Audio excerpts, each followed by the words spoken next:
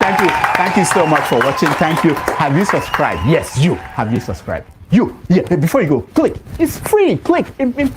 Just that's it. Have you subscribed? You are laughing. Have you subscribed? Have you subscribed? Thank you. Thank you. Thank you. Hey, madam, thank you so much. I can see you. I can see you. We have to get to 100,000 subscribers. This by the end of the year. How are we going to do that if you don't subscribe? Yes, you. Yes, you're about to click off. Why? Have you subscribed? It's free. If you don't, ask your son, ask your daughter how to. Just one click. Thank you. Thank you. I see you. Aha. Thank you very much. Thank you very much. I'll see you tomorrow. Hello, my people. LEMFI, the International Money Transfer Service, is here to provide you with a simple and efficient money transfer experience with no fees and the best rate in the industry. If you are in the US, UK, and Canada, LEMFI is here to serve you and help you transfer money to over 21 countries. In all ramifications, they are better than their competitors. We at the Dr. Damages Show are happy to partner with them to satisfy your needs. To that end, anyone who signs up with them using the referral code DOCTOR will get $30 cash back the first time you send $100 or more. From now until July 10th, 2024, LEMFI will enter your name into a raffle draw where you can win an iPhone, Apple Watch, MacBook, gift cards, and others. For an icing on the cake, the first 20 people to use Dr. Damages code DOCTOR will get a signed copy of one of his books, This American Life Safe or Chimamanda, The Adventures of Little Mermaid's African Cousin. Hello, my people. LEMFI. I hope that Nigeria wins. I'm never going to wish any president evil so that I can say I told you so. No, I won't wish them evil. I hope. You see, I'm not praying. There's no point. I can't pray for Nigeria to be fine. I only hope that Nigeria wins and Nigerians win. Because if you choose a dodgy doctor who has a dodgy record, who has, all sort of accusations leveled against him to say, this doctor, we think he's done this, or this doctor, this surgeon. Yes, he's a senior surgeon, he's the most whatever surgeon, but there are a lot of accusations leveled against him. If you choose him to operate on you, and you tell me to pray for you that it doesn't kill you surgery, what's the point? I can't pray. You might make it, you might not make it. My prayer won't change anything. So I hope Nigeria and Nigerians win during Tinubu's 4 years. Thank you. Thank you, sure. And tonight, this gentleman will be making his network television debut. This is his most recent album right here. It's called Spirit of Love. We're very pleased to welcome Majek Feshek.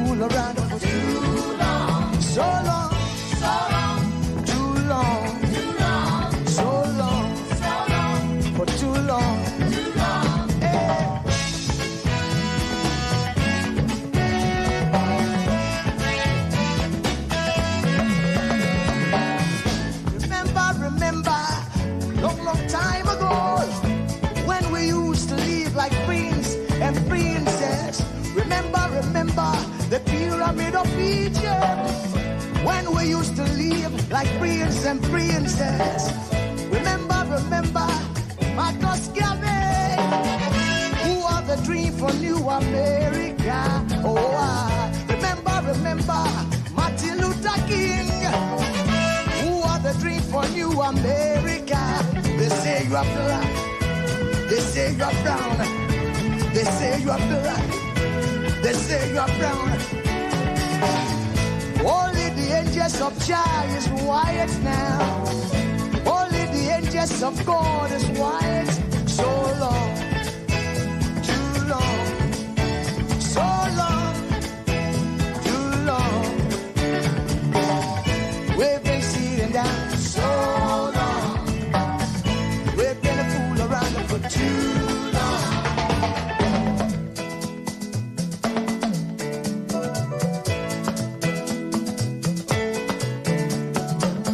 Arise from your sleep, Africa. Arise from your sleep, America. There's work to be done, Africa. So much work to be done, America. But if we unite, hey, we will be free so long, too long, so long, too long. Press down for so long.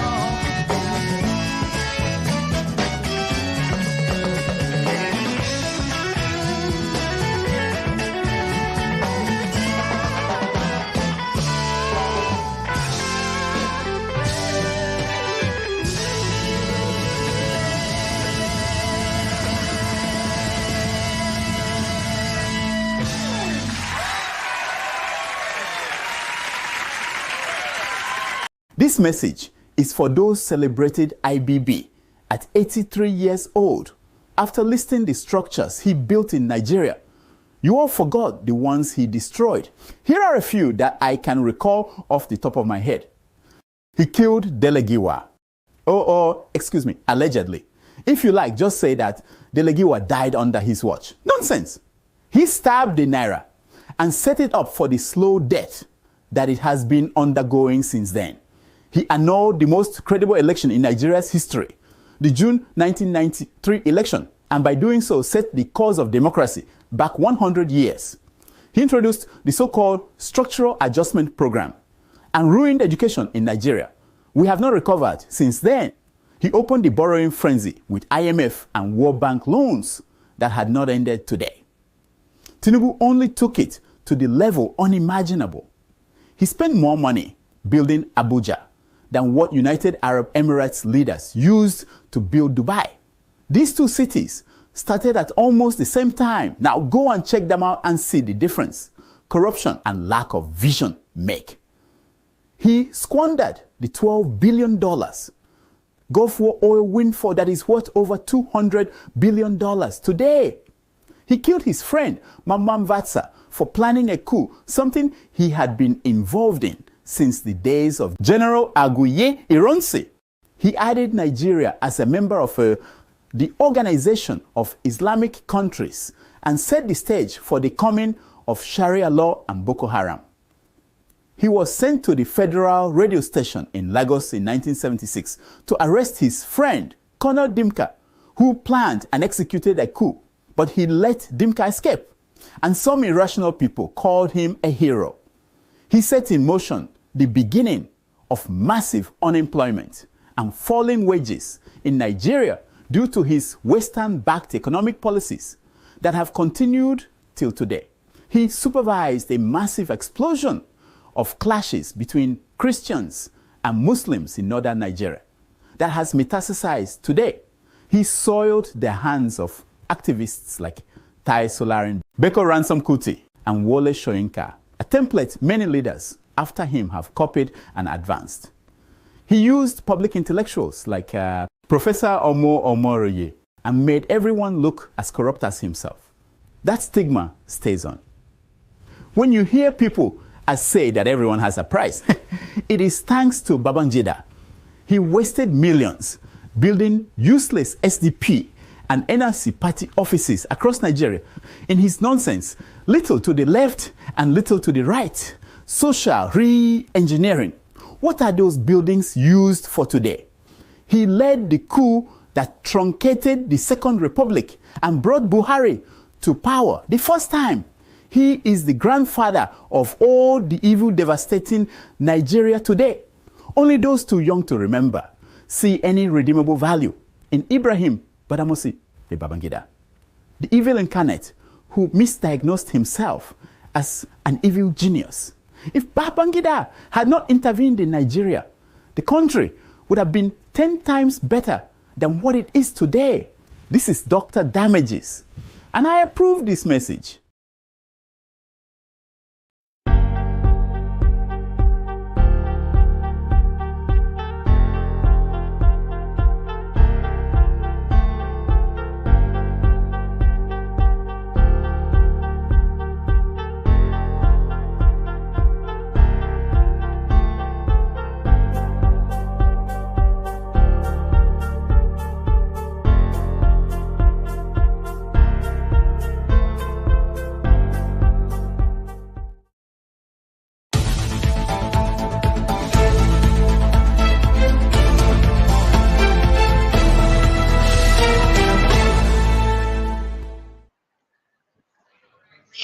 Yeah, morning, afternoon, good evening, depending on your geographical location. That is a damning legacy we've heard about hybrid. Does pose a question to you and I: what legacy are we going to leave behind? Particularly those of us that have escaped or left the shore of Nigeria. As you can see, the topic there: who have we left home for to repair? Who have we left home for? And as I'm speaking to you, many Nigerians also are living at the moment, are planning to leave, don't care the amount of money they will spend to leave the country as it is. Understandably, things are not good back at home. But the question is, who have we left it for? Or who are we leaving it for that will fix it? It's easier for us in diaspora to point accusing finger or to judge those at home or to say to them, it is up to them to fix it. If they are ready, they will fix it. If they are truly hungry, they will fix it. But it's actually fair because that was where we were before and we left. And many will leave as I'm speaking to you. Many are at the airport, about to leave to build the nation. Farewell. So who are we leaving the country for to repair? If we all leave, which is the Japa syndrome. Initially, or the previous one was Andrew, don't check out. So, what are we leaving it for? Kelechi, thanks for joining. Joining. Good day to you too. There may be a little bit of noise in the background. It's because of where I'm broadcasting from. So please bear with me with the noise in the background. Unfortunately, I can't help it with the noise. So if you're hearing the noise. Yes, thank you, Kelechi, once again. And you ask again, who are those behind you? Yes, sorry, like I said again, there are people behind me. So, but you ain't gonna see them as much. They're just fluctuating. So don't ignore what goes behind me. Just focus on me. Thank you, Keho. Respect to Niger. This is not to Niger. This is electricity. So, the question before us is: who have we left home for? Who have we left home for? I came across a post today, which is one of the things that inspired me to make this broadcast. And the way it portrays Nigeria, it's kind of not in a good way. It says Nigeria, the pyramid of evil, part two, TikTok wisdom call. And I kind of wonder why the person had to describe Nigeria as a pyramid of evil. It's without a shadow of doubt or without dispute, the country is facing challenge as it is. And because of this challenge, it appears that there is no hope in sight. there is no respite to what is going on inside. But truth be told, is it that bad that we think it is unfixable, it can never be fixed? Is it beyond repair? As the train derails so bad from the track that we have to destroy the entire train and bring in a new one, import a new one. By this, I mean, do we have to get rid of all Nigerians in Nigeria and import new people into the country before the country is going to get better? Or it is up to us to fix it? So that is the question before us. Who have I left home for? Who have I left home for? Who have you left home for that you think or that we think they will fix it for us? Those of us in diaspora, then we will go back and enjoy it. We have to be realistic here and ask ourselves this question: who have we left home for? We have to answer this question sincerely because there is no point we coming here every day expecting Nigeria or putting a demand on those in Nigeria for them what to fix it. Thank you, AY, for joining. Hey, This and it's platform, and a good evening to you too. I'm going to use the floor to you to weigh into this so that I leave electricity. for it. Why did you change your name? Who is deceiving you? Come again, I'm not hearing. I said, who is deceiving you? Why did you change your name to everybody love electricity? I changed what? Oh, okay. You change Okay, your name, everybody. your name. Oh no, no, It's no. good I'm just anyway. I'm the system just took, so I just typed this. Yes, everybody loves electricity. Who doesn't love electricity? Let them come and It's say. true. Now, Yeah. are you hearing noise in the background? Is there noise in the background coming to you? Yes, I think so. Yeah. Is it People are that there. bad? I can see they're working. No, not too bad. Okay, all right.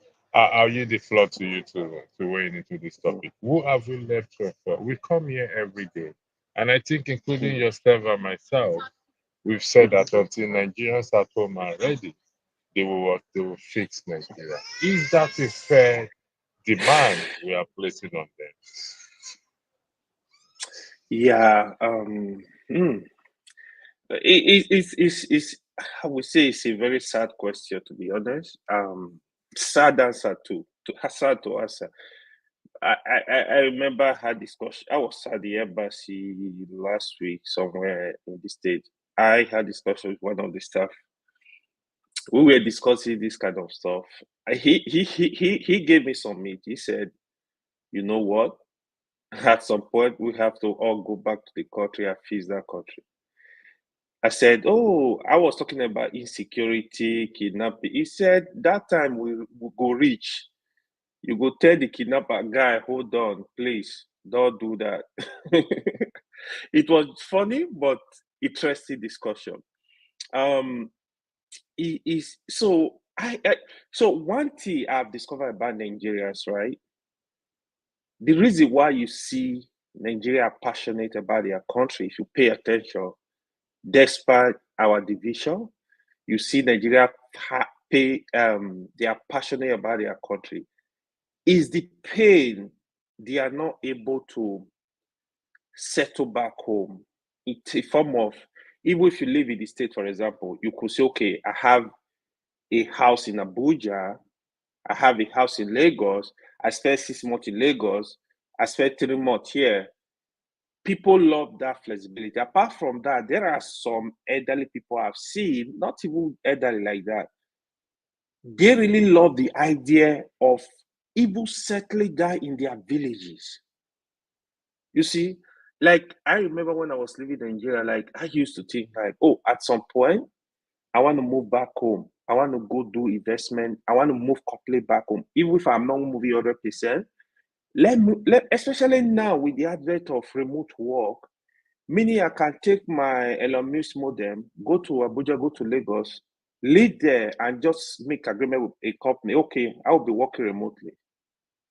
But yeah, we have those opportunities, those flexibility now. But the question is, what are people scared of? People are scared of insecurity. People are scared of, which I think is the biggest thing. People are scared of the infrastructures, like in terms of roads, hospital. Of course, even the hospital said, at least there are still good hospital if you have the money. There are some good hospital if you have the money you pay, but they are just super expensive. But if you're making money in dollar, I think you should be able to afford it. So it's a big question. One thing we should all believe and think about is at some point we have to look for a way to fix our country. To be honest, I think especially we in diaspora, we are still slow. We are still making excuses. I think it's gets to that point where people have to move. People have to move and look for a way to even think of this way. How do I even help my people? How do I help people?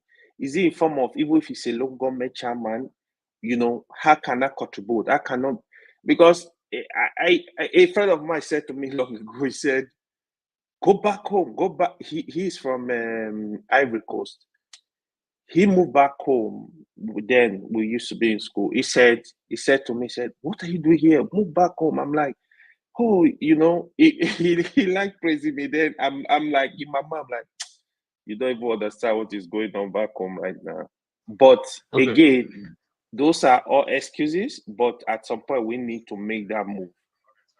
Okay. At what point? Because, like I said, we come here every day. We talk, Mm. and the most of the things we say is we always point fingers at those in Nigeria, Mhm. which happens to be our brothers and sisters, uncles, aunties, and every one of them. That they are not serious. If they are serious, they are going to fix the country. Now, these people also are willing to leave the country themselves if they have the opportunity, the way we live. Understandably, not everybody can leave the country.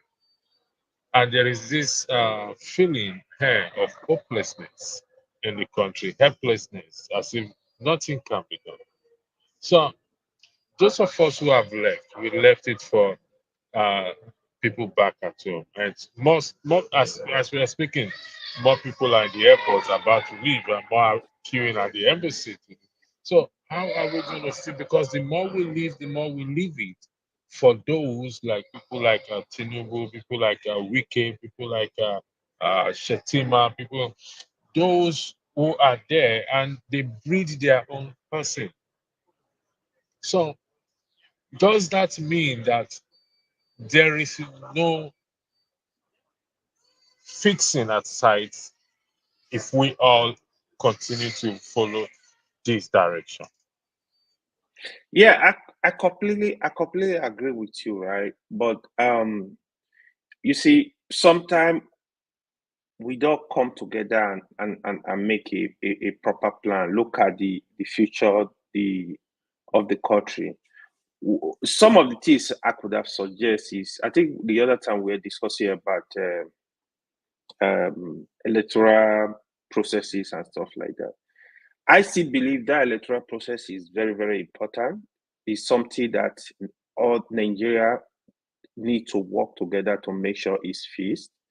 The advantage that we do, it will get rid of incompetence.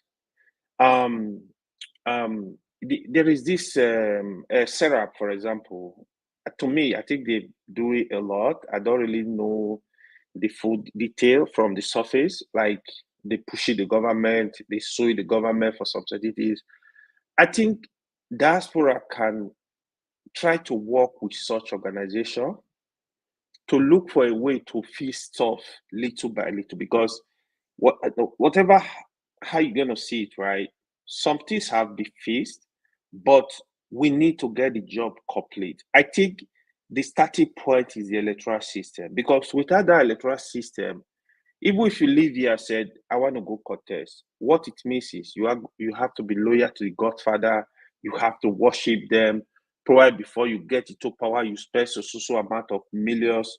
When you get into power, you want to recover your money. The importance of electoral system, proper electoral system, it cannot be overemphasized. That is one thing I think that is very, very, very important if we can face it. Look at what is going on in Edo State, for example, now. You see competence, the people in Before power. we go to Mm, Edo State, let me mm. take a look at what has been what I just highlighted there by AB. AB, I believe you are listening to me. You said there is work ongoing, though being slow. Can you please be precise as to which or what work is going on? Could you be, maybe if you don't mind, could you be specific as to Okay, which work? let me give you an example, right?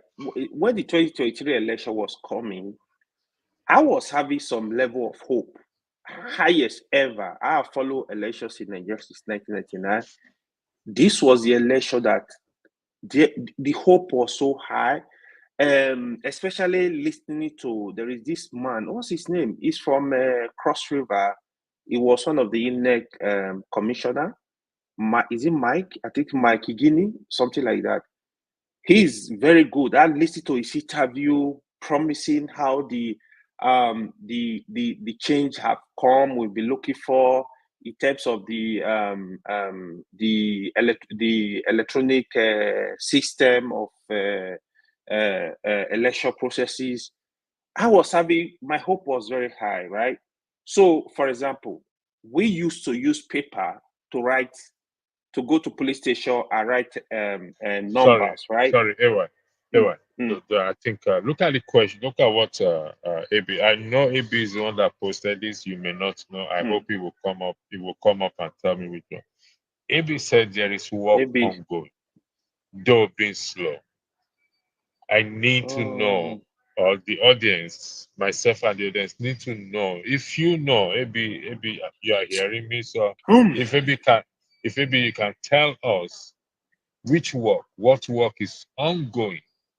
Is it the electoral system? Is it the infrastructure? Is it the foreign exchange?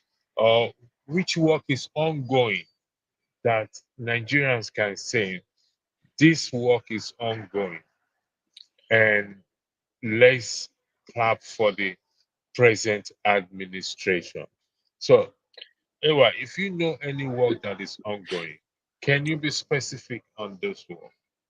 The only work I would say was ongoing from say 2015 to 2023, there was an improvement in the electoral system. That is the only work I know. You said, The other work, what do you mean electoral system? The same electoral system that the BVM was switched off or went off?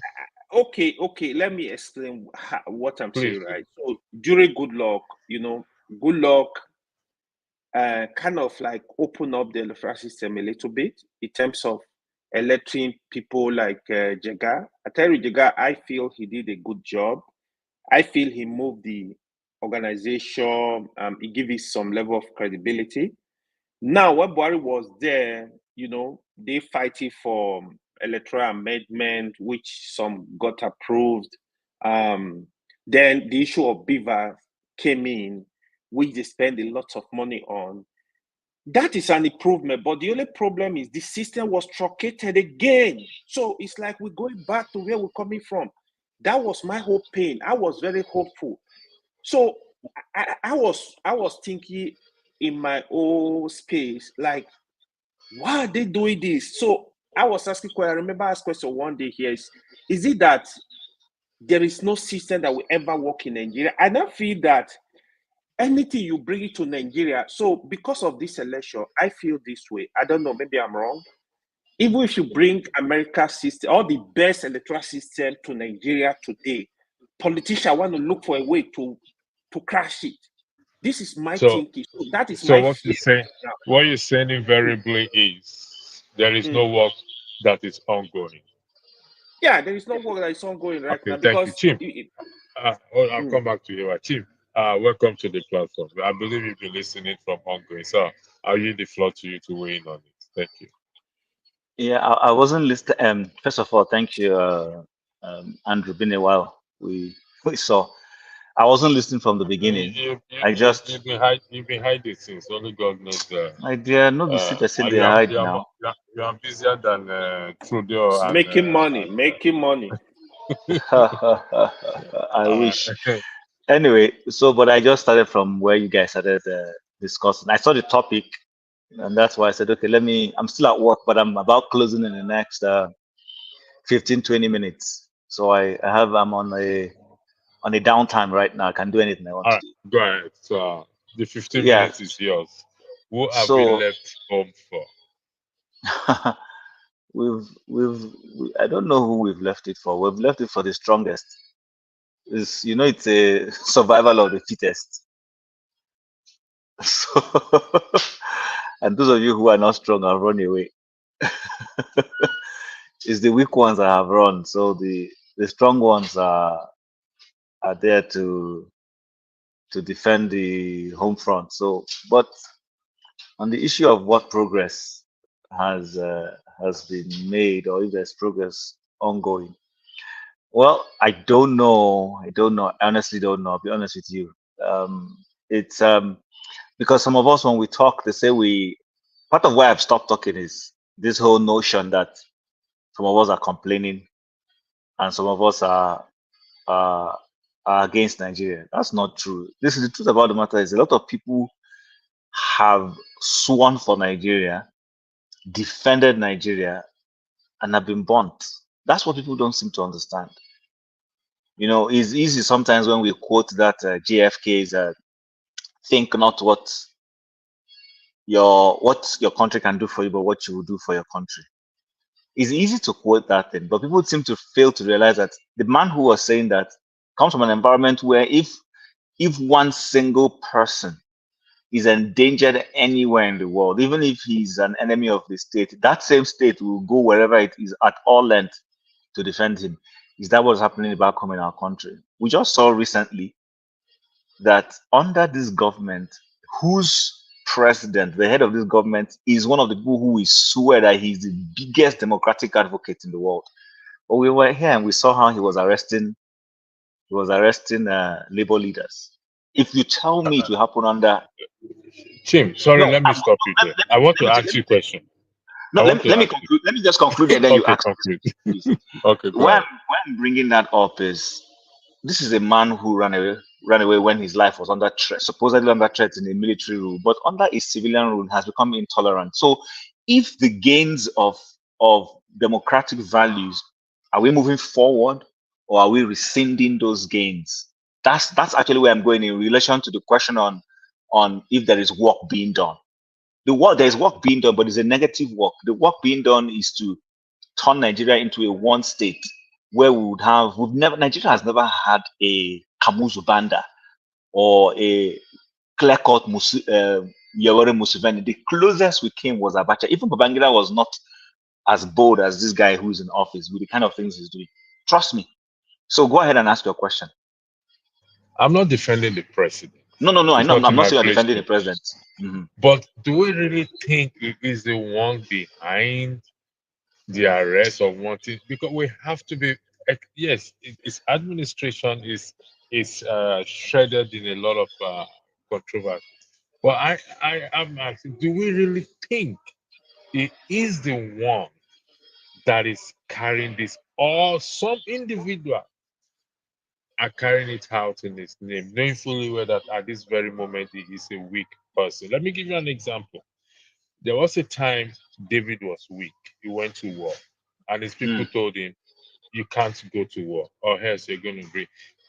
The current president is a weak man, regardless of what anybody would say, health wise, mental wise, reasoning wise, and everything. Do you think he is the one or some individual using his name to perpetrate? Okay, carry out let me this quickly approach. answer it because I have just barely 9 minutes to leave the office, and they All right. usually lock the Thank office, so you, nobody. man of So prestige. Welcome. I've let got me to you. let me quickly say this before Man of Prestige comes in, and then if I get home and you people are still on air, I'll join you back. So, Andrew, I like that question. I love that question you asked. Why do I love it? I'm one of those who believe. Interestingly, both of us relate. So you know that just like you, I have a strong belief in the Christian values. So I'm not ashamed to, in talking politics, bring in uh, Christian perspective to it. I'm never ashamed, afraid or ashamed of saying that, of doing that. So the man you quoted as David, you know that David, his antecedents from where he started, kind of reinforces the way his assistants or lieutenants or people in his government will operate. When a man starts on a righteous note to tell his people, I will not I will not stand for unrighteousness. You saw David tussle to get his mandate. Let's use that word mandate in modern times. You know what I mean by mandate. He was anointed king at 17, but there was a usurper who was still king and didn't want him to be on the throne. But this guy refused to fight for that throne. He allowed God to bring him to the throne at the right time. You saw how many times he had Saul in his hand to kill Saul. He refused to do it. In all of those times, he was passing a message to people who would eventually be in his government that I am not going to eliminate my opponents at all costs. You saw how he cried when in modern times he will call Joab his chief of army staff or even chief of defense staff. That's what he was. You saw when Joab went after Abner and killed Abner in cold blood. Did you see how David said, "My government has nothing to do with this. I totally disassociate myself from this evil." The sons of what's the sons of remind me their father's name. The sons of well, anyway, it has skipped me. You know, because Abner, so Joab did it with his brothers. You saw how David refused. You saw how David was angry with a man who brought him the crown to tell him that Saul was dead, and asked him, "How do you know that Saul was dead?" And the man started telling him how he saw Saul helpless and even trust. He said, "And you were not afraid to come and tell me this." You saw how. You know, when you do those things, you know the message you're passing across to those who are going to work under you. So when a man says, "Snatch it, grab it at all costs," when a man says, "People who didn't vote for me in Lagos, we will annihilate them, we will remove them, we will destroy their property," what message is he passing across to those who will lead his security details? He's telling them that they can do anything they like. If this man does not know about it and he hears about it, I'm telling you, if he's a good-hearted person, he will come out, denounce it, and arrest all those people and apologize to Labour. He will do that. But so you can't exonerate him. This is the kind, see, I've always said this. The predominant spirit in any society at any given time, go anywhere, is the spirit of the leader. If the leader is a wicked person, gradually, and the Bible we read says it now, when the wicked are in power, what happens? It says people groan. Even his servants will tell him lies. But when a man is righteous on the throne, people will rejoice. You will see him exhibit Solomonic tendencies. He will judge right. Listen, these things, let me tell you, anybody can say anything about Christianity, but Christianity is a thing that if you take your time to listen to, you will see that nothing is new. The principles in the Bible bear witness to us in modern times. So that's why I'm telling you, he can sit down anywhere and say he doesn't know what he's doing. It's a lie. He has chosen to run a government based on lies, and that's what is going to follow him to the day he leaves office. It's just a fact. Thank you. Whether he stays for Thank 4 years or he stays for 8 years. Thank you very much. That is a fair argument. Hey, Jim, how are you? A man of prestige. Good man welcome. of prestige. I would allow you to listen to my response a little bit, the first part of it, and of the source that I have, because I'm pivoting towards your narrative. That's what I'm going to say. And I have people, the high top in the DSS has made this comment. But when it's my turn, I don't, you can listen to that, to the initial part of it, and I will give you the guy name. Yeah, go ahead, man of prestige. Okay. Yeah, Jim, before you leave, I'm completely 100% agree with what you said about Tinubu. I used to give him I used to be a little bit, I used to give him a benefit of that when he ascended that throne. I say whether he won or he didn't win, let's respect him as the president of Nigeria. But I have come to the conclusion that Tinubu is behind everything that's going on right now. Because there's a guy called Dennis Amakere. He was former DSS deputy, deputy. He was former DS deputy. He lives in America right now, and he came on VOP, in Nigeria last week, and stated exactly that whatever DSS is doing, they have to get an order from Tinubu. He stated it. And what's his name? David Hoodley was there, but this conversation started because of the guy that was arrested in Port Harcourt. I think you know about the journalist, right? So, and this guy was actually defending. He's not anti-government. He works in the government. He was actually defending the DSS. So they asked him, "Why are you defending the DSS?" He said that before they do anything, they have to get an order from Tinubu. That's what he said on national TV. This is an assistant to the DSS, former. He said he wasn't against Tinubu. If you look at that conversation, he even supporting Tinubu, not really supporting him, but he just said we need to give him time. But when he made that statement that people don't know what's going on in Nigeria, the way the system is structured, that is part of the problem. It's a particular DSS. Everything they do, they can't go and arrest anybody. Maybe Yahoo Boss or that part of him, but anybody important in that political aspect, Tinubu has to sanction it. So that's why I say everything Kim is saying is right on the money. All these things we are talking about, what transpired during the election, Abayo Ononuga and everything, Tinubu was in it. So let's call a spade a spade. And this is your man. You're going to hire him to be your spokesman. And you're going to come here and tell me even what happened recently about that Amaka on those Wikipedia and, and the NSAC. He came and addressed the nation that we're going to deal, that we're going to talk about it. We don't want any kind of, shenanigan in Nigerian tribalism. But what has he done since then?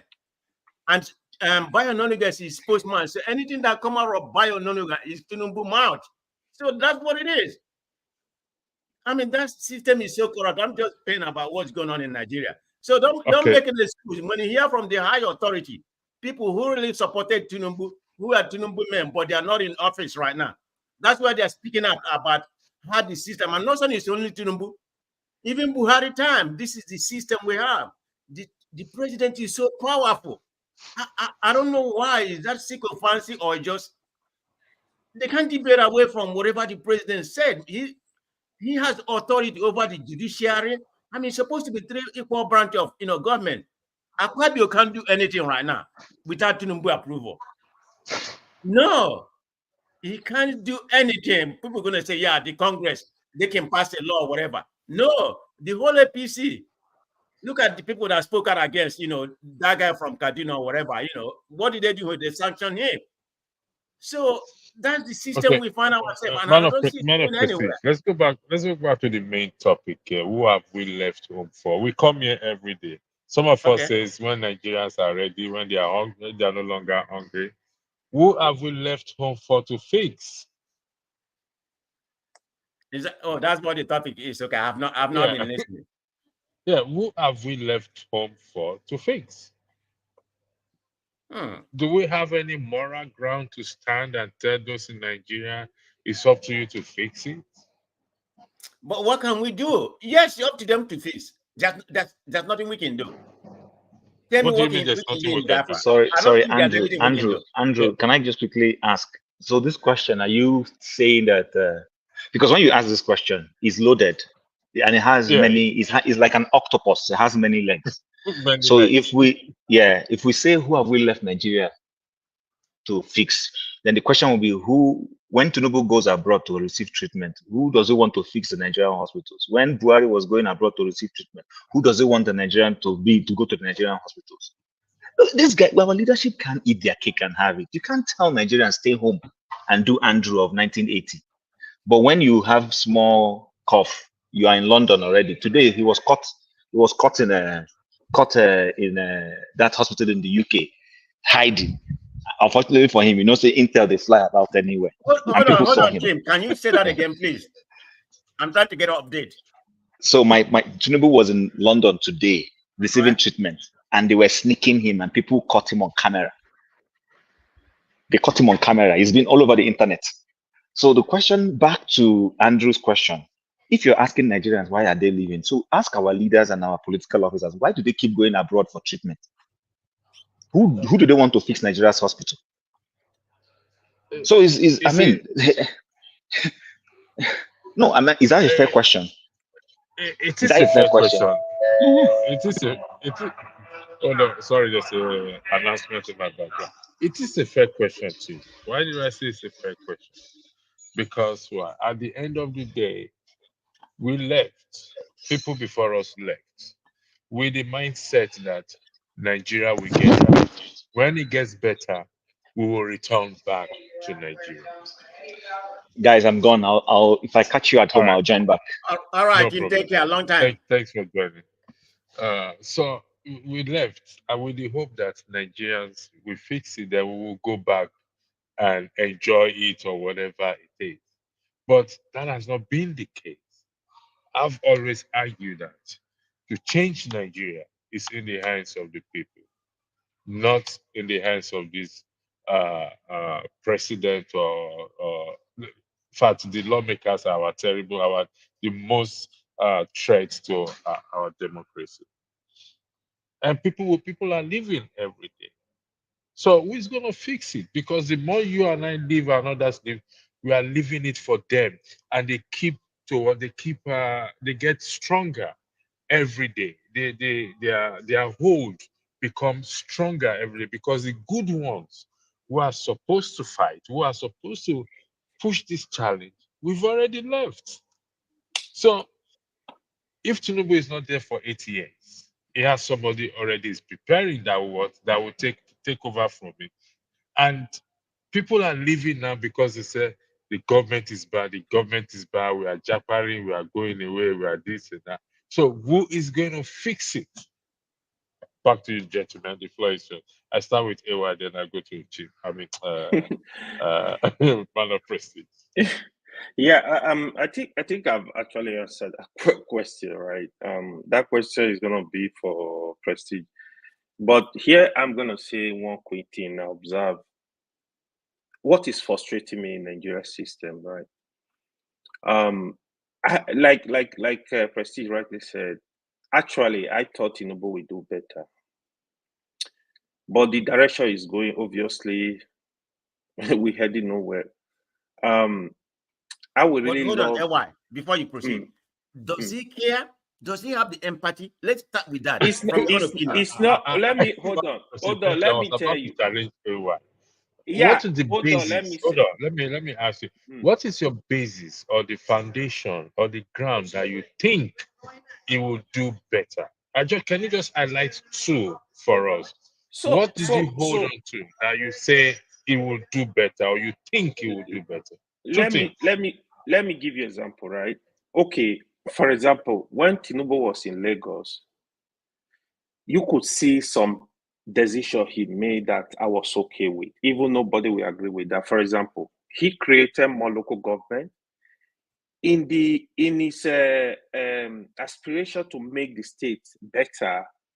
He was at loggerhead with the federal government. I remember Obasanjo even seized his allocations, Lagos allocation for 3 years.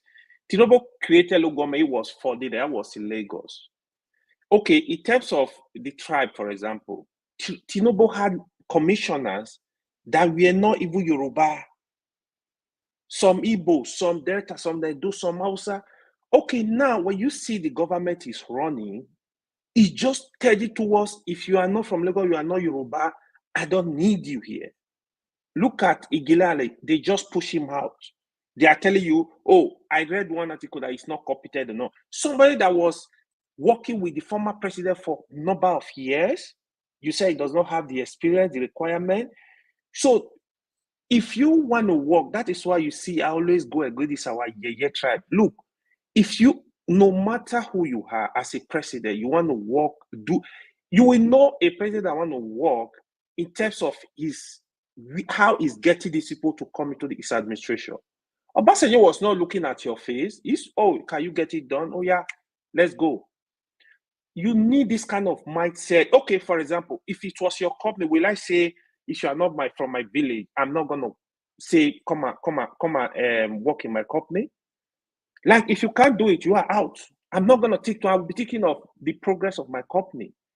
They don't care about the country, not only the president, even the governors. It's the same kind of behavior. Our politicians, They don't care. They don't understand. Like, their greed is just on another level. They don't look at it and say, okay, this will benefit the people. Let me do it with clean heart. Let me help the country. Let me help the people. Again, both the state and the federal government.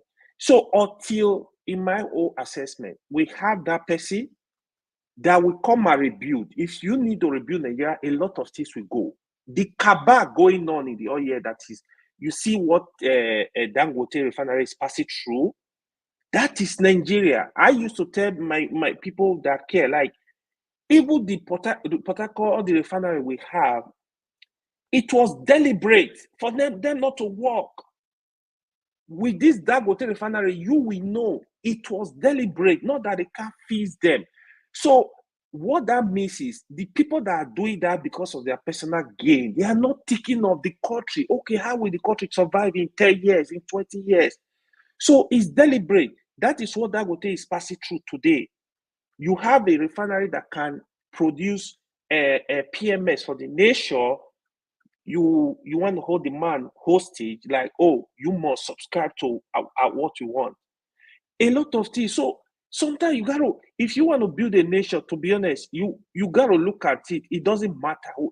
Just feel like this thing will benefit my country in the long run. This thing will benefit the children on board in the long run. They don't think like that. That is just my observation. In terms of a president that want to work in Nigeria, do something great, I think he's going to start by cleaning up the system. For example, I was emphasizing on the issue of a number, BVN, national. Let's have a national identity number. Every Nigerian born. In fact, clean up the system, because what you see is now they tell you, oh, Ministry of Humanitarian are giving money to the poor. Who are the poor? Who are they giving the money? Billions of naira. Now they are on student loan. How do you know who is poor that is deserving of the student loan? Do you get my point? Our education system, that is not the ultimate thing. Not that our universities are not that like crazily expensive today, our public universities. Fees the university themselves first. Fees them in terms of. Anyway, what do you mean our public universities are not that expensive? Are Do not you that know how much expensive they when you pay? Yeah, How much? they are not that expensive. Most of the investors, I don't think most of them, they still pay around 100, 200K. Even less. How many people can afford it? How many Nigerians can afford it? No. I'm not saying the money is, you need to get it. In terms of other countries, right, where you pay thousands of dollars, these same people send children abroad, they spend like $50,000 a year.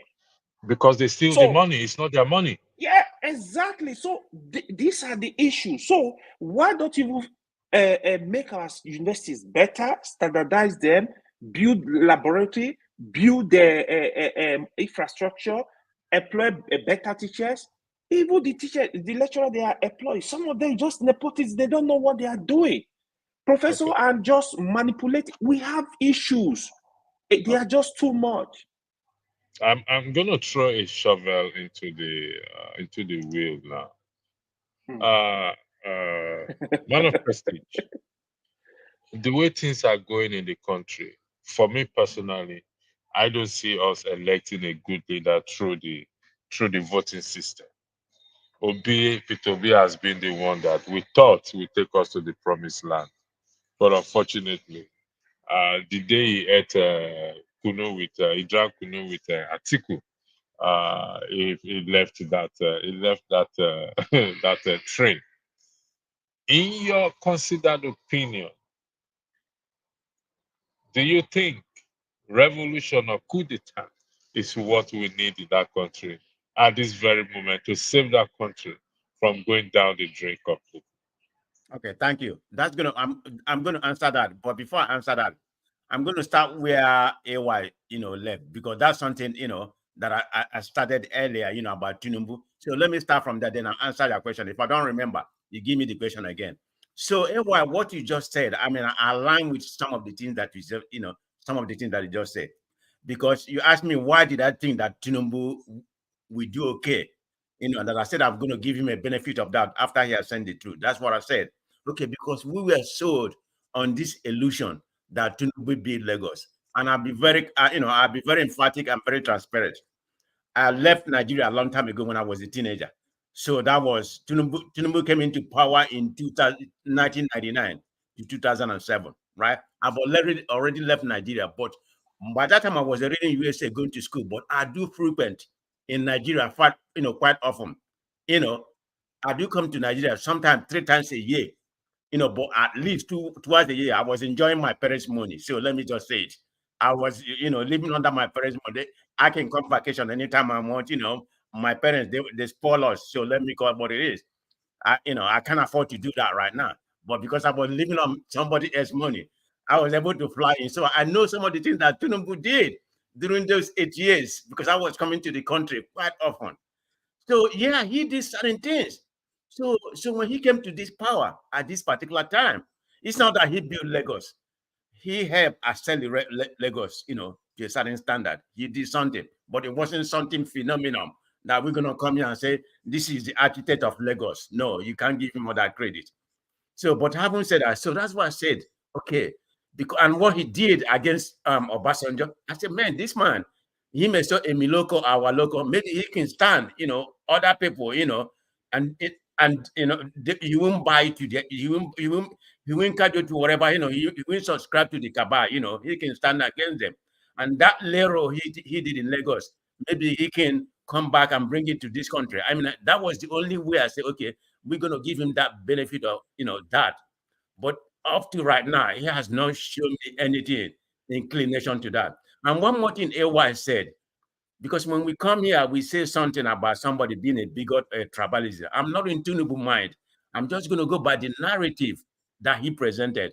And AY said something when he was in Lagos, he employed other Igbos, everybody, But remember, in that particular space, he has nothing to lose or whatever. That's Lagosian. People are going to vote for him regardless. But when it comes to a federal, character, he's going to try to use what the politician normally use, to divide us for political gain.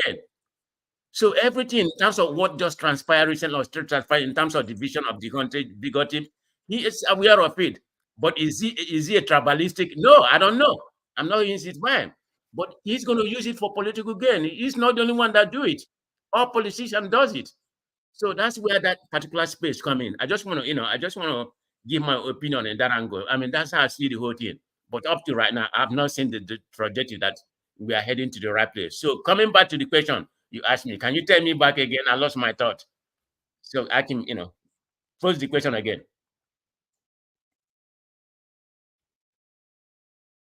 Sorry. Saving Nigeria. Is it through the voting system, revolution, Okay, no, I got or it. I coup got it. d'etat? I just want a refresher. Okay. Yeah, it's a very difficult question. I'm not somebody who like chaos. And I won't stay here, be very honest, I'd vote for, a blood revolution. But sometime in the Nigerian space, I said, maybe a blood revolution will be better for Nigeria. But who are the people that are going to be bloody into that? It's just going to be the politicians. But, it doesn't happen that way. It's going to be innocent people that's going to be, that's going to be a collateral to that. They're probably going to suffer the most. So that's why I'm not a subscriber of, bloody revolution. Man Nigeria, of prestige. Man of yeah, prestige. Not revolution don't necessarily have to be blood. exactly. No. I understand So what you when you mean. No, use the it phrase doesn't have. bloody I'm coming. okay, go ahead. It Uh, didn't allow me to. It didn't allow me to learn. So what I'm okay, go saying ahead. in the Nigerian space, maybe a bloody revolution will be the subscription for that, because the dynamic where we are right now, the paradise where we are right now, it's going to be very difficult for anybody. It doesn't matter. Be a Mobi supporter. I like his ideology, but he can do he can do nothing that in this system we have. Believe me, I have not seen anybody that can be a revolutionize Nigeria with just ideology. I hope I'm wrong. I hope I'm wrong that they come back and change. I don't see anybody in Nigeria. Let me Not interject you me, there. not You Modi. said Maybe let it's me AY can do that. Or no, let me interject you. You just Yeah. said you don't see anyone that can uh, change or revolution Nigeria with just idea. But Yes. during that 2023 election, the idea is that Peter Obi floated the policies or the his argument he floated attracted citizens to him, Okay. particularly the youth. Yes. If he had, don't you think if he had stayed in that on that trajectory, don't you think that would have revolutionized Nigeria or turned Nigeria around, particularly during the court case? I mean the when the result was announced and the court case. Do you not think that would have helped a lot if he had stood in the forefront and cried foul rather than saying, "Let's all sit back and let Okay. us go Good into question. your tent to eat this." Good question. We're having a good conversation today. I'm glad we don't have people that come here and disrupt the conversation. We are No, making a no, conversation. So it's a very good question. It's a you know pretty what good you just said idea. now? It's But going to what bring is them that? here now. What is that?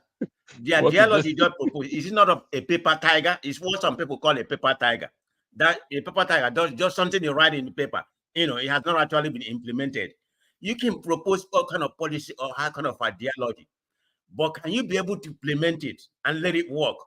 This is the problem. It doesn't matter who it is. Yeah, it's everything will be most of what will be proposed. I can't say everything. Sounds very good, but how can it work? And the reason why I supported to be because that was the first time I actually followed Nigerian politics. You may call it something like sentiment, or maybe somebody from your kinsmen or whatever. But this is the first time I actually follow Nigerian politics. I don't know anything about Obi, but I knew of Obi as a governor of Anambra State. So I don't follow politics of the whole Nigeria. I never followed the politics of the whole Nigeria until about 2 years ago. The only little politics that I follow, even after I'm from the southeast, I don't care about what's happening in Abia. He may say that's kind of stupid of me. I don't care about what's happening in Abia. I'm only concerned about my state. All this regional something about, I'm not even more of a regional something. I'm only after my state. I don't care what Abia did. I don't care what Lagos did. If I'm on a development, I'm only going to be concerned about my state. So what am I trying to say? So that's it. What I'm trying to say is that I don't know much about Obi. I don't know what he accomplished, but the way he came in, I wanted somebody that could dislodge, that two party that has held out for ransom for years, since our Second Republic, because they have not done anything but regress us. I said maybe Obi will be a little bit better in that regard, but do I have full hope that he's going to come and solve the Nigerian problem because of the way the system is structured? I have that. But I say, okay, why not give him a chance? Because we already have what PDP and APC, can do. They are the same party. Maybe a different party. If it has been another person, if Showore occupied that position at that particular time, that was when I started learning about Showore too. I would have 100% supported Showore because I never think that two party will get us anywhere. I said, okay, maybe that will open space for other people to challenge that two party and we dislodge them. Maybe a new idea will start coming in and penetrating. So I never say Obi could have. I never think that Obi could have done it. But okay? knowing what I know right now about the system, no, Obi couldn't have done nothing. So I'll that's how I come see back it. to you. Let me allow AY to win because I want to throw another spanner into the wheel. AY, saving Nigeria, voting system revolution or coup d'etat? Definitely revolution. Definitely revolution. So, just like you said, not the bloody revolution. I think Nigeria needs to come together and form a stronger alliance, like minds, what I would call genuine progressives. So, in this way, is to put pressure on the government, is to put pressure on the system to take the positive direction.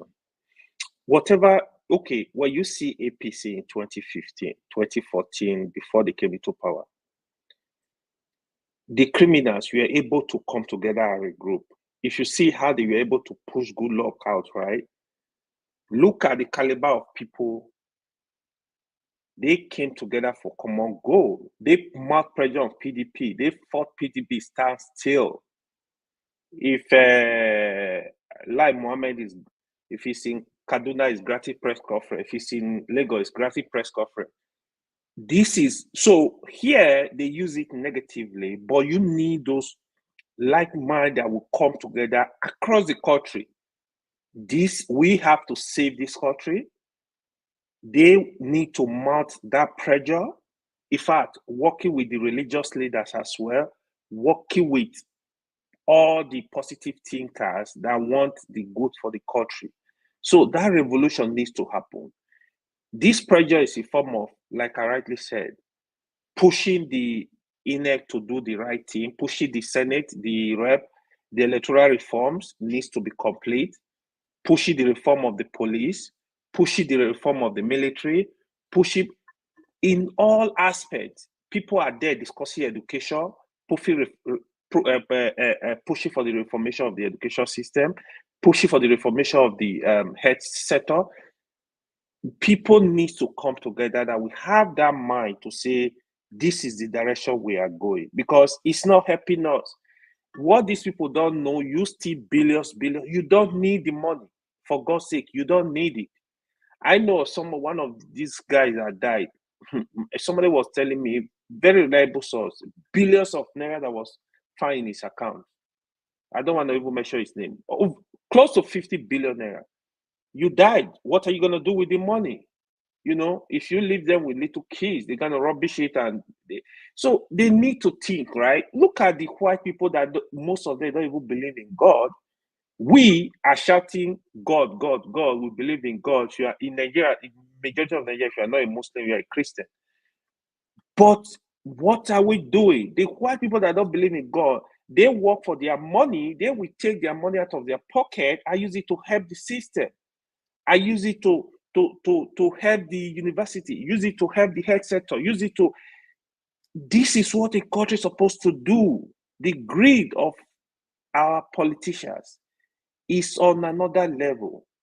You know, the revolution needs to happen. So that's why when she call for revolution, I'm in support of him. He's not saying take gun and kill anybody. He's saying revolution. That is all we need to put pressure. They know that people are not joking. This country needs to move on. Today, our major source of revenue is oil. What oil is supposed to do for us?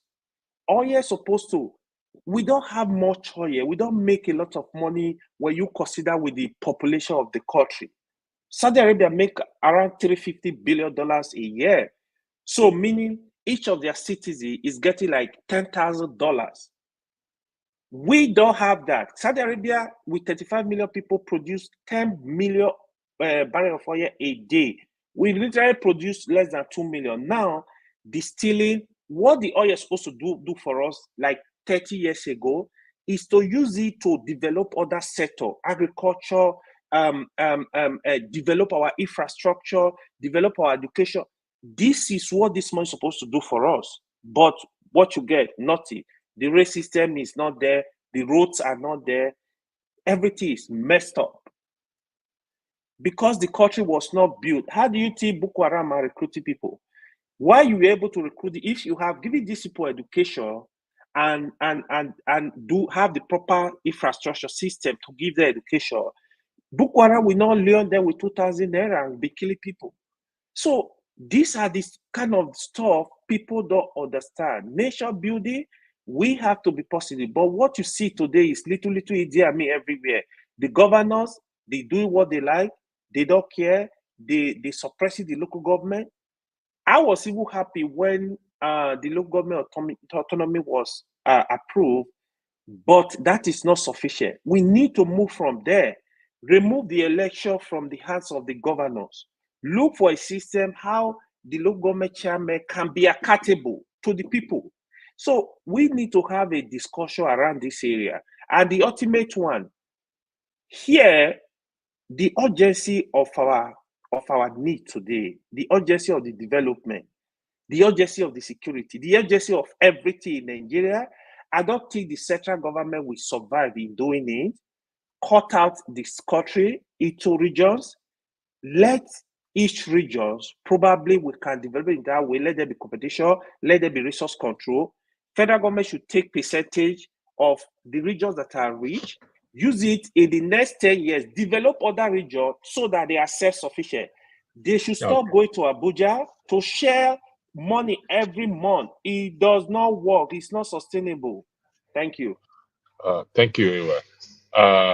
I will come back to some of the things you said. Someone asked a question: can revolution be without blood? Really?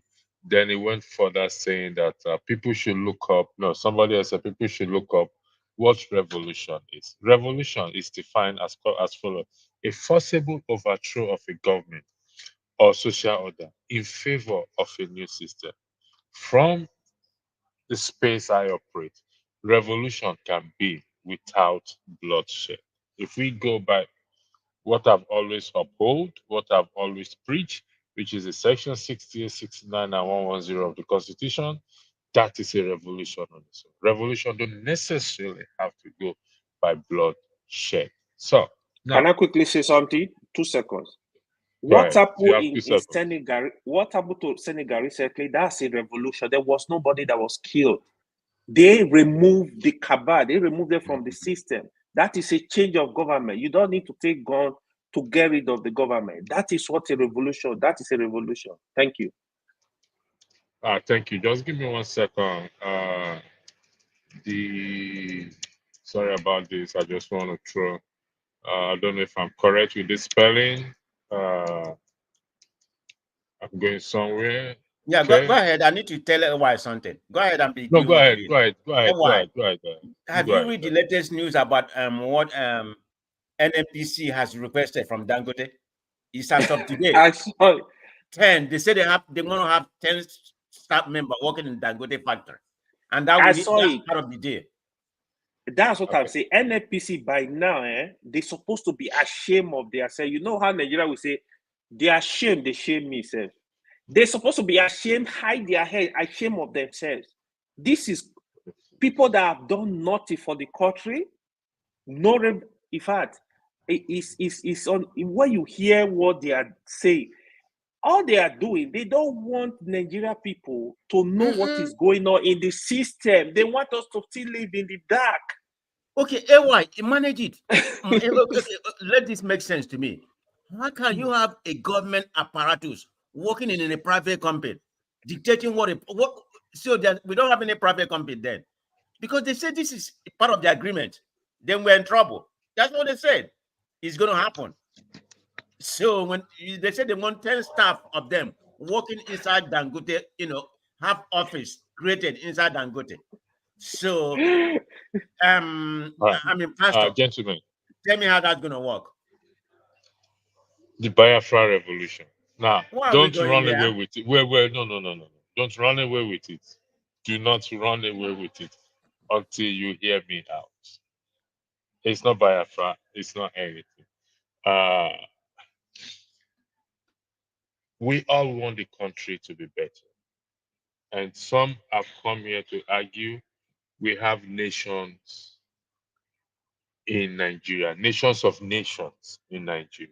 People like KJ, people like Kenneth, people like CM. A lot of people have come to argue to make that argument that we have nations in the nations. It must also be recognized that none of their legislators nor their governors are clamoring for this Biafra revolution.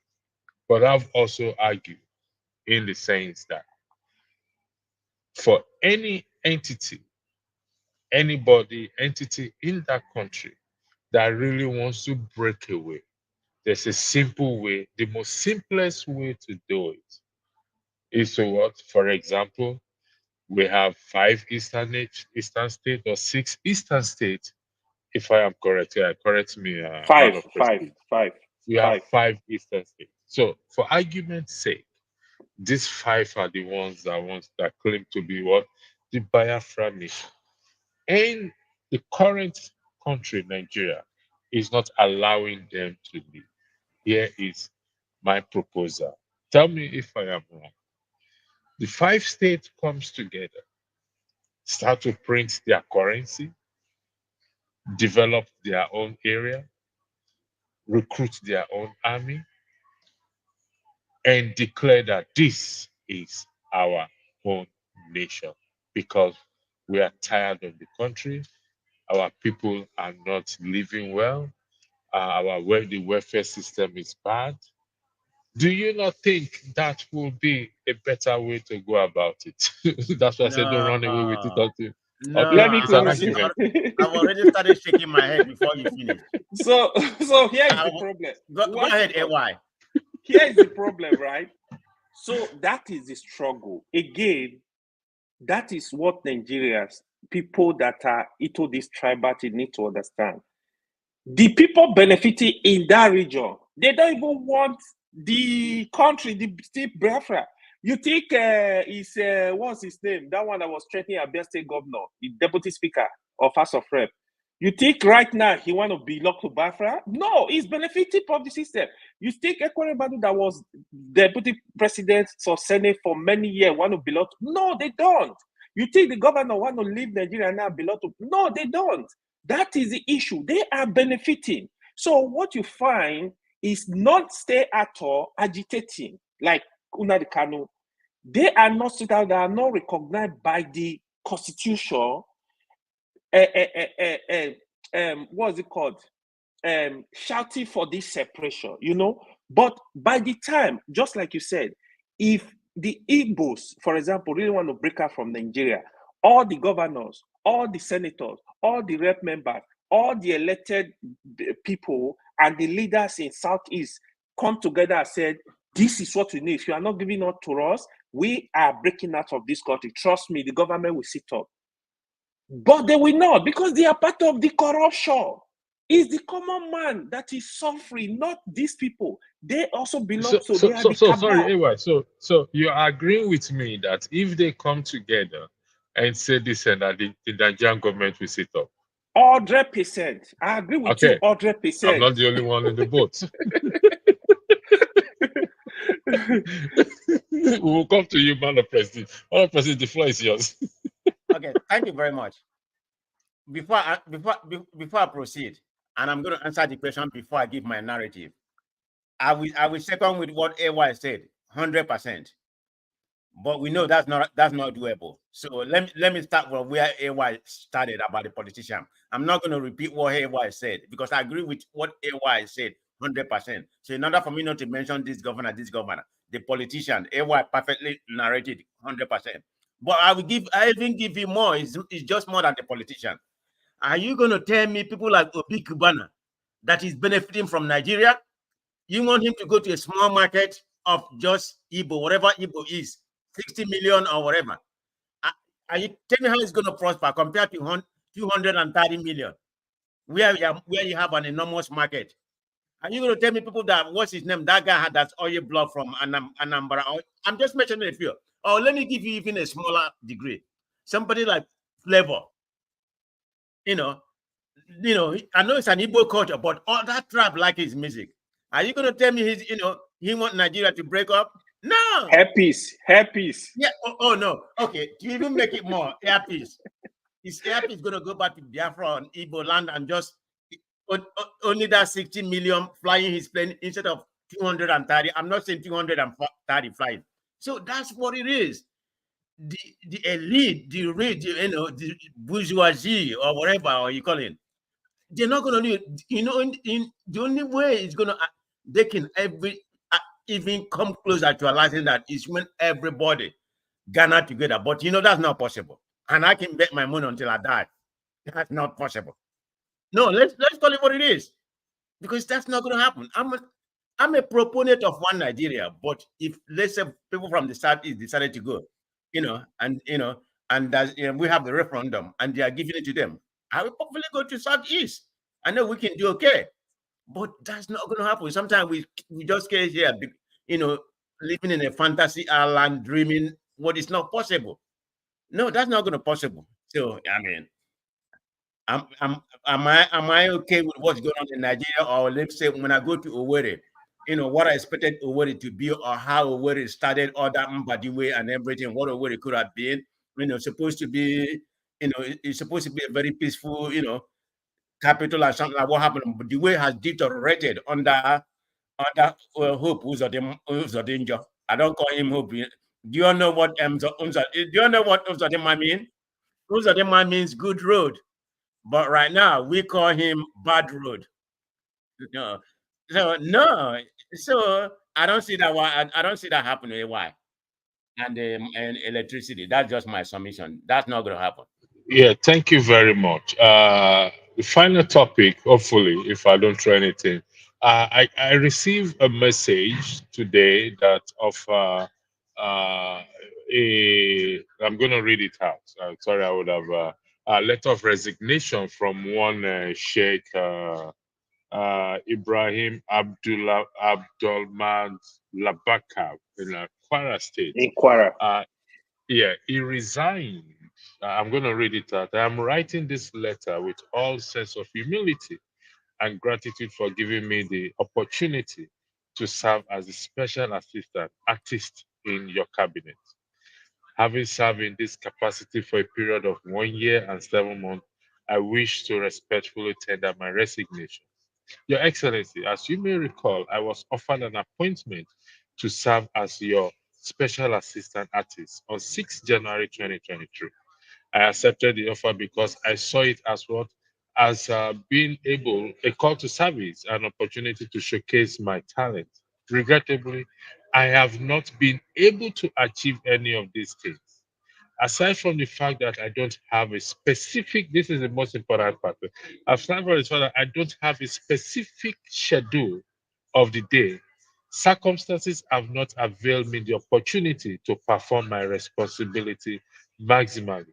Therefore, since my appointment is based on public trust, I cannot continue to break that trust by taking salary for doing nothing. By taking salary for what? For doing nothing. Today, in the Nigerian space and government, we have many people who take salaries, including government workers, for doing nothing. How do we deal with this issue? Can this particular man's resignation lead to that change in the system? Because sometimes you only take one person to bring about change. The floor is yours, gentlemen. You want me to go first? Yeah. Yeah, go Yeah, ahead. I heard about that earlier, because I was busy, when I was working, but I never really go into detail, about, what prompted him to say that or what kind of person. I never look at his antecedent, before, but now you have, give a little bit detail. I'm going to go read about it. But how many of those people do we have in Nigeria? In terms of morality, is very scarce in Nigeria. We all know that, right? Morality is very scarce. So how many people, how many of that caliber of human being can you see in Nigeria? Why? Can you give me a number? It's very scarce. Oh, we. Yeah. So the system, right? It's that's what when I mean like Nigeria need total overhaul. The cleanup needs to be massive. This even the people working in ministry. I have friends that work in federal ministry. Prestige. Most of these people they do nothing. They go to office, talk, sit around. Somebody, for example, somebody will tell you, "Oh, I'm an accountant." He doesn't even do any year accounting job. So, like, sometimes when I talk to my friend, I'm like, I pray I never really work with government in this country. That one you are seeing, that one is telling you he's doing nothing, sitting there doing nothing. You know what happened? Some are ghost workers. They don't even go there. They just put their name. They don't go anywhere. They can even be doing another business, do another thing. They just collect salary. Every state in Nigeria, these things happen. The federal government, they happen. As long as you have one godfather there, that's it. That is why, and the way Nigeria think, right?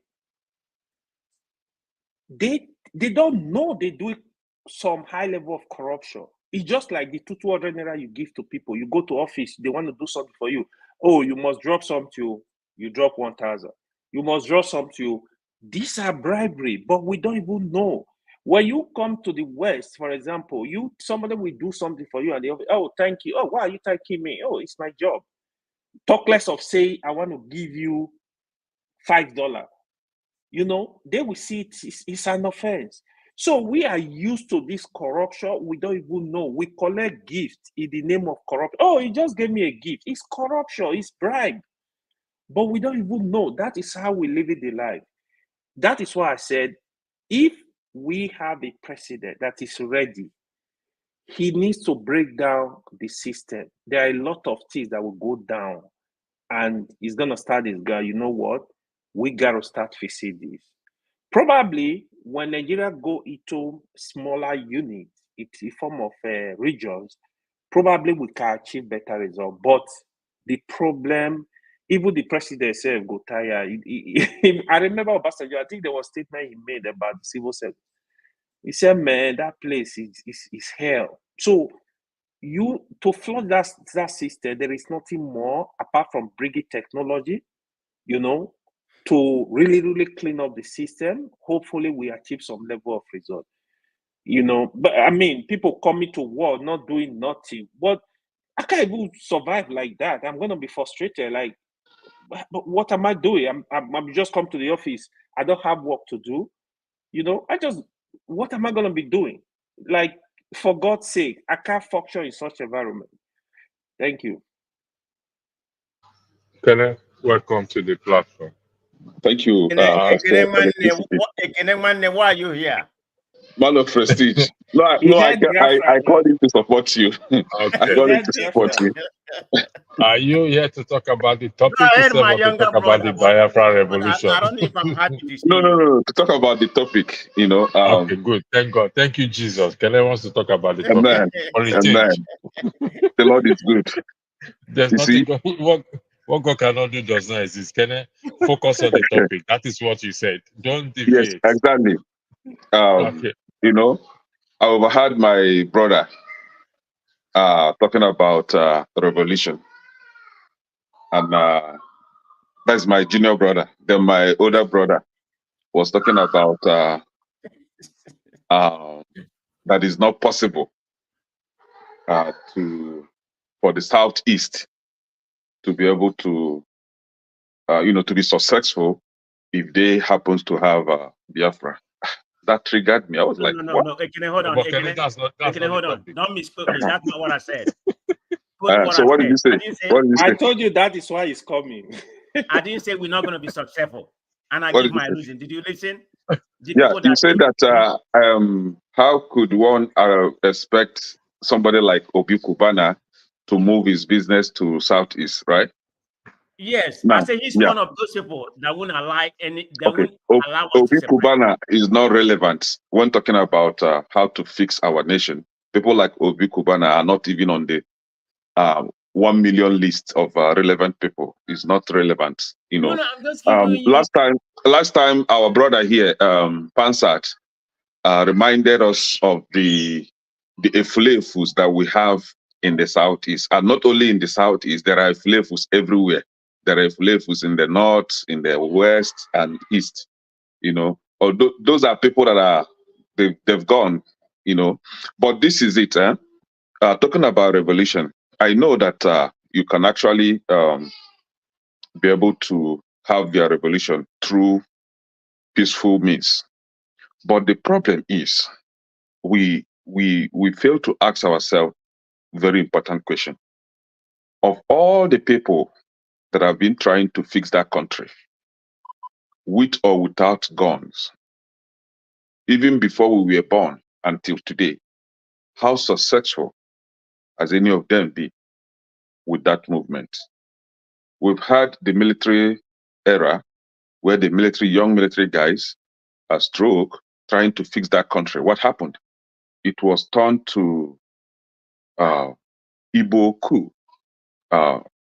Notwithstanding that the coup wasn't actually, um, uh, the four men were not actually from the southeast, but it turned out to be southeast stuff, and that ended miserably. We had people like, let's say, let me break bring it very close. Showore, that went to Nigeria talking about revolution, revolution now, revolution now. He was arrested. He stayed in the prison for how many years? Nobody protested for the release of Showore. At the end of the day, what happened? Showore has run out from Nigeria.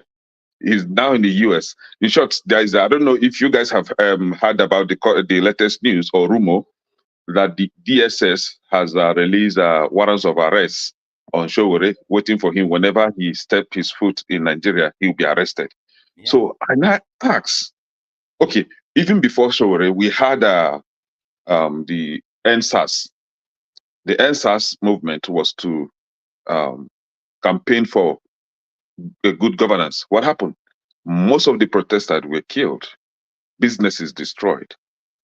At the end of the day, nothing was achieved. Recently, the Nigerian citizens went on the street asking for good governance. Were they able to achieve anything out of the protest? No. If you fail to understand that as Nigeria it is now, that the crop of people you have in leadership are serious gangsters. They are not your mate in any way. Anyhow you want it, they will give it to you.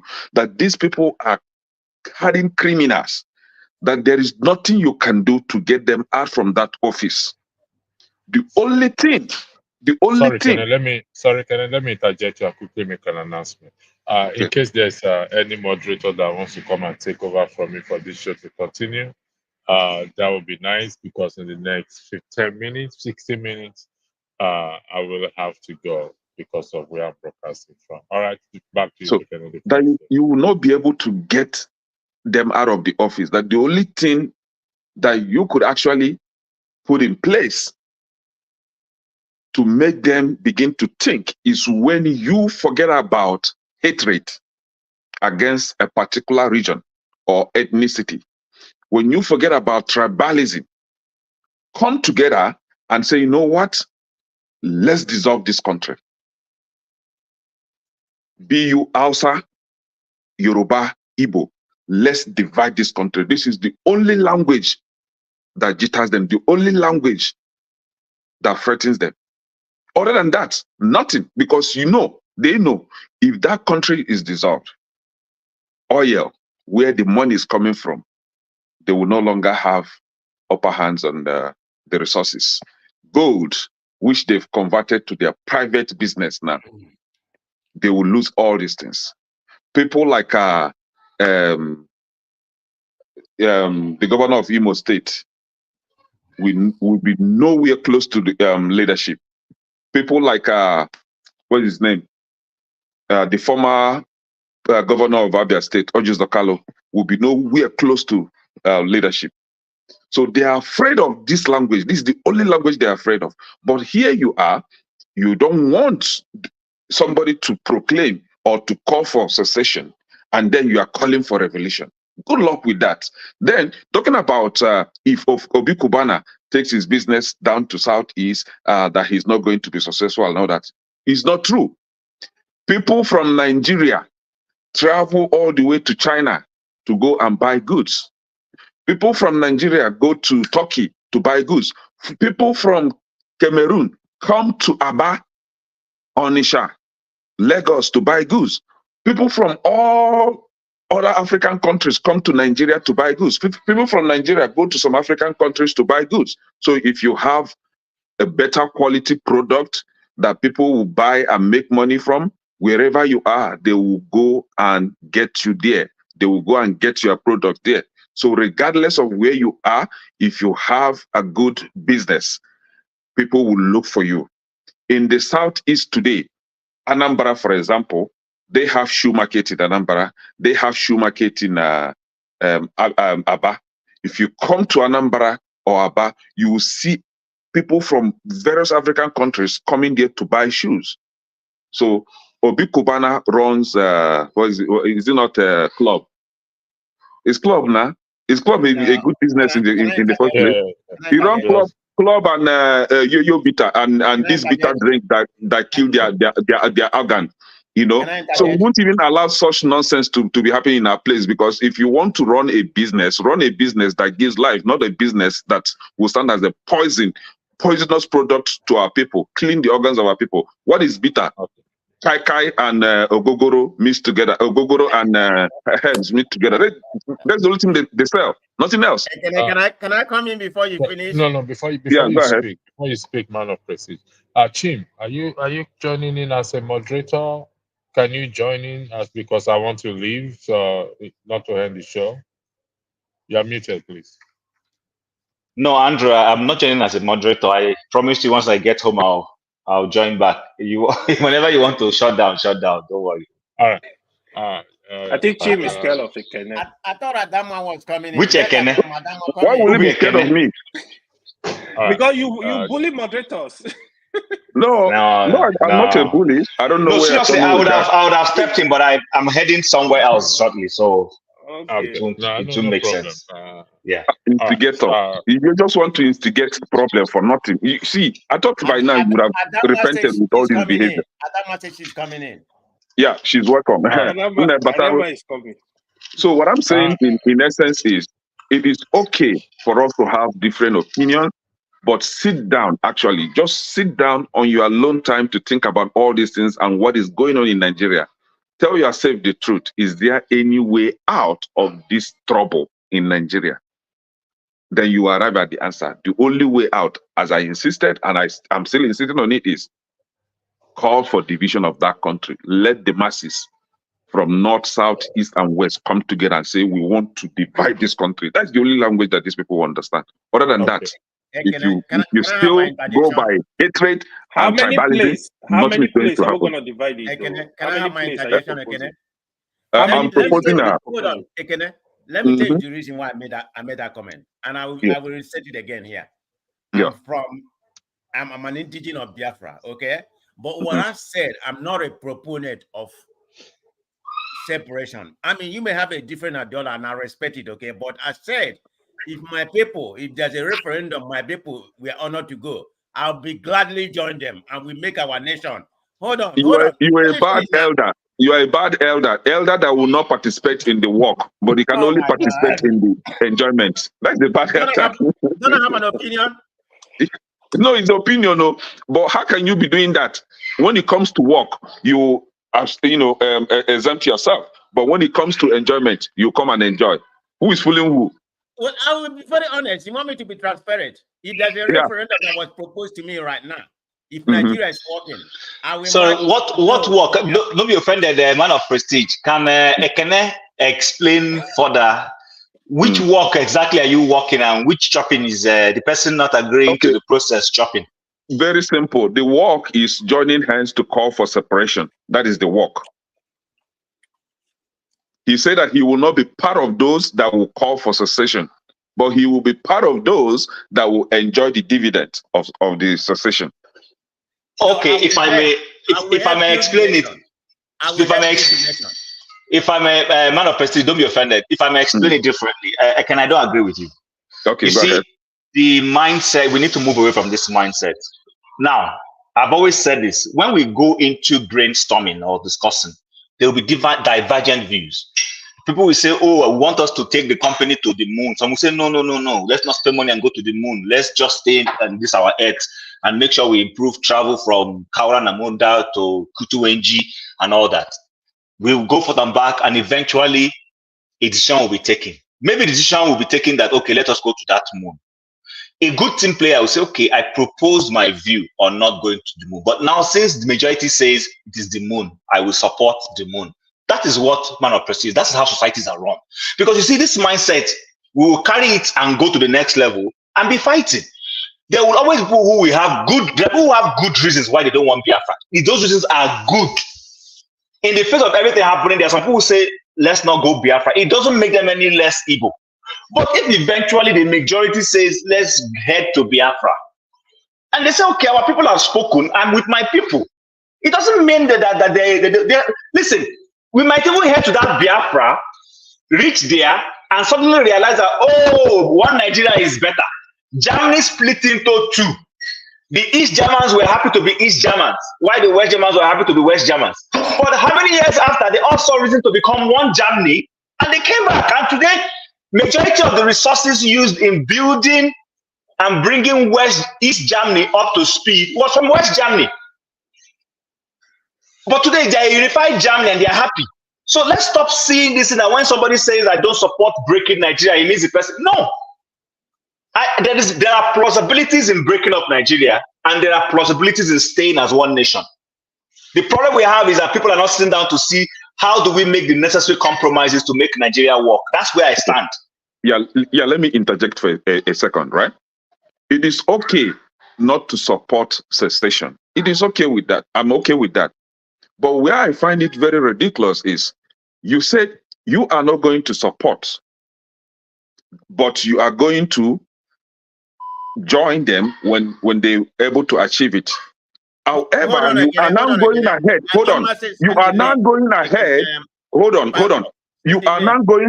You are now going ahead seriously canvassing for, against those that are calling for secession. If you had just closed your mouth, I'm not going to be part of it. For example, I was in a situation where we found ourselves in a group, and there was a problem between parties, right?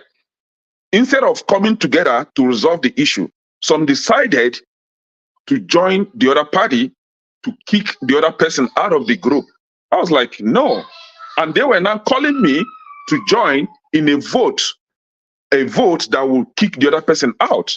And if I had joined in that vote, the other person would have been kicked out. I refused. I said, no, I am not going to be part of it. If you want to vote, vote, but I'm not going to be part of it. Whatever the outcome is, I'm okay with that, right? Because of my refusal to be part of the voting, whatever nonsense, they could not go further with that. So if Man of Prestige would have said to me that, okay, I am not against secession, right? If they want to have their secession, that is fine.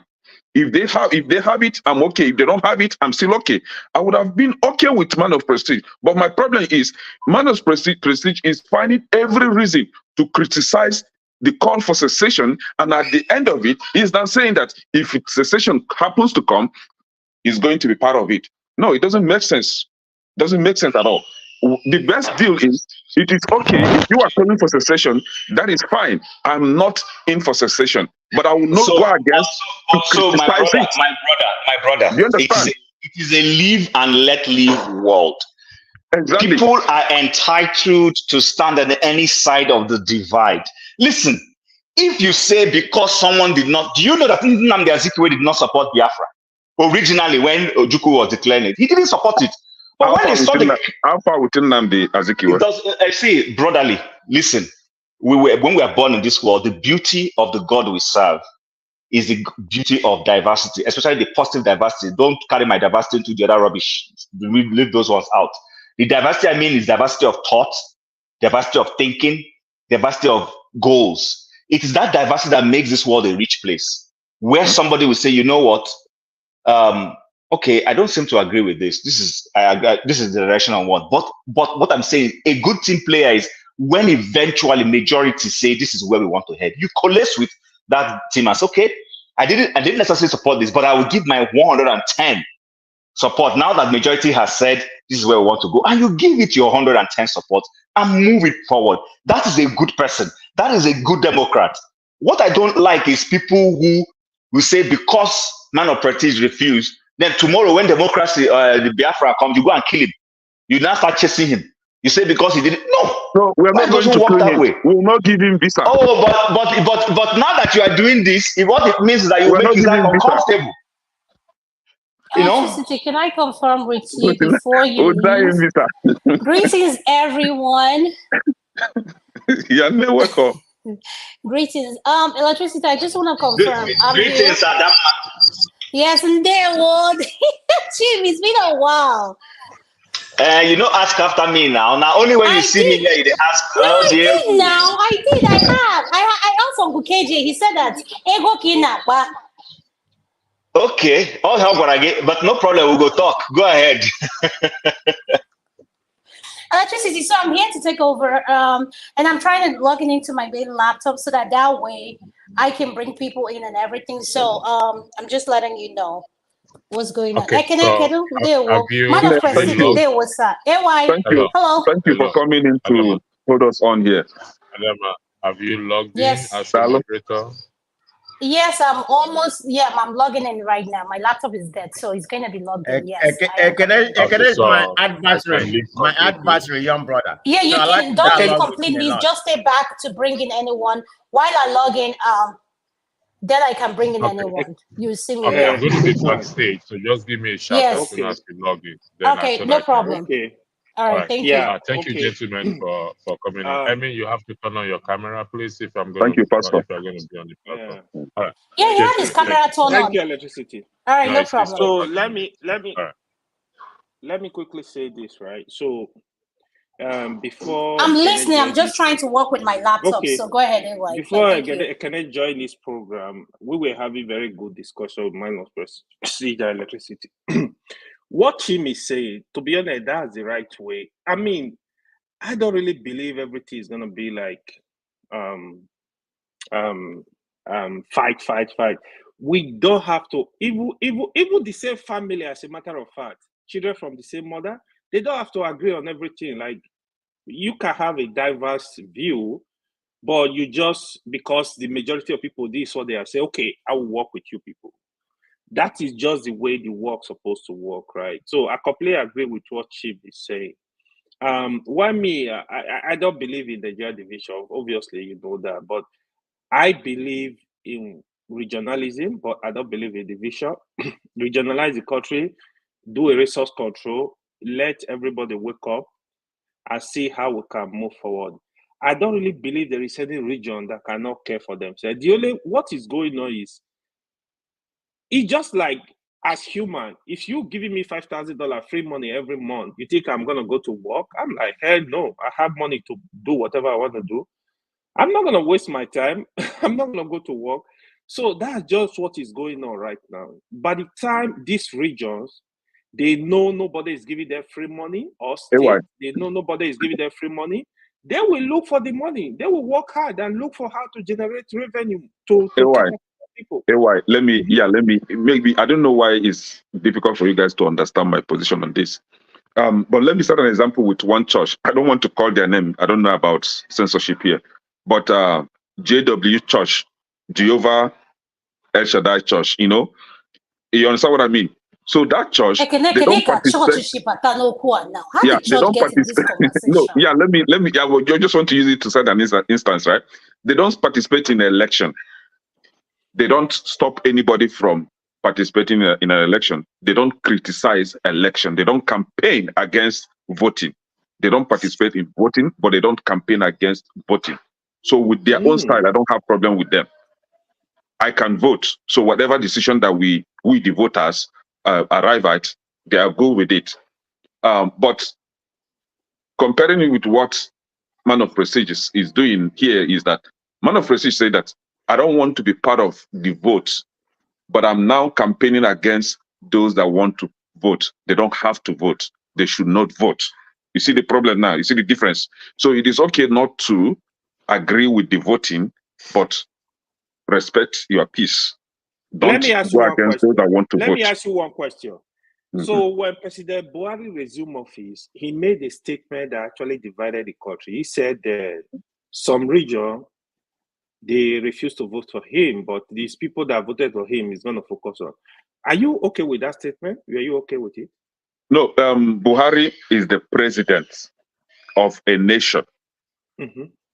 He's the president of a nation. So he has a responsibility over every life in that nation. So right? hold on. So if he assumes, if he assumed the president of that country, he should be responsible for administering equal treatment or whatever to every life in that country. But here we have a soldier. Hold on. But here we have a soldier that would have helped in fighting off the enemy. That soldier is now working with the enemy against his own fellow soldiers. And at the end of the day, you want that soldier to be given award for what? Or to be respected. So the Man of Prestige is like a soldier that is supposed to be involved in the fight, but is now working against his own army. another question. What you say here is the country you try to create. If you don't partake in fighting the war, you will not be part of the country, even if you are from that region that was carved out. Is that what it's not true. If you come to Southeast today and the Igbo land, 5 states, let me even correct that. The 5 states that we have today is just a government demarcation of our people, dividing people just for political gain. So in the state where you have Igbo people today in Nigeria, some of them are for Biafra, some are against Biafra. And now, if Biafra is achieved today, you will say, oh, because they are against Biafra, though they shouldn't be part of Biafra. No, you've achieved it for everybody. So it's not left for them to either be part of it or take the exit door. So for Man of Prestige, while I'm making it like personal to Man of Prestige, because we're on this platform now, I want to see his reasons for going against the call for secession. Mind you, it is not about Biafra here. It is about how to bring a lasting peace or a better governance in that country. And that was why I come with the option of the people of Nigeria, be you Asa, Yoruba or Igbo, coming together to kind of, I don't want to use threat, but to make an emphatic statement that, see, we are tired of this style of leadership. We want secession. So secession is for Arewa, for Dudua, and for Biafra. When you have this call and the leader, this crop of leaders, if they see how serious the citizens are, calling for secession, shutting down everything, all government establishment, everything should be shut down and put to standstill, then they will now begin to talk. They will now begin to call for reasonable negotiation. If you don't do that, nothing will ever, you will never achieve what you are looking for. Because now, we had just in the last concluded protest, the Northerners, before then, during Buhari, when Nigerian citizens came out to protest, the Northerners refused to protest. It was just the Southerners that protested. And what happened? A lot of them were shot dead. A lot of them were, their properties destroyed, right? Nothing was achieved in that protest. Now, the just concluded protest, Nigerians came out to protest. The people of Southeast said that they are not going to partake in the protest. Even the Southwest refused to, participate in the protest. It's only the North. So how are you going to achieve that the revolution that you are calling for in such a country? In every system, there will be divergent views. I understand you appreciate. Hold on now, Kene. There will be divergent views. Listen, even when you are, you have somebody who is like, what's the word now? Like an antagonist against you. Even behind you, you might be antagonistic in the physical and in the, what people are seeing, but you always go back to negotiate with the antagonist people. Listen, that's why you see sometimes, although I don't agree with the meme and the belief when people say, oh, the average Nigerians are busy fighting while the politicians are having a handshake. No, the difference between them is that they are fighting too, but they always know when to say, okay, even in the midst of fight, hello, we have a handshake. A few days ago, or almost a month, they showed what's his name, Peter Obi, vice president, current vice president, former vice president, and a few other people in a bus heading to Katsina to go and greet the Yaradua family over the loss of their mother. And people were saying, can you see? Peter Obi was wearing Asa clothes like an Asa man. Hold on now, hold on. That's not the point. That's not the point. The point is this. Listen, I told somebody, they all drove together because of insecurity. That's number one. They could have all gone together. But I think they passed a message to say, hey, please, this place is not safe. It's not a place you can go by yourself. Let's go the day the vice president is going, who will have a full complement of national security. That's why they all went there. But guess what? Nothing says that after going for that event and coming back, you can't be at each other's throat based on the values you have. Yasser Arafat at some point put down his animosity towards who was that vice president the prime minister of Israel that was assassinated after signing an agreement at Camp David with him. You see, you can come out and say, I don't like Yasser. The PLO is this, but they will go back when they come to the round table, they will have a handshake. So the point I'm making is this. in pushing your views, which is good. I have nothing against Biafra. Those who say they don't want Biafra or they don't believe in Biafra might have their own cogent reason. I've always said this. You need to appeal to people to see reason. If you go, antagonism sometimes does not necessarily help you win your battles. There are times when the people who disagree with you need to say, okay, brother, why is it that you don't even agree with this our Biafra? Do you know that with this Biafra will do this for us, do this for us, do this for us, do this for us? And then he will tell you his own reason why he's struggling with it. And then that helps you even go back and reinforce your perspective of how to win people over. That's why I was telling somebody the other day that the problem with this APC is that APC is not even asking themselves, why are Nigerians hating us? Forget that they won election or they whatever. The truth about the matter is, if you take a good consensus, an overwhelming majority of Nigerians hate APC. But APC is not even bothering to ask themselves questions to say, why is it that with everything we think we are doing, people have a disdain for us? Do you know why? Our brand is bad. Do you know why they are not concerned? So they are not concerned because of the kind of thing you're also doing now. No, that is not the answer. They are not concerned because they already know that they've captured that country and there is nothing any of you can do about it. That is why they are not concerned. But that's not true. Remember, PDP captured Nigeria at some point. PDP captured Nigeria at some point, but where is PDP today? Let me tell you, listen, no matter how they may think they are ruling today, there is always a day of reckoning. They will all go into oblivion. PDP out. It was APC that kicked PDP out, not you. My brother. APC, the current APC now. So they are the APC did not kick any PDP out anything. So they are the champion. APC are the champion right now. No political party can defeat APC in Nigeria, not even the citizens. So they are not concerned because they already know that we are done with these people. We've crippled them. They can't do anything. If they protest, we'll send out army. If they do anyhow, they will see anyhow. That is why they are not concerned. They are not bothered. Cry from now to the end of war. They are not going to change. They keep doing what they are doing. Is it not in the same country that people are calling for the government to intervene in the economic hardship? Is it not in the same country that people are crying for help? And the government is busy spending money recklessly, borrowing money left, right, and center. And you're telling me that it's because of people like me. Because of people like me, like how? During the 2023 election, there were some people that threatened the life of Indibo in Lagos State. You on this platform, you criticized them. You went against them because they are going against the will of the people. Now, and I'm saying that people like Man of Prestige, if they are going against the will of the people, then the people should deal with that. And you're saying that No. Hold on. What I'm even calling is he should be denied visa. I'm not saying that he should be frog or something. He just be denied so that he will be an alien. He will come and apply for citizenship. Anyway, I don't want to dominate the conversation. So Adama, come in and tell us where we are heading next before I go. Ekene, hold on. Let me intervene because Ekene keep on referring to me. So Ekene, tell me how I'm going to apply for citizen of Biafra when I'm a Biafran or when I'm from Biafra. You work against the Biafran government. You work against you work against so your citizenship will be stripped off and then you have to reapply. And maybe they will even deny yourself. Then you move to the north. You become Hausa man at the end of the day.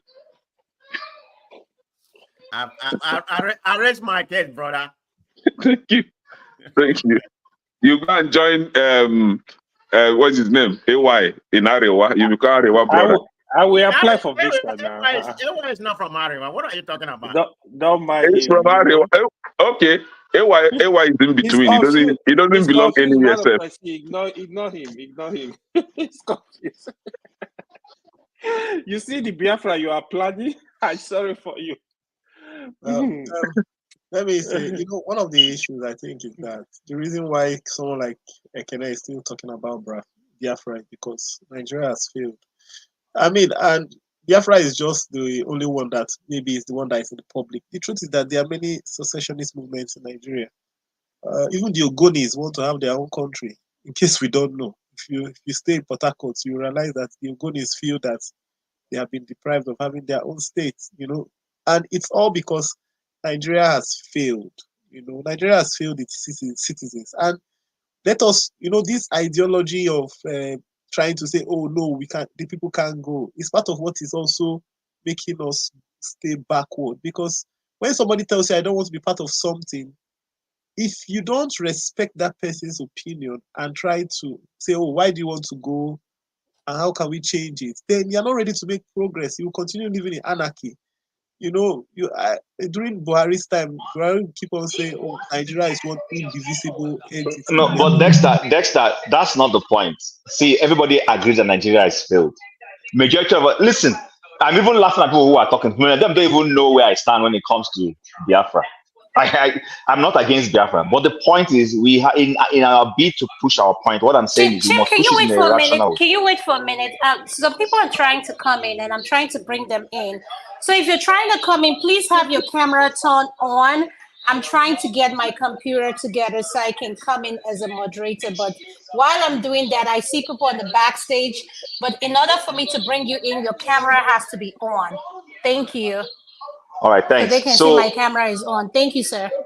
Okay, so Dexter, the point I'm making is this: I hear you. The conversation is not on the kind of things you're talking about. The conversation was on what I would term the live and let live, and the fact that we need to allow for difference of opinion and views. The refusal to have a difference of opinion and views in Nigeria is why a president of Nigeria will lock up an LLC chairman. That is the thing we are dealing with. That's why a governor will go against a media man who says something he doesn't like. Those are the things we're talking about. We're not talking about whether Biafra should be or not be. That's not the point. We're not talking about whether Nigeria has failed. Nigeria has failed. I will say it a gazillion times. But I also want to, while I'm saying I don't want to be in Nigeria, I want to listen to the guy who says he still wants to be a Nigerian and accept that he might have a valid reason. Even if his valid reason is that right now his brother is a president and he is getting stipend from his president, that is a reason. My point is, or what I should be doing is to let him know that ground on which he's standing is shaky, that is not strong enough for him to ask for one Nigeria. Because you see, if you are not able to jaw and see the other person's perspective now that you don't have that to your Biafra, what it means is that when you eventually have it, you will slaughter everybody. And then we'll go back to square one. People are not thinking about this. People just think like, oh, Biafra, hey, Biafra, Zabu, hey, Biafra. Let it happen. Then you will suddenly realize that there are people who are very intolerant. I said it earlier when you had not come in. That is surprising for me that a Tinubu who went on exile under a military government is the one under whose government now NLC is being hounded. Nobody is even letting him know that, oh boy, what happened to you yesterday? You that were running and you went and stayed on exile. That is the base on which he became popular in Nigerian politics. That he was part of Nadeco. That they were the ones from abroad fighting. Him and this our Wole Soyinka. All of a sudden today, the same people are intolerant. So the point I'm making is this person shouting Biafra and being suppressed. Let him have it and later we'll see what will happen. He suddenly will now become an unbearable character. So listen, if you can deny it now, you don't have the power. But guess what? When people have power, even your little child in the house, even your little, listen, I went to a boarding school. I know people who, when they were not captains and what they call the prefects, how they used to cry over those who were sick prefects. When they became prefects, they were showing junior people Shege. They were showing Shege Pro Max. So that is the point I'm making. We need to start learning to be able to accommodate divergent views. What's the way forward? The way forward, first and foremost, in this conversation is that if man of prestige is saying he has a different view, let him have that view. Yeah. Your job. Oh, can we allow Dexter to talk, please? He's been here. He will talk. No problem. He will talk.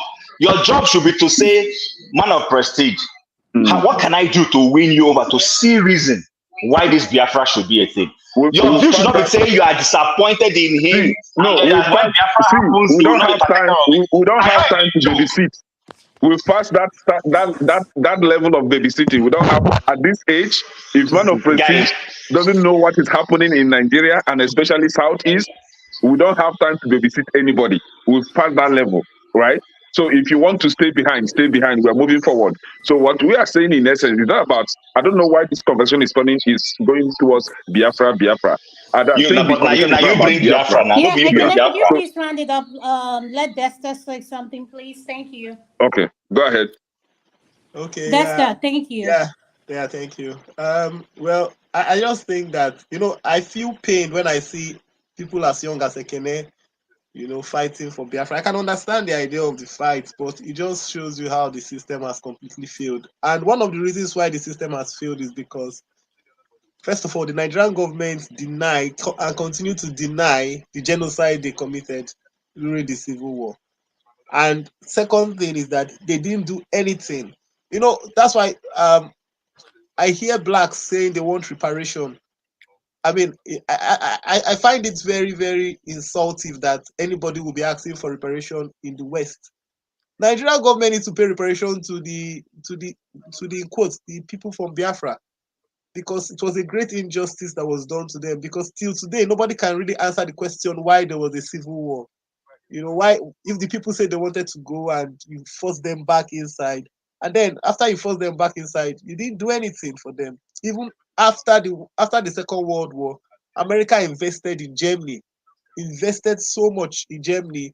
The only thing is that they said, okay, you guys won't have military grade equipment and all that.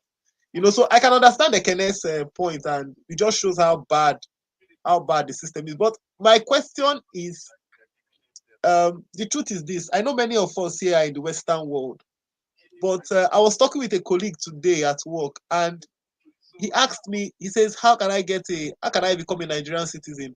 I say, "Why?" And he says, "Look, Putin might attack the West. If Putin attacks the West, maybe Nigeria will be a safe place to go to." And then he tells me, "Look, I'm planning to go to Australia. I need to go somewhere far away." But my point is this: as much as many of us many people here that come on this platform are outside the country, the problem I have is that many people are not really thinking of how do we make where we are, make our home as good as where we are. And the more I thought about it, the more I realized the biggest problem with the black man. Forgive me, I'm not against black people. You see, black people are very intellectual. There's no doubt about it. But there's one very big problem. And the more I look broadly, the more I notice it. Example, in the music. Go to our churches. You see the way we play music in church. Very fantastic music guys there. They are playing music. Even look at Burna Boy, Ashake, what is his name? Flavor. All those guys are playing fantastic music. But do you know the flaw in it? The biggest flaw is that they play it from their head. And so nobody else can do it. The moment In other words, are you saying the flaw in it is because they don't write it down? They don't write. There's no record keeping. You see, I agree with you. It is well known that I disagree with you though. I But go ahead. disagree. Of it course, is we have well records. known. What It are is you well saying? known. Example, look at our native treatment. No, hold on. Okay, Dexter, hold on. AY asked the question and Chim asked the question. They say they disagree. Could we hear why they disagree with your point you just made? So what do you mean they don't have record of their? So let me give you an example. Let me give you a typical example. Ashake goes for a concert. His team goes there. They play the music.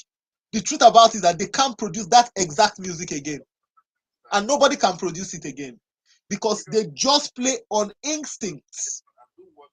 They play fantastic. Sorry, but that's not correct. That's very correct. It's not correct. That's not correct. What do you mean? Surprised.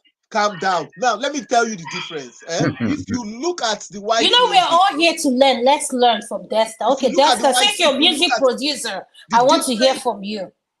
The basic difference, the biggest difference between the black race and the white race is one. The white race keeps very good records of things and they make it repeatable, not by them, not by the originators. They make it very repeatable that even the dumbest person can go and learn music and play it off. Let me give you a typical example. Let me just give a typical example. Where I worship, I wanted them to play Nigerian music. And the first thing, these are musicians that play. The first thing they told me is, we can't just play by listening to the song. We need the chord sheet.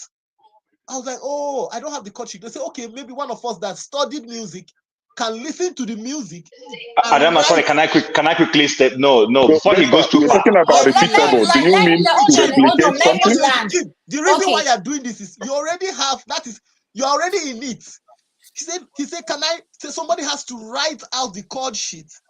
And then every other person in the music team was able to look at the chord sheet and play.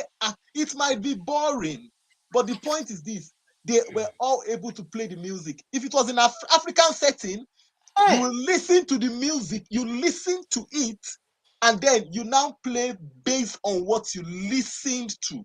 Okay. Let him come in. Hold on, Dexter. Okay, so quickly, Dexter, what you're saying is inaccurate. There is no musician anywhere in the world that does not have a chord sheet. That's not true. In case you do not know, because how did they have this contract? Hold on. When you were talking now, and I didn't cut you so that you. So if you did not succeed in convincing me, that's not my fault. But I want to convince you on my own view. So listen to me. Sinach has this popular music. You know, I've been listening to it for years and didn't know that it was Sinach that sang it. White people are copying that song, but they're not even giving her credit to her song. How did they get that song? I'm forgetting the title of that song. There's a popular. Let me finish. Can I? Can I please hold on? Don't interrupt him. Please hold on. Sinach. Anybody who remembers that song? You ask me the question. Let me hold on. You will ask the question. You will ask the question. I've just mentioned Sinach to you now. It's just that the lyrics has gone off my head. Oyibo people are singing it exactly the way she designed it. The only difference is they are singing it with Oyibo voice. This song is sung on radio stations in Calgary here every day. Americans are singing it, but nobody knows it's a Nigerian that is the originator of that song. She owns the copyright, so they're even paying her.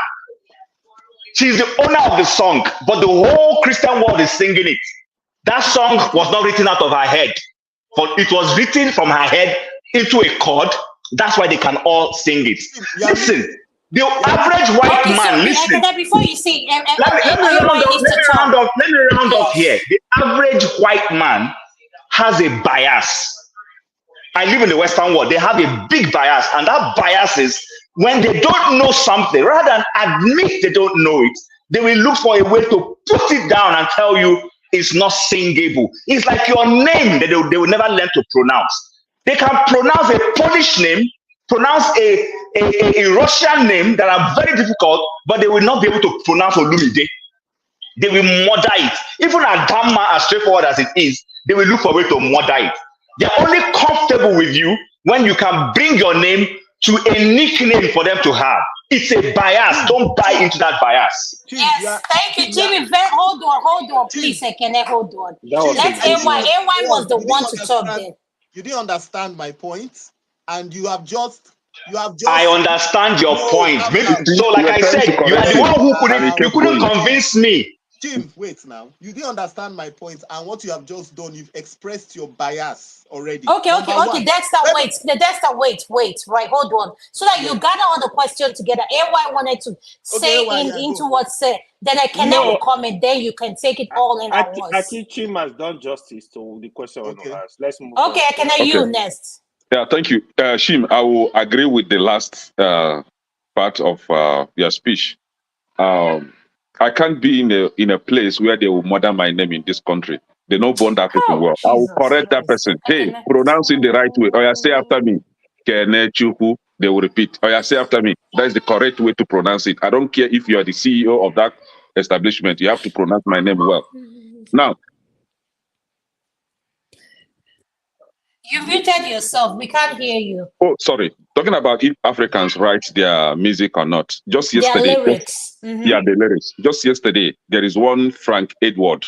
I was listening to his, he went to one Paul and then church, and he was telling the congregation that he doesn't write his the lyrics, that he's inspired by the Holy Spirit to sing. And I was thinking, so you climb the altar, Holy Spirit will now say, start singing. And then the keyboardist, the drummers and everything we key into whatever nonsense that you are saying. And that was what he was telling them.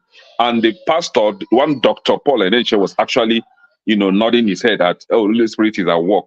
So now, how do you tell me that such a person, let's assume that he actually write his lyrics, but he has come openly to say that he does not write his lyrics. I don't know how to defend such a person.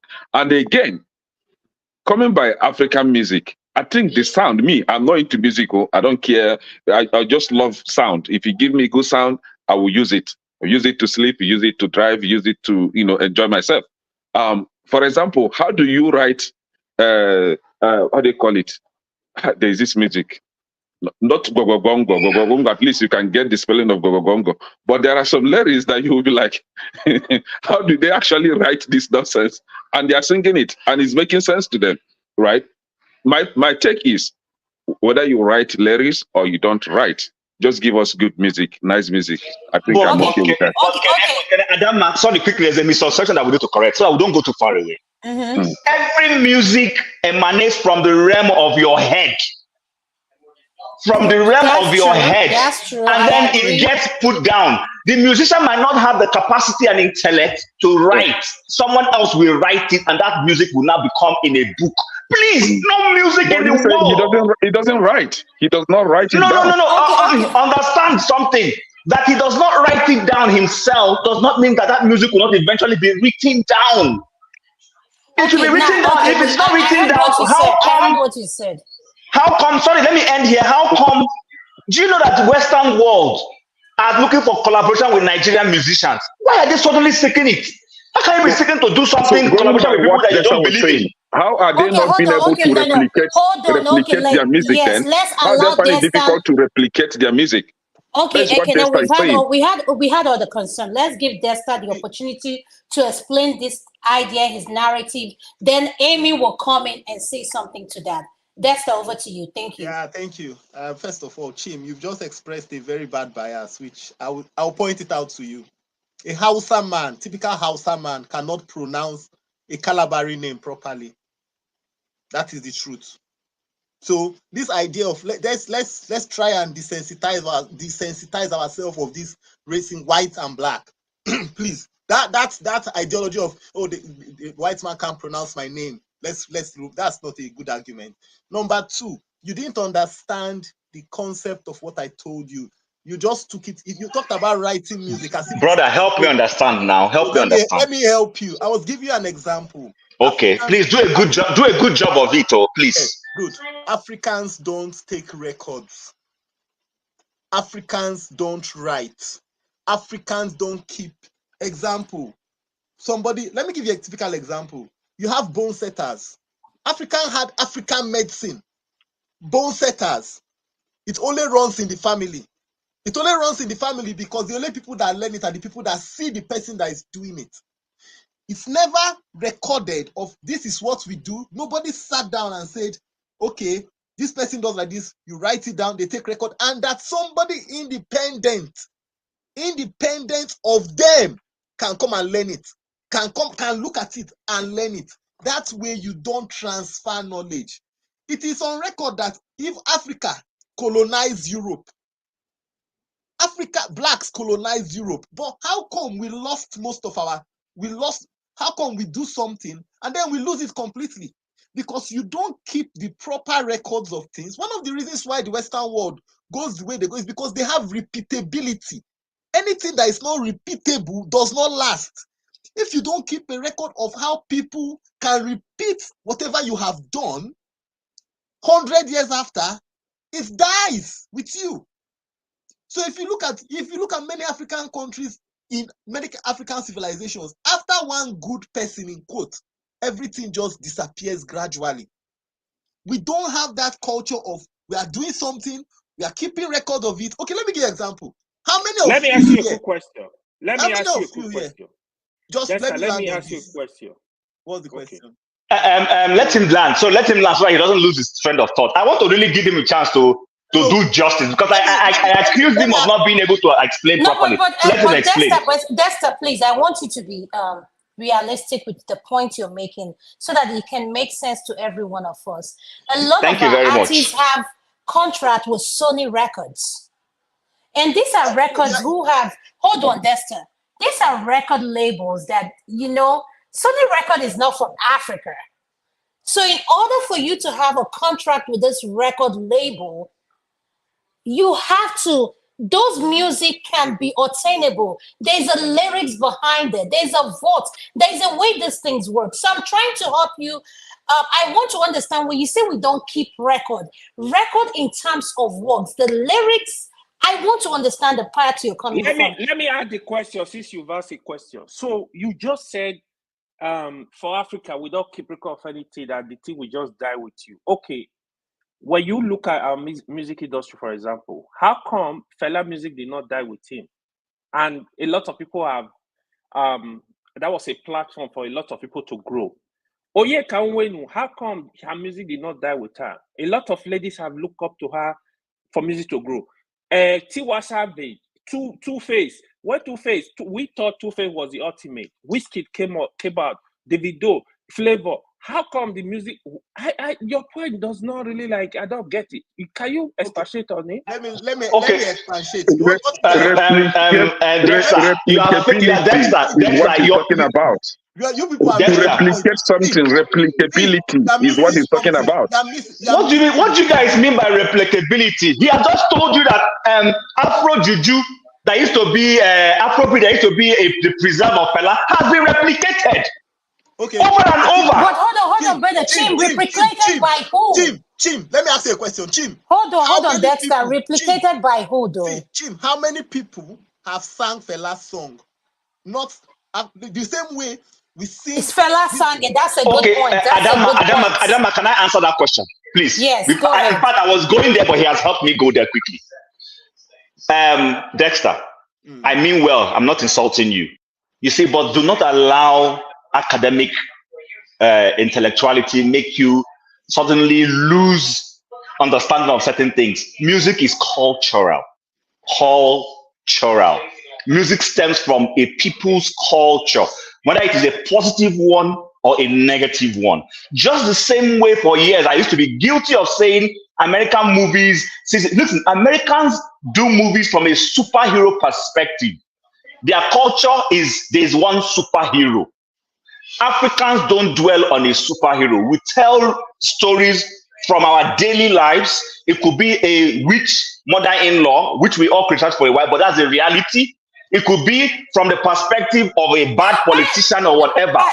Hold on. Adama, the truth about the matter is it is cultural. Listen, even we run into this guilt of saying Western culture. Does that include the man from what Dexter was saying now? Wait now. Understand, Pastor. I'm not coming back from anywhere. Dexter is far away in his views from what I'm saying. Let me tell you, listen. But Chim, in a way, you're coming back to what Dexter is saying. No, I'm saying to you, you can't understand my culture more than me. So when you say you want to replicate my culture, it's going to be difficult for you. Can you replicate Bollywood? Can you replicate the singing of the Indian in the Western world? No, you can't. It's peculiar to them. You must understand this. And listen, I'm not running foul of a single narrative, say white man this. I'm telling you, listen, that Mr. Shinkafi cannot pronounce V and Z because he doesn't have it in his alphabet. It's a different thing. You understand? Because that is his native tongue. Even in Israel, you've read your Bible well, you see where a particular tribe in Israel could not pronounce a certain word. If you have read your Bible well, understand where I'm going. For those who have read and know this story. So there are certain things peculiar to specific people at specific times. We are talking about Ukraine. Ukraine has its culture. Ukraine is not even part of the Western world. Or Russia. They are totally different from England, Germany, France. This will have a different way of doing things. Music is localized. Because the problem with these guys is that because they cannot sing our own, they struggle with it. They want to break it. They want you to break it down for them. That's not my fault. My music is being replicated by my people. But another thing I wanted to ask to Dexter, for Burna Boy to be nominated for a Grammy, do you know his lyrics get through? Like to understand, the process. I met a lady the other day, a white lady in the store, and this is a true life story. And the conversation went, "Where are you from?" And I said, "Guess." I don't usually just give it free. I say, "Guess." After a while, she said, "You must be Nigerian." I said, "Yeah." She said, "I love your music." I said, "Really?" I already knew the musicians. I just said, so who are your best Nigerian musicians? Before I could say anything, Ashake came to her mind. She said Ashake. She started mentioning Bonapa, all these people you're mentioning. And she said she sings it. Listen, I have a colleague in the University of Calgary where I work. She's from Morocco. The first day I met her, this lady, the number one thing that brought us together was music. Every day she's troubling me. I should get her a put collection of Nigerian musicians for her because she's into poetry. Listen, don't fall for some of those things anyone tells you. When somebody cannot dissect your own thing, they will label it something. Listen, I criticize Nigeria, but one industry that the whole world will tell you, forget it, Nigerians have done well. See this music. They are even looking for a way to break in. What made what's his name, the popular Dibanj and Mr. Dorobuchi, I've forgotten his name, to break away? They were all living in UK, but the British music industry did not welcome them. Don Jazzy. They were living in the UK, trying to break into the British music market. Okay, hold on, Chin. Let's understand what Dexter is saying. How many people can sing Warrior or Umo Delibo? How many people can represent? But I have told you it's cultural. I understand it's cultural. That's where Dexter is. I think that's where. I think. Go ahead, Dexter. Let me end by saying, when you say they can't break in, what you're saying is that the Western approach to things is the global acceptable norm. That is not correct. Okay, yeah, I accept. Yeah. Go ahead, Dexter. I'm with you 100%. What I'm saying is this. So I think, like I said, I think you need to desensitize yourself from the idea of you're competing with anybody. That's the first thing. This idea of it's like it's them against us. You need to desensitize yourself from that. But Dexter, I don't think any one of us is looking at it from that approach. That's the way. No, this is very laughable. No. You see, you're starting to go into the realm of you're going. Let me correct one thing. You're going into the realm of you're going. I'm just trying to correct the statement you made. You're now delving into the realm of slightly insulting people. I just want to remind you of that. Ochin, you're not. Look, the point I'm making, the point I'm making is this. I made a point for improvement of Africa, of Africans, of what we can do. What you have done is that you've tried to spin it of them against us, and that's not helping. I made a point of what is the shortcoming with Africa and the black race that is making us. How come, as big as Africa is bigger than the whole of Europe, but yet Africa is not the shining light. As much as it has all the resources, there's something wrong we are doing. Yes, but that's the point. I agree with you. I'm going to agree with you in the point of, but not music. The point I agree with you is when we make this statement and we say the colonial master has enslaved us for how many years, and they are gone, but we are still enslaving ourselves by. I heard when this segment started, AY says something about education. How much we pay for education? Let's be honest. We don't pay, but at the same time, we are not where we need to be. Our medical distinct facilities are not where they need to be. When any of the senators, any one of them cough, they fly out. In that sense, I agree with you when you say we have enslaved ourselves, we lack growth. We are not there. So we cannot be blaming the white man for everything. But when it comes to music, I kind of don't agree with you. But in a certain thing, we cannot be blaming the white man for everything. They've left us and gone. Adama, I'm about leaving, but let me just say one last thing and I go. Go ahead. In the course of this program, when I mean program, I mean this Dr. Damage's program, somebody introduced us to a book. I took the challenge and I bought it. It's called A Tropical Dependency, an outline of ancient history of Western Sudan with an account of modern settlement of northern Nigeria by Flora S. Lugard. I have it here. I have the book. It's a very good book. Very good. Okay. Every African needs to read that book. I don't know if Dexter has read this book. If Dexter has read this book, some of the things... Okay, let me just, in a nutshell, if Dexter has read this book, some of the things Dexter is spewing here, he won't say them. Do you know that this book is telling you that Africa had written down culture, all those assumptions you keep hearing are faulty. Who is the author of the book? Who is the author of the book? My dear leader. I'll put it in the listing. It's a very good book. No, who is the author? Is it an Wait African? now, if you are asking the question, I just explained it to you. Does it need to be an Africa? Does it need to be an Africa that will write the history? The same thing that we are saying. Forget Ekene has a mindset, and I don't want to start dealing with that mindset. But for me, when I read this book, my number one question was this woman trying to put down Africa? Because all she ended up doing was show that Africa was ahead of Europe at some point. Well, the question should be, where did we lose it? With all this narrative that we have, I told somebody, when an Igbo man teaches you political science and tells you about the Nigerian history, he will say it from the angle that favors an Igbo man. When a northern professor tells you the Nigerian history and political science, he will give it to you from the angle that favors the north. I early enough as a political science student identified this. I told somebody, if my lecturers are telling me that the northern politicians were a problem, and I'm not saying they were not a problem, I was asking myself, what were the northern lecturers telling their own students? It's the same thing. You go to the southwest, they will project it from the angle that promotes them. So when you come and sit here and tell me that the Western world is all knowing, it's a lie. I work with them here every day. They have the things about them that are fantastic, I can't deny. And I agree with you. Colonial masters have left. We have no reason. I say it.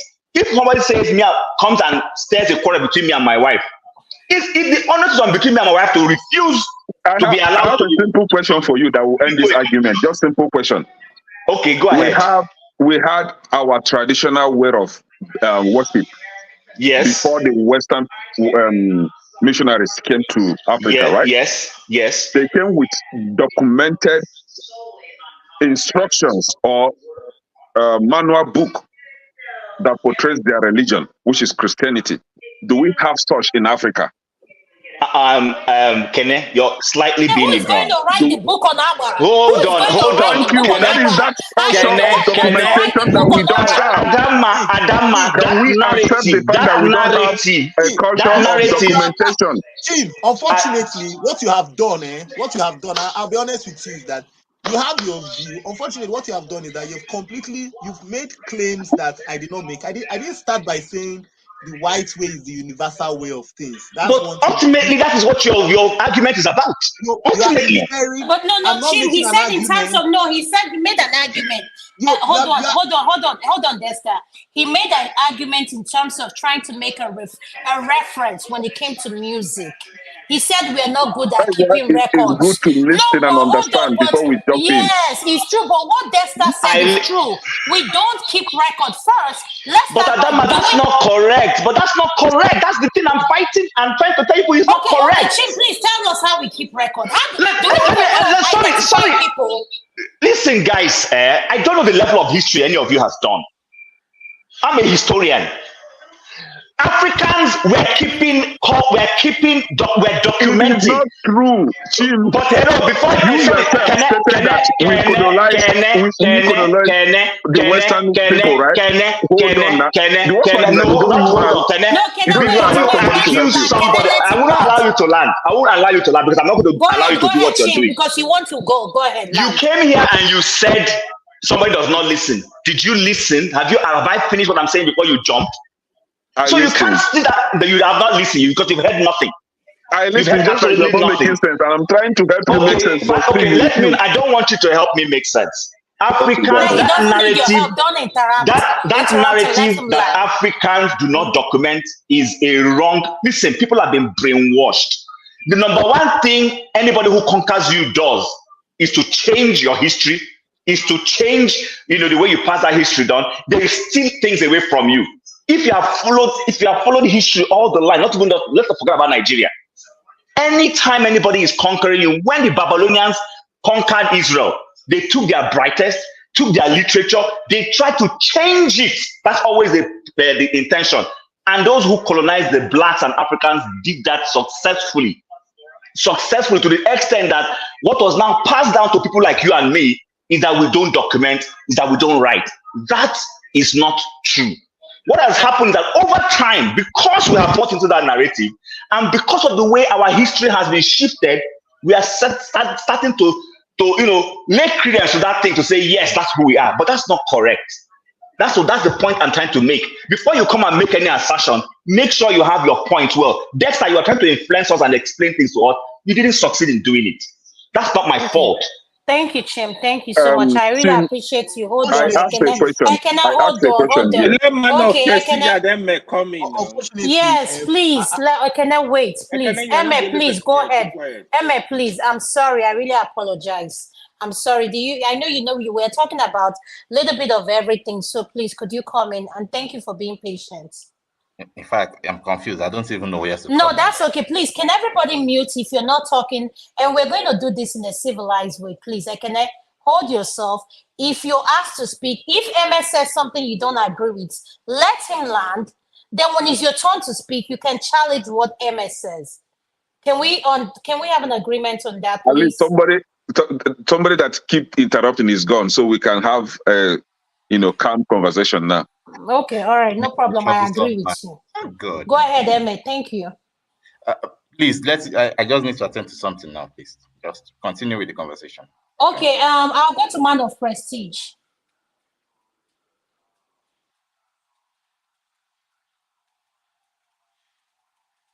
Man of Prestige, can you hear us?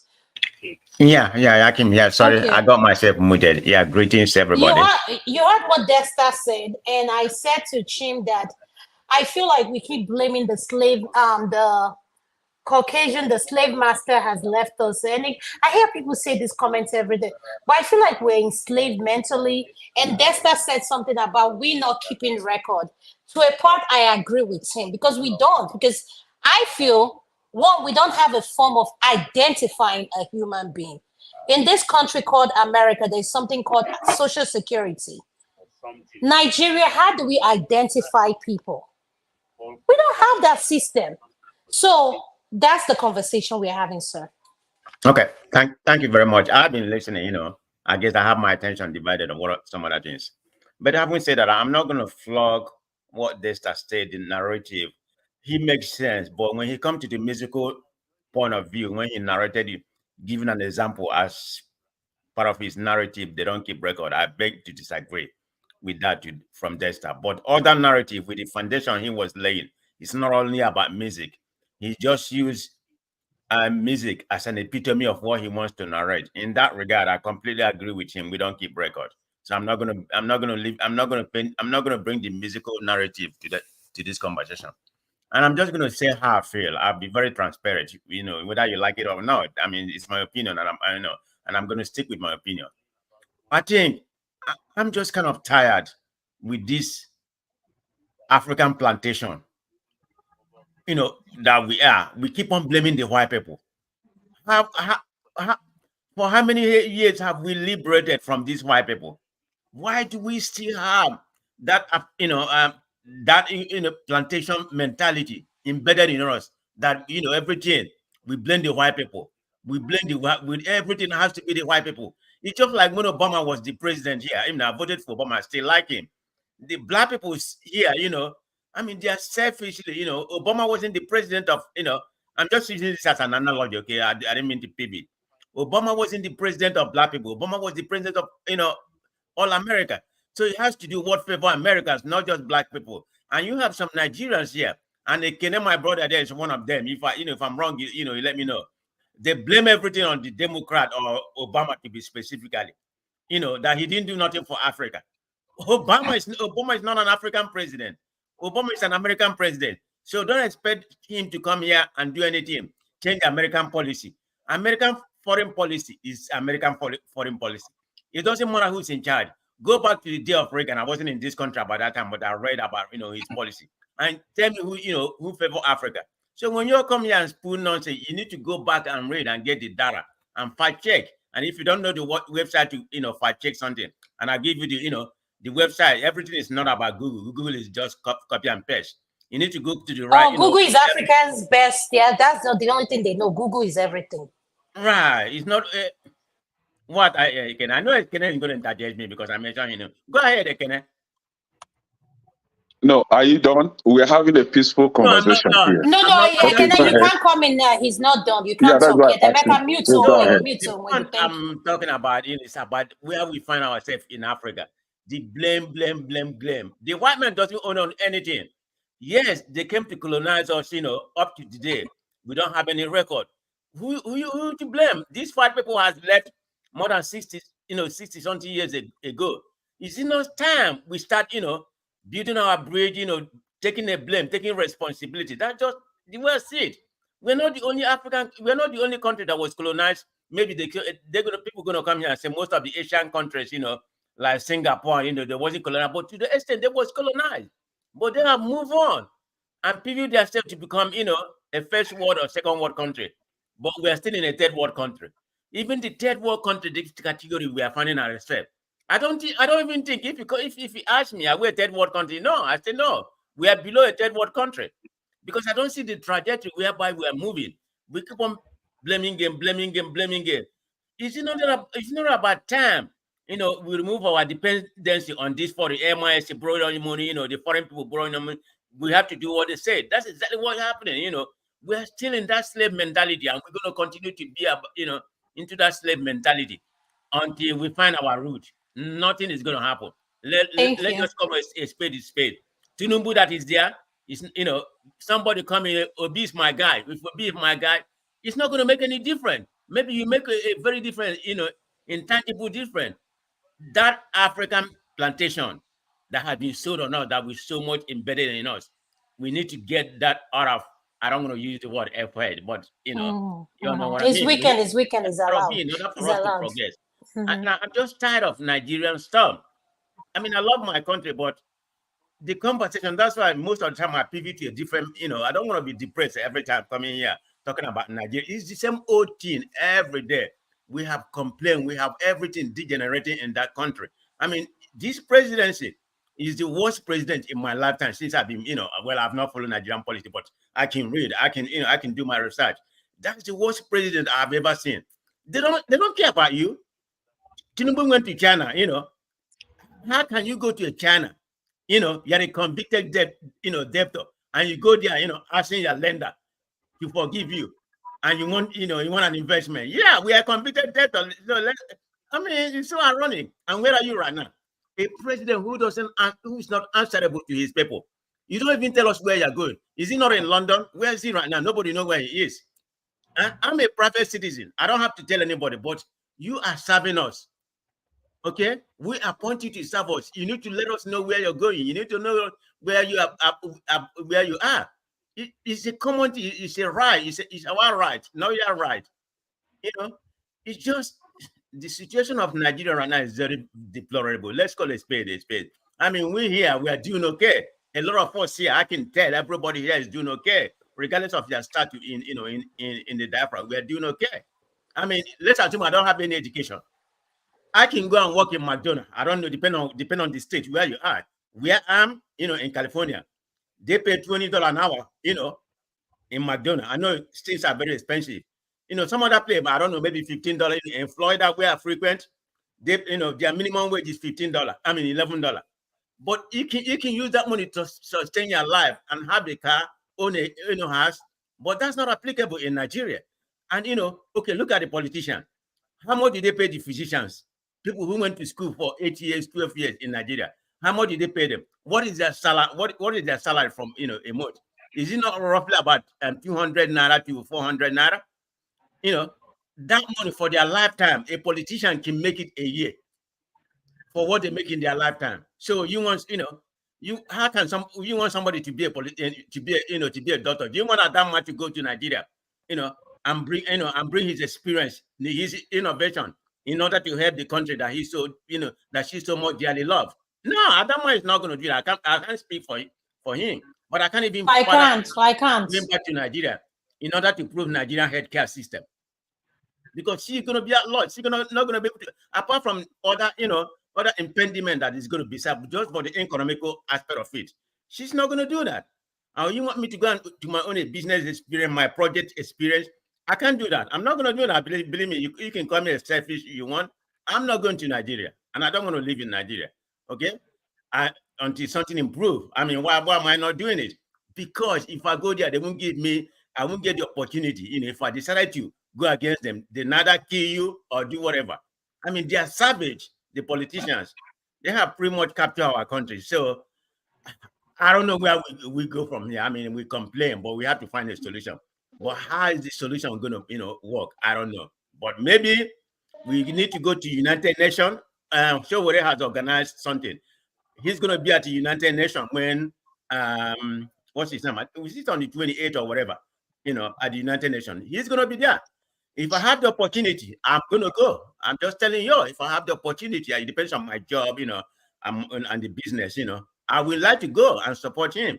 I'm just telling you, if that's the least I can do, I would like to go to United Nations, and stay there, let Tinubu come and see us. I know they're going to organize counter protests. I already heard about it. He already buying people. Man of Prestige, you just say you would like to go to United Nations. What country is that? In New York. Oh, okay. Now I know what you're talking it's about. a United Nations conference going on. Okay, yeah. No. And Showore is going to be there. That's for sure. But I'm just saying, I would like to be there. That's the least I can contribute. We need to tell him how he feels. Is he going to listen? But at least we invented how we invested how we feel. That's just the way I see it. I don't mean to raise my voice, but it's so annoying. I don't want to, Okay, thank you, sir. Thank you. Let's so that's why I speak in other aspects like entertainment, sports or whatever. My passion is very much in that place. I'm tired of Nigerian politics, but that does not, dissuade me from coming to speak. I'll always be here, and I'm here right now. Thank you, everybody. Thank you, sir. I really appreciate your input. I just want us to calm it down, because at the end of the day, Nigeria, listen. Yeah. I'm tired. Me too, I'm tired. Not just all of us. Let's not take it, some of us have blood pressure issues, sugar issues, so many things going on. So please, if anything happen now, think of your family, please. So let's calm down. I'm referring to you especially. I say don't unmute, unless I saw unmute. It's not your turn yet. No, Amy, you're next. Thank you, Amy. Thank you. You say I was next. Now you skip me again. No, you still want to talk? No, I've never talked. Each time I want to talk, she will interject me. So I was only halfway. Okay, wait. Okay, even Amy has spoken already. I was still waiting. No, Amy has not spoken. Amy said, "Can I take someone else?" So okay, yeah, it's true. Amy, go ahead. All right. Greetings everybody, to the panelists and the audience. Well, I think it is just a funny thing. It's a sad situation that we have in Africa. That we are here, we are where we are, and we can't. Sometimes you have to just question: can we really trace ourselves without the help of the white man? And that is just a sad thing. But fine, and it's just like the child who was born by a mad woman. The child will eventually just have to take responsibility for himself or herself, because one way or the other, life and fate has happened to him, or that he can't really just point back to where he or she is coming from, or is not proud enough to do that. But the future is still far ahead, and he has just before him. So what next should we do? I think that is just the question now. How much can we document for ourselves? And especially with the tools we have now. We have AI, we have the internet, we have tools of storage. You don't even need to use the pen and paper again. We have the different types of storage now. I think this is now the time that we should really encourage ourselves to become future historians by simply documenting and journaling whatever we experience in this present time. So I would really urge everybody, what do you call this kind of people? Stenographers and people of thoughts, who are blessed with that gift of writing and documenting, that this is the time that we should encourage ourselves to. Yeah, come on in. So that is it with that aspect. I heard you taking it. No, I'm on it. I'm on it. I'm on. I'm on that one live. Man of You see me, prestige. please. Man Can of you hear me there prestige, live? can you mute? Man I'm of on that one prestige, live. can you mute? Oh, that's me. I just turned it. I'm on that one live. Then I'm on, I'm on this one. I don't have to show my camera. Oh, Jesus Just Christ. something to Come on, pass man. by. It's not anything possible. Can you You mute want me to him? go with you? Or you Yeah, okay? yeah, could I'll mute him. I'll mute him. Amy, go ahead. Let me mute him. No, what you getting? It's Sonny. Sonny, if you know, it's like a little barbecue place. Man of prestige, can you Sonny. mute for us, please? Yeah, it's like All right. So that is Okay, it. we may just be quiet. Let's hear what he's saying. Okay, I've muted him. Go ahead.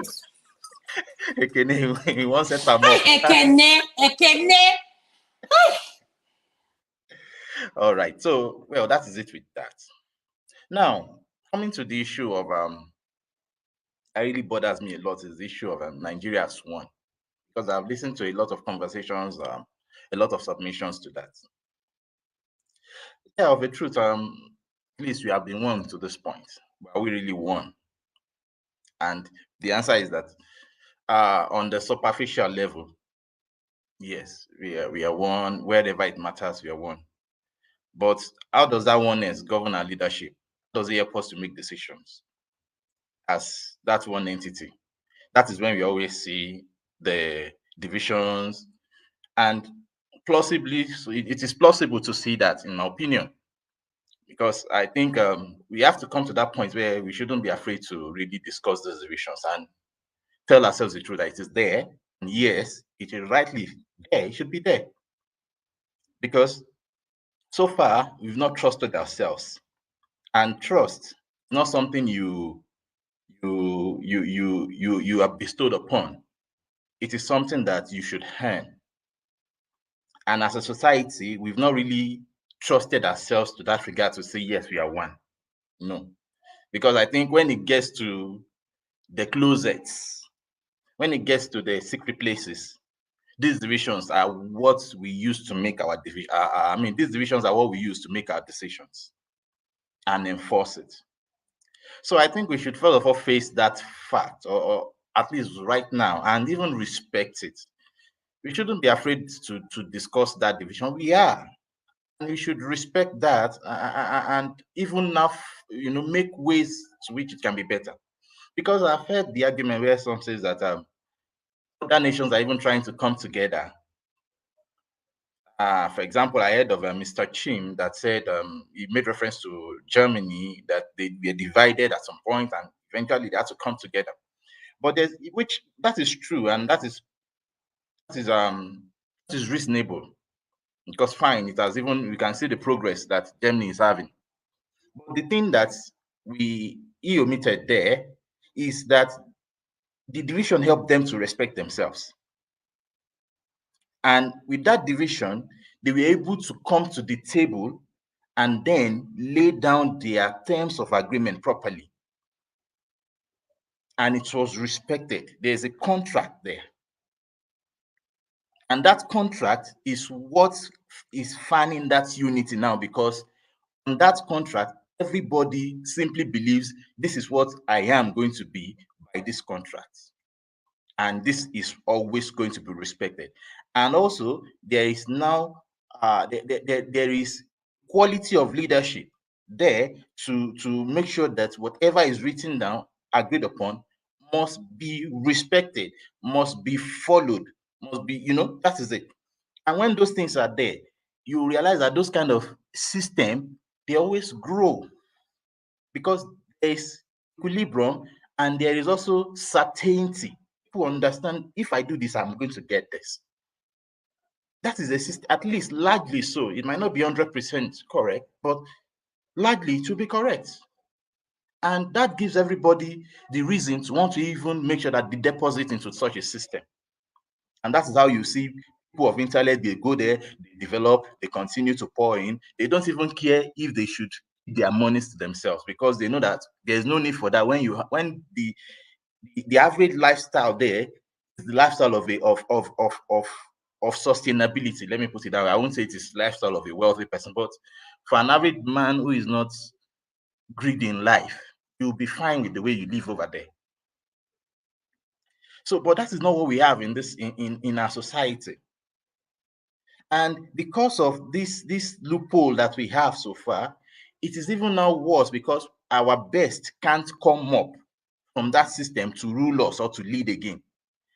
The system can only allow for the worst of us to get there, because the best can't have the energy or you now require the toughness, he's a strong man, that kind of a thing before you get there. So in my opinion, that is why I would respect people who believe that we should go our ways.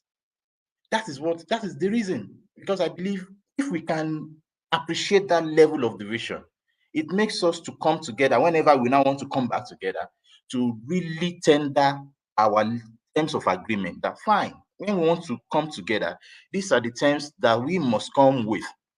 Not some just one or two persons sitting in a room somewhere and document a whole constitution and call it we. Who are the we there? So I know that yes, there's benefit to a one Nigeria. In fact, I want it. But the truth is that as of now, it is not working, and we have not even come to the agreement of the terms that we want to leave that one Nigeria in. So if you see, in fact, you see the outcome, the consequence of that is that the leaders we have, they don't even see it as one Nigeria. They only see it as a national cake where they just eat and then whatever is left, they leave for the next person. So it is where they simply want to finish everything. Because if you look at the attitude, the way they are leading this nation, you realize that they simply want to finish everything and throw everything to the dustbin. That is how you have the president who doesn't care about the nation or the spending. They want you to tighten your belts, and they themselves, they want to live large. So you see, this is where I am coming from as a person that I want us to have a one Nigeria, yes, but we must first of all allow ourselves, without fear, to discuss our division. It gives us the opportunity to respect ourselves. It gives us the opportunity to come to that table and submit our terms of agreement.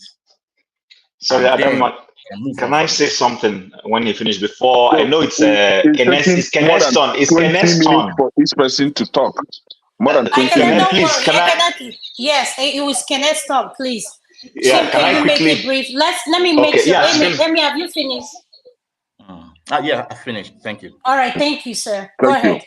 Okay, so please wait. Yeah, please. Can I give him less? Let's please. Sorry, I know it's your turn. I just want to, so that we don't lose. So Ehi, thank you for what you said. But you see, I'm not sure you started this program at the beginning. So sometimes when you jump in from somewhere and you just hear something, it's always good to find out the context. When I joined this program, when it was Andrew made an assertion, and I said, no, I've not been watching you from the beginning. I only started watching you and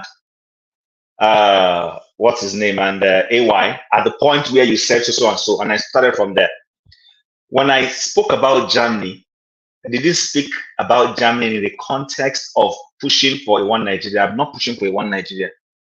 I was speaking to the context when I was explaining to Kenneth on the need to be able to, when you have an adversary, explain your point of view to that adversary well to win that adversary over. And I said to him that there is nothing to say that proponents of a separated Nigeria today cannot become proponents of a one Nigeria tomorrow. And I said to him, the Germans broke away on ideology and had an East bloc and a Western bloc. But many years down the line, I think about 50 years or thereabout, I'm not sure how long it took them, they came back and they became one nation. That was the point I was making. I wasn't trying to use it to justify those who are saying, I don't believe in the popular axiom that the project of Nigeria is a project that Nigeria is indivisible and insoluble, as our military guys used to say in those days. I don't believe in other concepts. I'm an advocate of, if somebody says they want to go their way, you woo them to see why, and to do that successfully, you have to understand why they want to break away. That's the point I was trying to make. Now, having said that, I don't have anything against, I just Googled something now and did a bit of research. I will still go deeper. And the first 3 lines of what I'm seeing is telling me that that argument that African does not have a written history is false, is here all over the place. That narrative is coming from what we've been told. if anybody is courageous enough and humble enough to admit it, the person will admit that when he's saying Africa doesn't have written history, is based on what you were told and taught.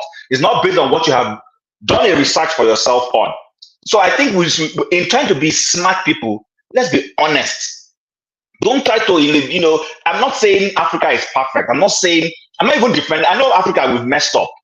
But there are certain things I will not buy just because I want to pull down Africa. I will not buy that because I have done my history very well. Can you give us an example of just one example, please? Okay, so there are places you go to in every part of Africa. You will see, and we're talking about, look at Benin, for instance. Are you telling me all those sculptures that the Europeans stole, that they didn't have a written process, they did it? That's not correct. They did.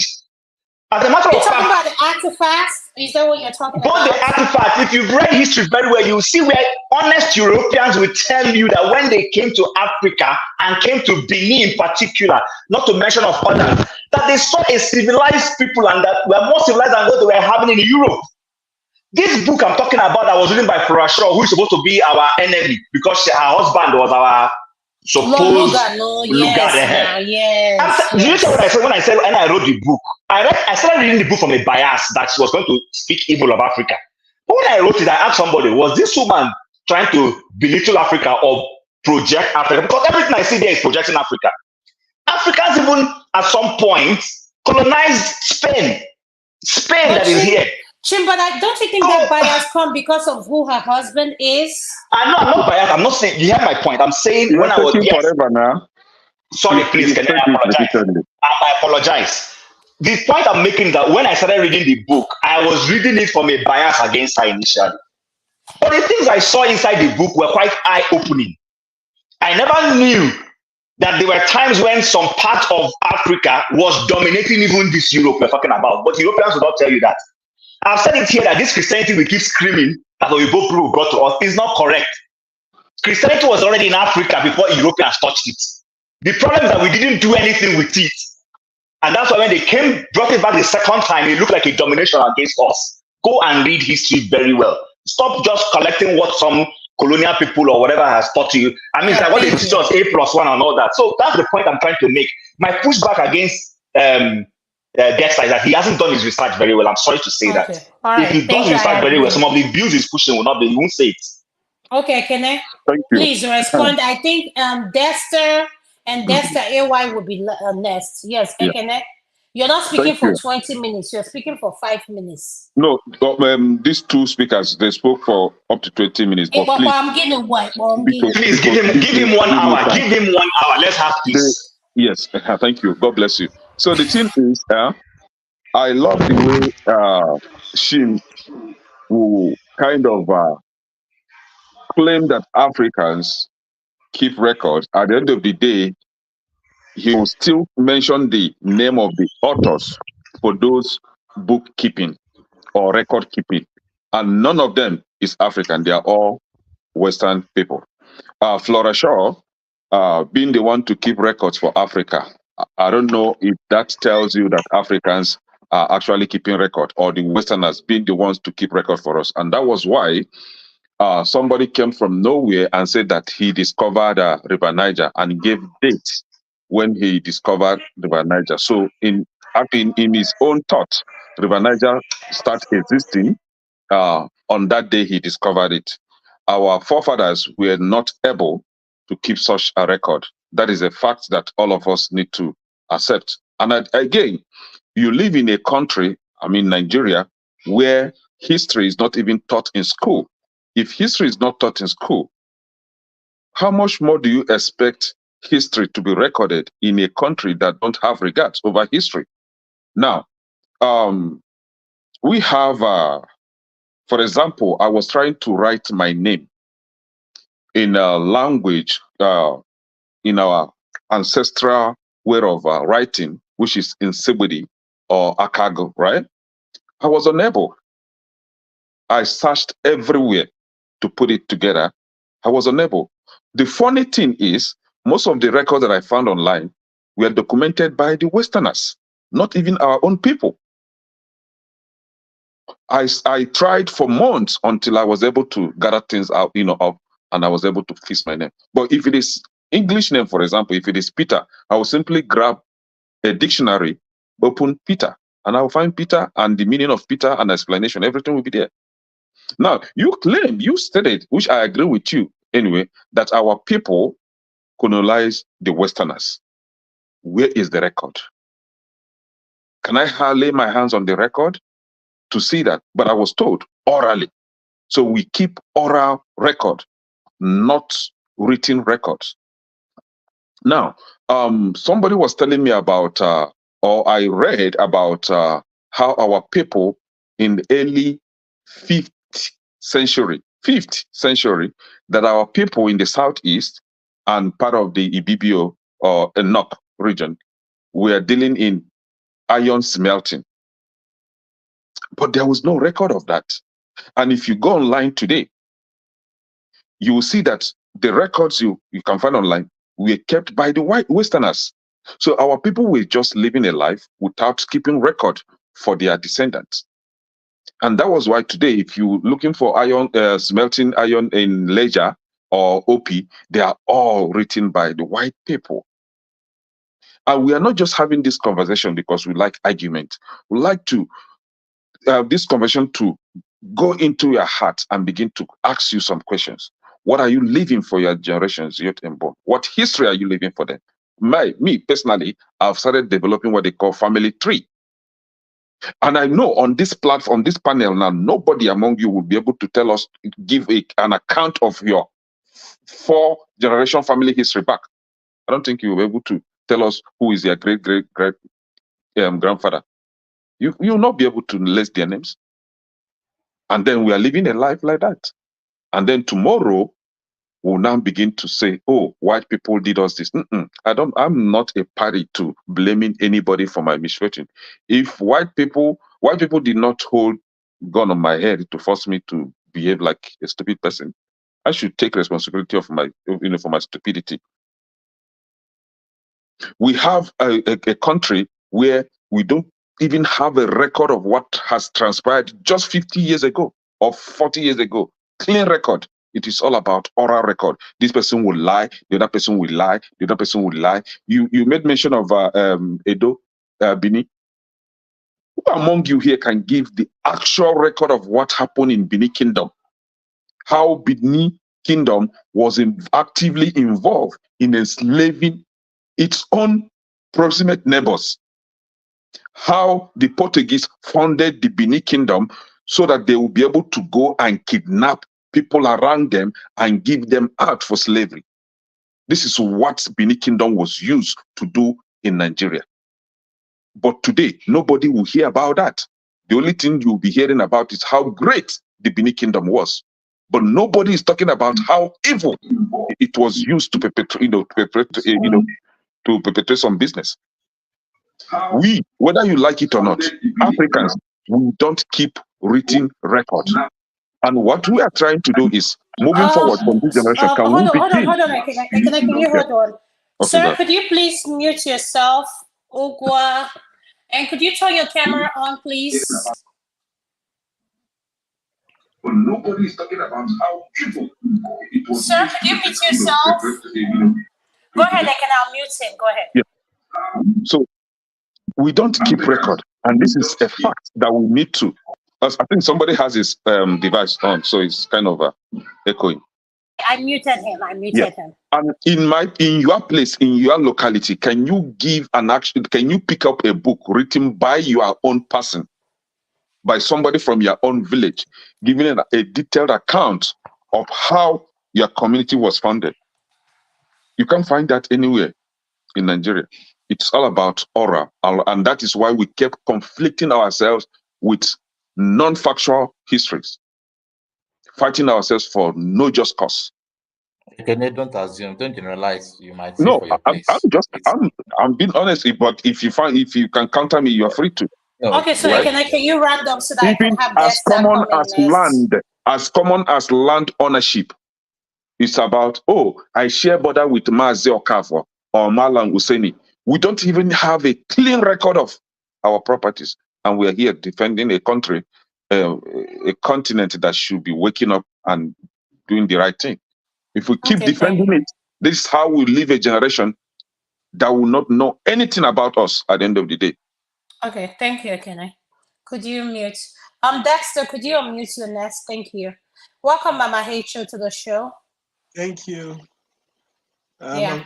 I think Kenya has done great justice. And I was going to say, you see, you can't until you realize you have a problem. You're never going to solve it until you accept you have a challenge. Then you're never going to solve it. And this is one of the biggest issues we have with ourselves. I mean, ask anybody to tell you the true account of the Nigerian Civil War. There's no true account. Absolutely no true, sincere account of it. In fact, if you ask for a sincere account of the Abira Accord before the Civil War, there is nothing. Nothing. Then people will come out and tell us, oh, we keep. There's no. Okay, let me give you an example.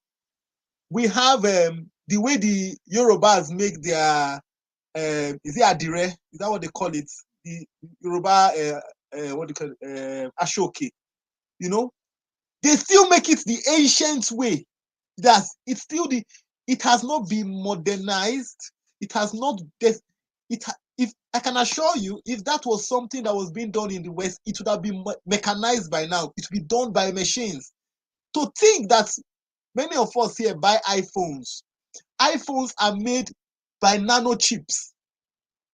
Nanochips are made in the company that builds the machine is based in Netherlands. They built a machine for 20 years. They were working on building a machine to build transistors in nano sizes, and they've done that. In Africa, in fact, recently I looked at Ebonyi State. Ebonyi State is called the salt of, is it not Salt State? Do you know the way they harvest the salt in Ebonyi State? It's still the very old, very, very old manner. Very, very old. It has not been modernized. Nobody has gone in there and made a concerted effort to say, okay, look, let's look at this thing. How do we improve this process? There's no development. There's no, look, all we do is, it's just like, we are like, what do I call this guy? Esau. We just want to eat. We literally just eat what we have at that moment, eat it up. We don't care about what's coming next. We eat everything up, and then the cycle starts again. The next people, the next generation that don't know anything will start. In fact, that is why we are having the embers of separatists coming up in Nigeria. It is recorded after 50 years, history repeats itself. How come Nigeria, almost 50 years ago, there was a secessionist movement to break up the country? It is repeating itself again. Why? No history taking, no recording, no lessons learned. We just want to live every day like that. And then, unfortunately, some of us will be defending it. I only gave that music analogy, but unfortunately, people were taking it on a large scale. Burna Boy's music is global. Davido's music is global. So everybody will know it. Go to the churches. Go to all those high life bands that play. All those people that play, they play off their head. They play off their head. They cannot read music. If you give them a chord sheet, if you give them a music sheet of their own music, they cannot play it. They can't read it. They can't understand it.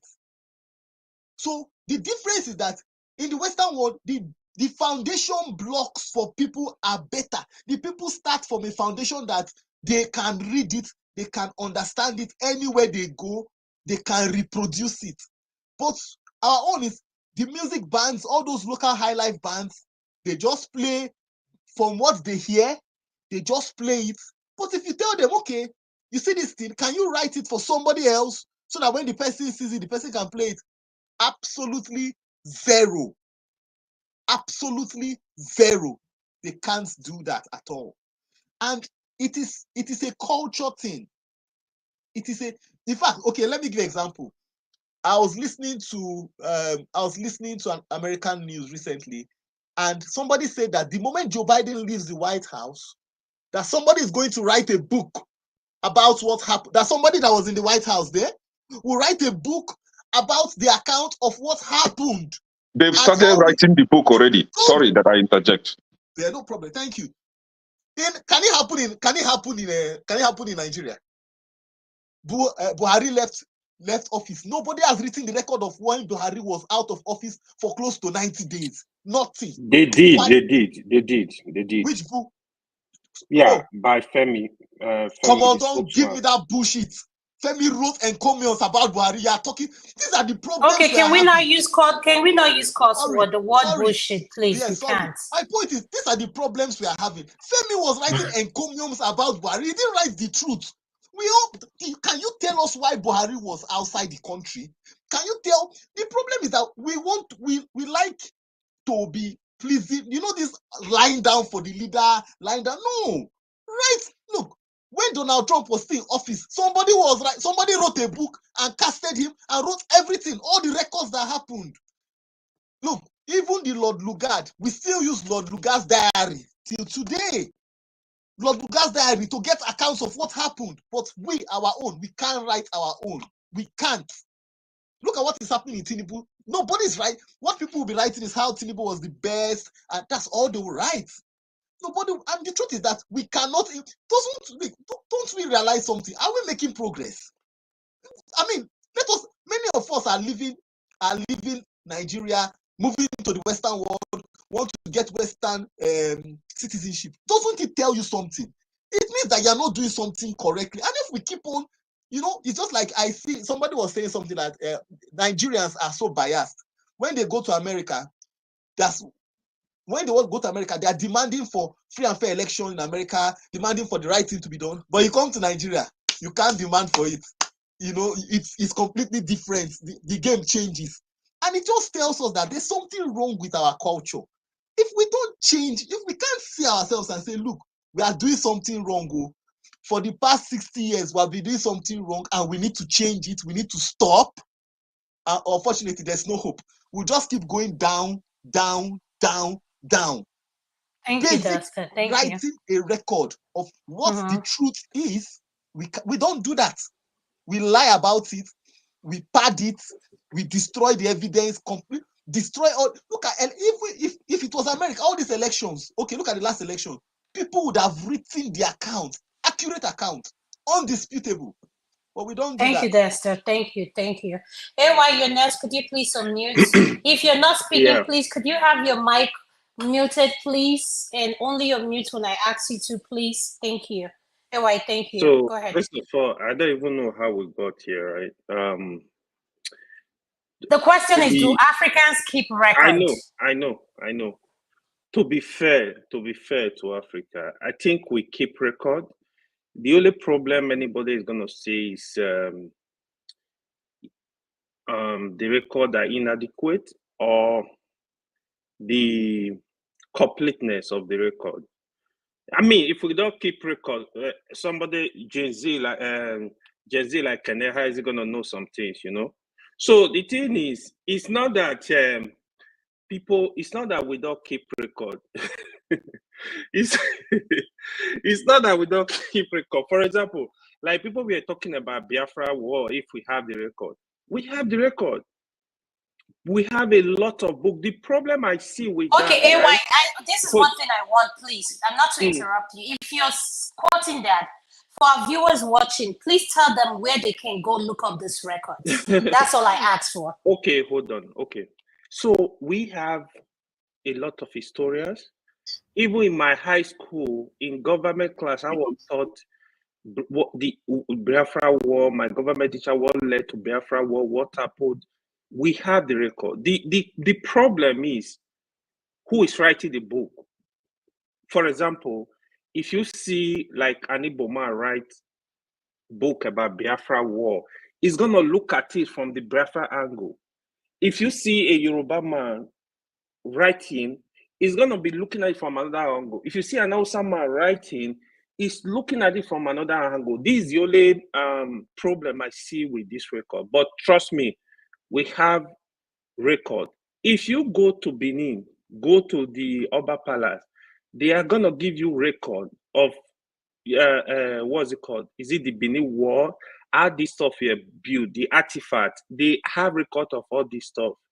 The truth is, Don't forget when they. Why do we keep okay? AY, hold on, please, so that we understand where we're going. Everybody keep referencing Benin, Benin, Benin. Yes, Benin is a historical state and everything. The capital of Nigeria is Abuja, if I'm wrong. Correct. Where do Gen Zs like a.k.a. that want to look up our historical records, where can they go other than Benin? No, where can we go? It's So, educated. so you agree with no, can I AY that I'm Gen Z? Okay, no, don't interject him. No, I So, can mute, no, please. she has placed it on record, Ekene. She has placed it on Exactly. record that you're Gen Z. So the thing is, Ada, to be honest, even in our library, like university libraries, they have records. The only issue I see with our library now, I don't. Then we used to go to library. You want to borrow books, you don't really have all these things properly stored in the computer and stuff like that. I mean, today people are using cloud. I don't think they even use anything like that. You got to look for the books. So I think the thing we should question is it the authenticity of the record, maybe, but their record. How do you think all of us here we have idea of incident that happened in Nigeria, stuff that happened? Who taught you? So we read them. We went to classes to learn about this stuff. This is the honest truth. So the only thing I would say, you could say what we have is inadequate, or we should do better. I mean, people falsify documents, but my Maduka, my philosopher professor, he told us, he said, he defined history for us. We usually laugh. He said, history is a lie agreed upon. And somehow it's true. Because it's something people agree, okay, this what happened from your own account, from my own account. So even the West, you're not doing, you think they do everything, right? No, they're not. When they invaded Africa, how they invaded Africa, how they started, do you have the record? Do they have the accurate record? How they stole all our artifacts they are talking about now to return? Do you have the accurate record? Do they tell you how many people that were killed in Africa? Do they tell you when they did slavery, how many people that were picked in Africa? Leave matter. The thing is, all of us, it's history. People will always distort it. Of course, there's somebody that killed your father is not going to tell you, oh, I was the one that threw the gun that shot your father. No, it's not going to tell you that. It's going to tell you, oh, your father was killed. Oh, I think it's some people. It's going to change the story. You think so this is what happened. When you say Africa don't have record, I don't agree with that. But I will let other people speak. At least Hosty is here, so you guys are strong. Okay, thank you. Mama Hacho is next. Mama Hacho, could you please unmute? Welcome to the show. Thank you. Welcome, ma. Adana, thank you. And greetings to all our panelists and the viewer. My voice get acidic because I be too small quarrel for one corner today. A.k.a. my beloved. Mama Issue, welcome. You know, so they fight the settle, so make I throw away. You see, I'm happy. I'm happy because all of us are beginning to wake up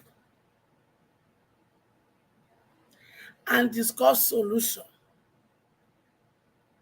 and not problem anymore. So my thought, my cry for solution, it doesn't make sense. And I'm happy. Because we just have to change the narrative of the divide and rule they have given to us that we have been running with, and begin to change due to a narrative of what I had my very Pekin a.k.a. said. He said, I have decided to put down for my children a family tree. What made him to make that decision?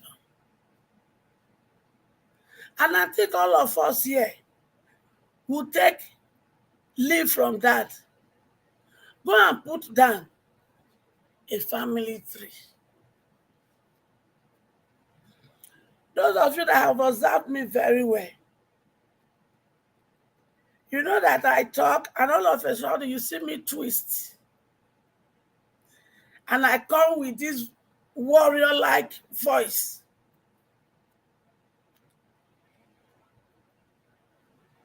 I see that as a problem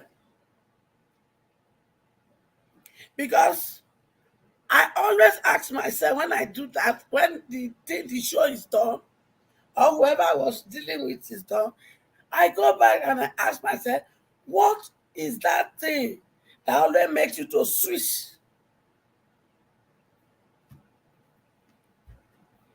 I have gone for deliverance because I thought now deliverance problem. So one day, several deliverance, special seed you have sown. They don't push you. They won't make you fall by fall, make you manifest. Nothing. Because I saw that as a problem. So I have to do something. One day, I pick up the phone and I call the head of our family. Since the pale, when he threw away this pikin on this word, he not there to ask questions again. So I have to call the head of family. Bros, there's something I want to ask you. Because I want to know the root of this. Tell me about our family. It was then in answer, and I said, he said, why am I asking that question? I said, bros, once I did for gathering, once injustice happened, they just, anybody change the topic to injustice. I said, I will switch like this, like a warrior, like a lioness. Who want to? You know, laugh. He said, relax. Nothing is wrong with you. And I said, why did you say that? He said, your grandfather, Obukowo, your grandfather, was a warrior in his time. And that there is no battle he goes to, he does not win. And that when he comes back from that battle, before he cannot enter his house straight, because he not go sabi whether now war is still there, I be the house in don't come. Because when if he enter house straight and meet things when he not good, he said area go scatter. So whenever he comes from battles, that he has to go into, I don't know that they call him, or that they say eruru. Na eruru, na that they call him for wopo. So, Paul, where are you? Make you go interpret for that. Where they be eruru? People are saying something like dustbin. Those village like dustbin. He said when he come, he will stay there. But before he come, his boys would have prepared what they will use to appease his spirit to come back home. And what did they use to appease him? Match yam and palm oil. So when he come like that, they will now miss him and they will be throwing the match yam and be saying praises to him. While they are doing that, he's vibrating. And while they are doing that, he's coming down. He's coming down. Then he will now come back to himself before he entered the house. I said, to. He said, now your papa, grandpapa spirit tell you, and so now they go pay money for any deliverance. Why am I saying that? Family tree. Because one way or the other, you are who you are today. There are some characteristics that are related, that are associated with you because of your family lineage. So it is good for us to trace back our family tree. Not just tracing it back, we must trace it in order to live a better understanding of who you really are to your children. It was at that point I said, brother, I want to give you an assignment to prepare our family tree for me and others. So those of us that does not understand the value of your heritage, let's wake up. And when I'm talking about, I want to fight and bring back and put power in the hands of my kids, our children. I met it with every blood that flows through me. Because as a social worker, I have seen something in the system. And most of you, if you are sincere to yourself, you know if an urgent thing is not done for us to fix up that country of ours, the children you gave birth here, now born throw away. Now born throw away. What do I mean by born throw away? Every time we have sown there, we are so bastardized Nigeria that they are not even interested in going to Africa with you. Some of us, we built mansion over there. They are not going there with you. And my question to us is this. If God called us to glory today, is all your struggle and suffering, is it not a waste? Is it not? And in understanding the system, I also learned one thing, that the real African American, they are envious of you and me. You know why? When me and you talk, they are envy because they know we can trace our roots. We know our father's compound, our mother's compound. But they are not privileged to this. That is why when the ability to trace your root through DNA came, a lot are paying so much to trace it. So if you are not taking your children home now, if you are not telling them home is good, if you are not telling them anything, when you buy today, a time will come, they will begin to trace, use DNA to trace roots. And if that happens, you are a total failure. You are a total failure. These are the things I have happened to understand. And I know, say no. If nobody will say nothing, if nobody will do nothing, I will be a lone voice in the wilderness. I will continue to shout and I will continue to talk until my children begin to understand me. Until daddy and mommy will begin to understand that we are not doing ourselves any good if we don't unite and repair that country so that our children will not become born through way anymore. Have you seen how much growing up community raise a child? Now let Bele, now pikin belong to mama growing up. When they give birth, community raise the child. That is why when you are doing something wrong, now people in that village go say, they go first of all beat you before they go tell your parents. They know they carry eye they throw away. I am a product of community raised me. And that is who made me who I am today. But what are we, what? Are we not trying to carry Obodo Yibo into our own? Are we not? That is why the people in Ikoyi, Lekki, we have used war to partition ourselves. But that's not who we are. We have allowed the pastor to tell us this one is this one is wishing, this one is it, this one. They've made us to create enemy among us. Die, die, die, die, die, die. We always pray the prayer of die. But when they want to collect money from us, we are no longer enemy. And they come for all of them. This lie, religion as an opium, just as divide and rule, tribal bigotry is an opium.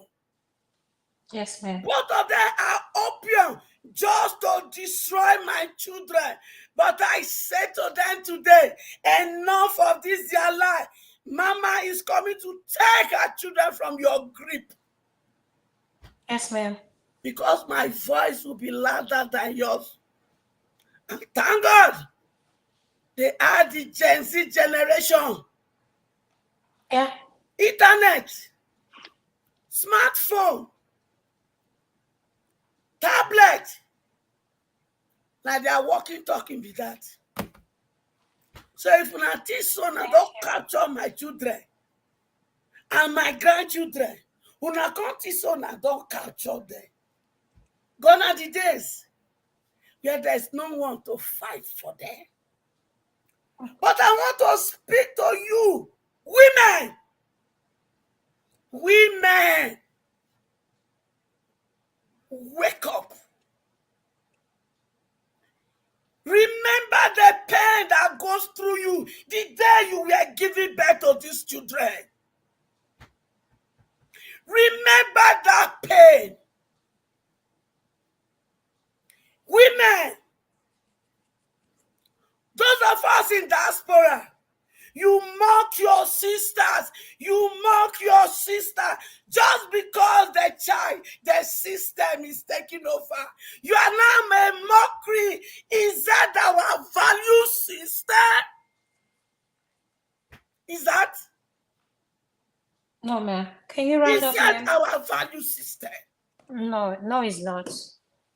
You have a value system where you were taught how to respect your husband. But the moment you enter here, they can't tell you, say for here, now women get right. Why you not display that right for Nigeria? And without even call the practice and for home.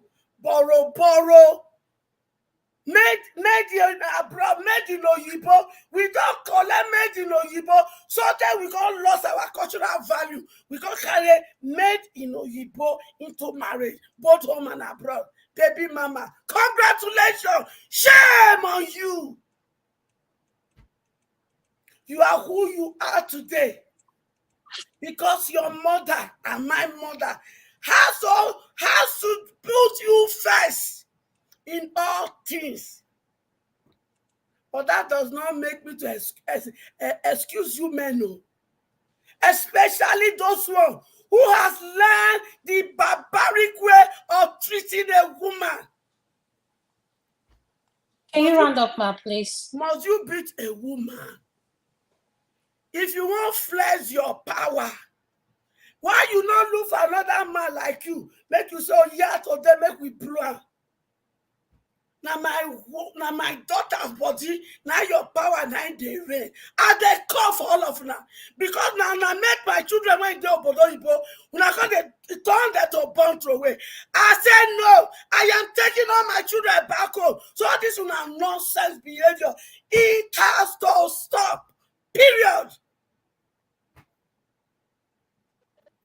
So, Mama Esho, what you're saying No, is no, that no, no, men that beat their no. women Okay, are Ekene, please, nonsense you men. can't. No, Ekene, please, it's not your turn to talk. Father, he has been here, so he's going to speak next. Please, Ekene, when it's your turn, then you can address her. Thank you, Father Augustine, you're next. Sorry, I keep calling you doctor. I'm busy doing something. Go ahead, sir. Welcome to the show. Thank you, Adama. Thank you, everyone. I know it's always difficult to cut in after Mama HO because if you don't take time, you trend with her. So I was listening but it became interested when a.k.a. and a.k.a. I'm coming in because of your submission. Your submission sounded scientifically and the research work. But just one thing I need you to fine tune in your research is when you were using all of you on the platform, that was overgeneralization, which is not always good in research work. Because I know that one or two people might have done their own family tree as you are beginning your own. So, but when you said all of you, someone would just throw away your research. But to the question, the question is, if the question is, do Africans keep history? The answer is yes and no. Yes, if we define Africa from its originality, but if you are defining the Africa of the conquered Africa, the answer is no. Why do I say so? We should accept that we are conquered people. We were conquered at a point, but that is the reality that most of us, we feel so sad. We don't want to accept that reality. And when you conquer a But person, what do? Augustine, can you You wait take for a away. second? But Augustine, can you wait for a second? Okay. Dexter, you there? Jabu is backstage, and I'm trying to add him in. But in my computer, you're showing frozen. Are you there? Could you say something if you're there? Because I'm trying to bring Hello, I'm Jabu here. in. Okay. So I'm trying to. I don't know who needs to go. Stay backstage. They are speaking. Ekene, are you volunteering? Eh? Yes, I will I volunteer. can stay backstage. I can stay backstage. Never mind. All right, thank you so much, Dexter. So I can bring Jago in. Yeah, Thank you. please. All right, sorry. Go ahead, And also Father backstage. Austin. So if you have Okay. people to bring it. If you have more people to bring in, I can go backstage. Okay, thank you so much. I appreciate it. Yeah, All right, so go ahead, thank you. Father Austin. Yeah. Thank you. So my point is, if we accept the Africa that was there before the colonization or before the capturing, we keep record. Now the question will be, what kind of record do we keep? In all honesty, we will understand that the record keeping method of communication have never been static. It has been developing from one stage to the other. The methodology of record keeping 5 years ago is not the same today. And when we say about the authenticity of record, it has always been in the same manner. It has always been a distorted record in every aspect of record keeping. So the oral method of record keeping, to be candid with you, in the 90s, in my village, there are people that when you look at them, somebody will point at you, whatever this man says, you don't need to argue it. He will tell you the truth. In the 90s, I know that there were 2 or 3 people I can say in my village. Everyone accepted that these people are honest and sincere people. So when that was in existence, oral record was not a problem. But this day, can anybody say that about somebody in my village? There must be somebody opposing that person. No matter how honest you look like, you must have an opposition today. So the record keeping of oral method of record keeping can no longer be tenable in this kind of environment. So there has always been developmental stage of record keeping. So I will confidently say that Africans need to wake up, accept the reality that what we had was taken away when we were captured. The values, we lost our values. But the problem we have is that these guys stole us and have refused to leave us, and we have refused ourselves to be liberated from them. Unless we begin to create like this conscious mind, like coming to form a family tree is a sense of liberation, because you now want to develop your identity. You want to capture your identity. If you ask a.k.a. to be honest, few years ago, a.k.a. might not have been bold enough, like some of us. Some of us a few years ago might have not been bold enough to owe our identity. If you are asked, there are so many people I knew that if you ask them a few years ago, they will say, my mother is from this side. They claim one locality. But today they are proud of where they come from. So that consciousness is coming up, and we all need to build on that consciousness of owing what we have. It is only when you own what you have that you can develop it. If you don't own what you have, you cannot develop it. And that is the problem to the part conversation of whether Nigeria must be static. That is the problem I have with Nigeria. If Nigeria cannot develop as it is now, if you divide it and say whoever that wants to go, go.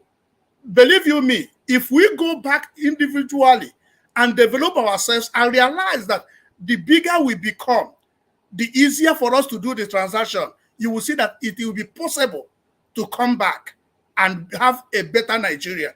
But once you continue to force yourself in as much as we've not had ownership of it, there is no way it can develop. Thank you. Thank you so much, Father. I appreciate it. Mr. Omoshola, could you please unmute, sir? Welcome to the show, sir. Yeah. Good morning, good afternoon, good day. Good evening, sir. Good evening. My issue I agree to because my issue reminded me of growing up in Nigeria. You said a word that went deep into my heart. I live in the UK, and most of us live outside Nigeria. We don't live in a compound where it's all fenced off like prisoners. We had children playing together. Everybody's mother is our mother. If you misbehave, Mother A will beat you. Before you get to your mother, Mother A will report what you did. Nigeria is not like that. The history we're talking about, I remember history classes where we got to know some things about Nigeria. When we now say there's no more history being taught in schools, I cannot even remember when it was stopped. I remember current affairs, leaflet, is still in the market. We are all talking about Nigeria not knowing their history. There's a word they always hear. When a white man wants to hide anything from a black man, he puts it in a book. Is it an hungry Nigerian that will read? The problem we have is so huge that you cannot even imagine. The schools we have in Nigeria, who is teaching them? Someone that is not qualified. Can an average Nigerian student, I'm not talking of private, I'm talking of public school, and that is where the higher amount of poor people can send their children to. Can they read? Do they have that resources? Do they even have what they call a library? Because we are all mentioning library here. I cannot remember seeing a library in Nigeria. The last time I went to the library in Nigeria was my SS, writing for my wife. If I go to Nigeria, would that library still be there? Our leaders, they are so wicked that information they don't want you to have. That is why they have made sure that internet is not everywhere. If there was internet in Nigeria, Nigerians are very inquisitive. The ones that Gen Z that are tech experts and the ones that are not tech experts want to learn. The government have made us crippled, handicapped. The youth. The youth are being caved. As in, you just like they tie your hand, tie your leg, close your mouth. That is the future of an average Nigerian now. Those days when we were growing up, we had access to everything. I lived among white people in Nigeria. In Nigeria I was born in, I lived around white people. I saw white people in my street. I saw white people hugging and kissing, saying good, pecking. These are things I see here now. Like it's like film. We have children here now. We can't say let's take them to Nigeria because of insecurity. This problem we have of history issue, you are talking about writing books about our past leaders. If that kind of books were existing, do you think in any way a demon like Buhari would have been a president again? Because those of us that were born at that time when Buhari ruled were actually primary school students like me that didn't know what was happening. All I know was go to school, get an education, have holidays, spend holidays with your grandfather, learn some few things. Nobody knows. Someone like Abasoyo is coming to be a saint everywhere. But if you go back to the history, the disaster he did, the corruption he committed, no Nigerian knows. The Gen Zs does not know. How many Gen Z have ever sat down to listen to Fela's music in deep to know that the same set of people Fela is thinking about are still in government, are still relevant. The man has sang that song, he's gone. But the same human being, the same demons are still there. The same things he talks about that happened when he was fighting for democracy to be a president of Nigeria, like we have Peter Obi trying to do. The same problem are still existing. And yet, nobody in government is trying to bring anything to let us know. The Gen Zs have just been told of AI. Nigeria has not even gotten to AI. They should not forget about the AI issue. Know your country first before you talk about AI. The country as it is right now, Mommy Echo, I like your spirit.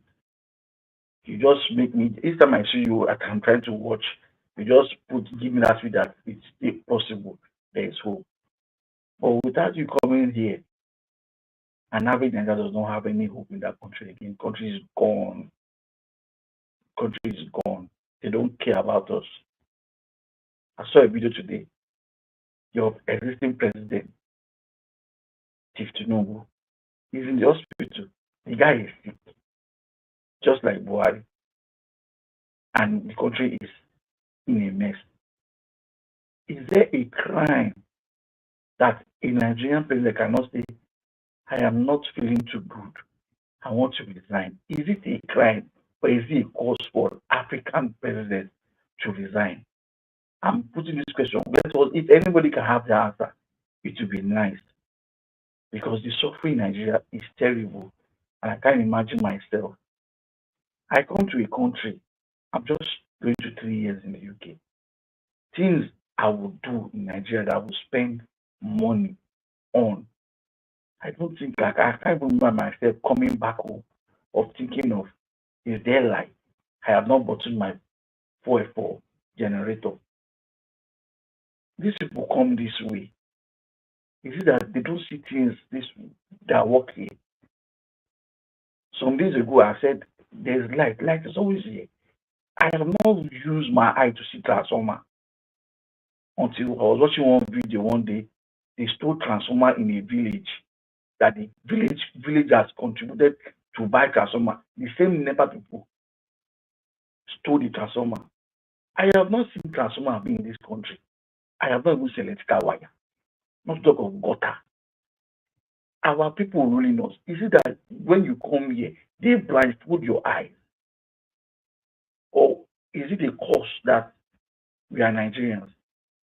And I want to say today, I have a very strong feeling that Bible that they used to deceive Nigerians, the Garden of Eden, it is in Nigeria. And that is the reason why the white man will not want Nigeria to succeed. And our people, our leaders, will not in any way want us to just be good. Because the best thing is to steal. I watched Marigold today. And when we were talking about hospitals, how they built hospitals in Nigeria, that in UK, the money that Nigerian government and politicians are stolen can be more of that problem. Hospitals, yet politicians are sick, they come here. We all work here, we pay tax, no matter how small, we all pay tax. Gather all these tax together, the government is using it for us. In Nigeria, who pays tax? How many people is work? How many people are working? They can who feed. They can't feed. Don't talk of paying tax. The government should work on how to make things work before you collect tax. I watched a video during internet today. A lady was asked, "You are in the UK. If I give you £20,000, will you go back to Nigeria?" They all said yes, they will go back. And they asked why. Said Nigeria can use £20,000 well because she won't pay tax. That's the kind of mindset an average Nigerian have. People pay tax. I have not seen them. I have not quarreled with my neighbor to pay money for dustbin or security. These are things that just happen as if you are just there. Nigerian leaders, if by any chance God put you at watching this video, just try and listen to what an average Nigerian is saying and make things good. Adama, I think I'll stop at this point because if we continue Nigerian matter, we can talk from now till Thank you, next year. sir. Thank you so much, sir. I really appreciate you. you. If not now, could you please unmute, sir? Sir, you're next. Welcome to the show, Uncle Steve. Uncle Steph. Thank you, Adam White. Yes, there was sir. Kene kwem. No, only yeah, welcome, sir. It's just gritty. It's okay. Mute Hey, yourself. hey, AY. Hey, Kene, what is your problem? Hey, what is your problem? I collected the tight cheek. So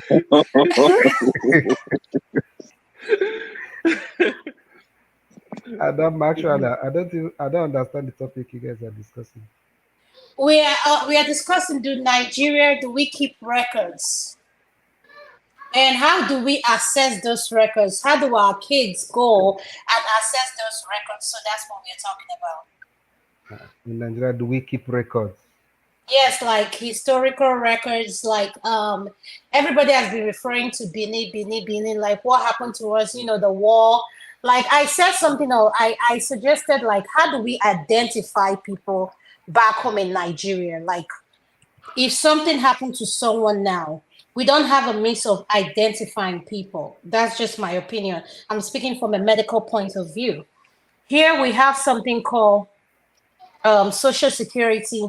How do Nigeria identify someone? If back in Nigeria, you can be able to identify a land, how do we go or develop a system where we can identify people other than their driving license, passport, or whatever? So that's what we're speaking about, sir. Okay, I now understand. Thank you so much. I think it's more of a deliberate. I think not having a record borders on leadership, and the leadership intentionally don't want to have that record because um, they don't sincerely want the country to work. We operate a black market economy, though sometimes they say it's capitalism. And in a black market economy, everything is shrouded in secrecy. There's no transparency. So the more there is lack of transparency, the better it is for the system to be submerged in corruption. You understand? Take, for instance, for how many years that we started depending heavily on fuel subsidy, and yet we don't even know what we are subsidizing. We don't know the quantity of fuel that we are consuming. Is it, can that happen in a developed country? That you are paying subsidy for consumption of a product, and yet you don't even know exactly what quantity of that product is actually being consumed. Is it difficult to know what we are consuming? No, it's not difficult. But the reason why they don't want to keep such record that is reliable is because if you keep such record, everybody will know exactly how much subsidy is costing. You understand? Then coming to Yes, the sir. issue of having a social security register and stuff like that. Remember, we've not been able to have a census, population census, for so many years now. You know? And the reason is because we don't really want to know how many we are. So why do you think we don't want to know our population? It's still the same issue. Because the more the more the more there's this vagueness. Okay, let me give you an instance. When I was in Nigeria, there was a company I was working in then. The accountant that was there deliberately messed up the accounting system. Do you understand? You can't have accurate record of sales. You can't have accurate record of expenditures. You can't have an accurate record of anything. He's a qualified accountant. Do you know the reason? Because something was going on under the table.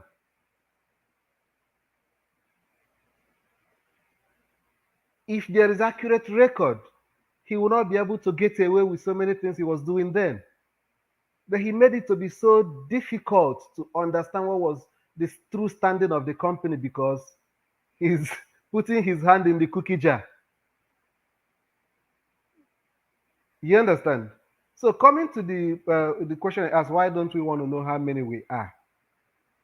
If we know how many we are, you know, in Nigeria, population is a biggie. You understand? When the last time the time they usually do the census, there are some parts of the country where you will go. You will be, that is, maybe the village head or the head of family is going to give you the figure for that household. Do you understand? This is how many we are in our household. So you just sum up everything at the end of the day. Because resources are shared based on population.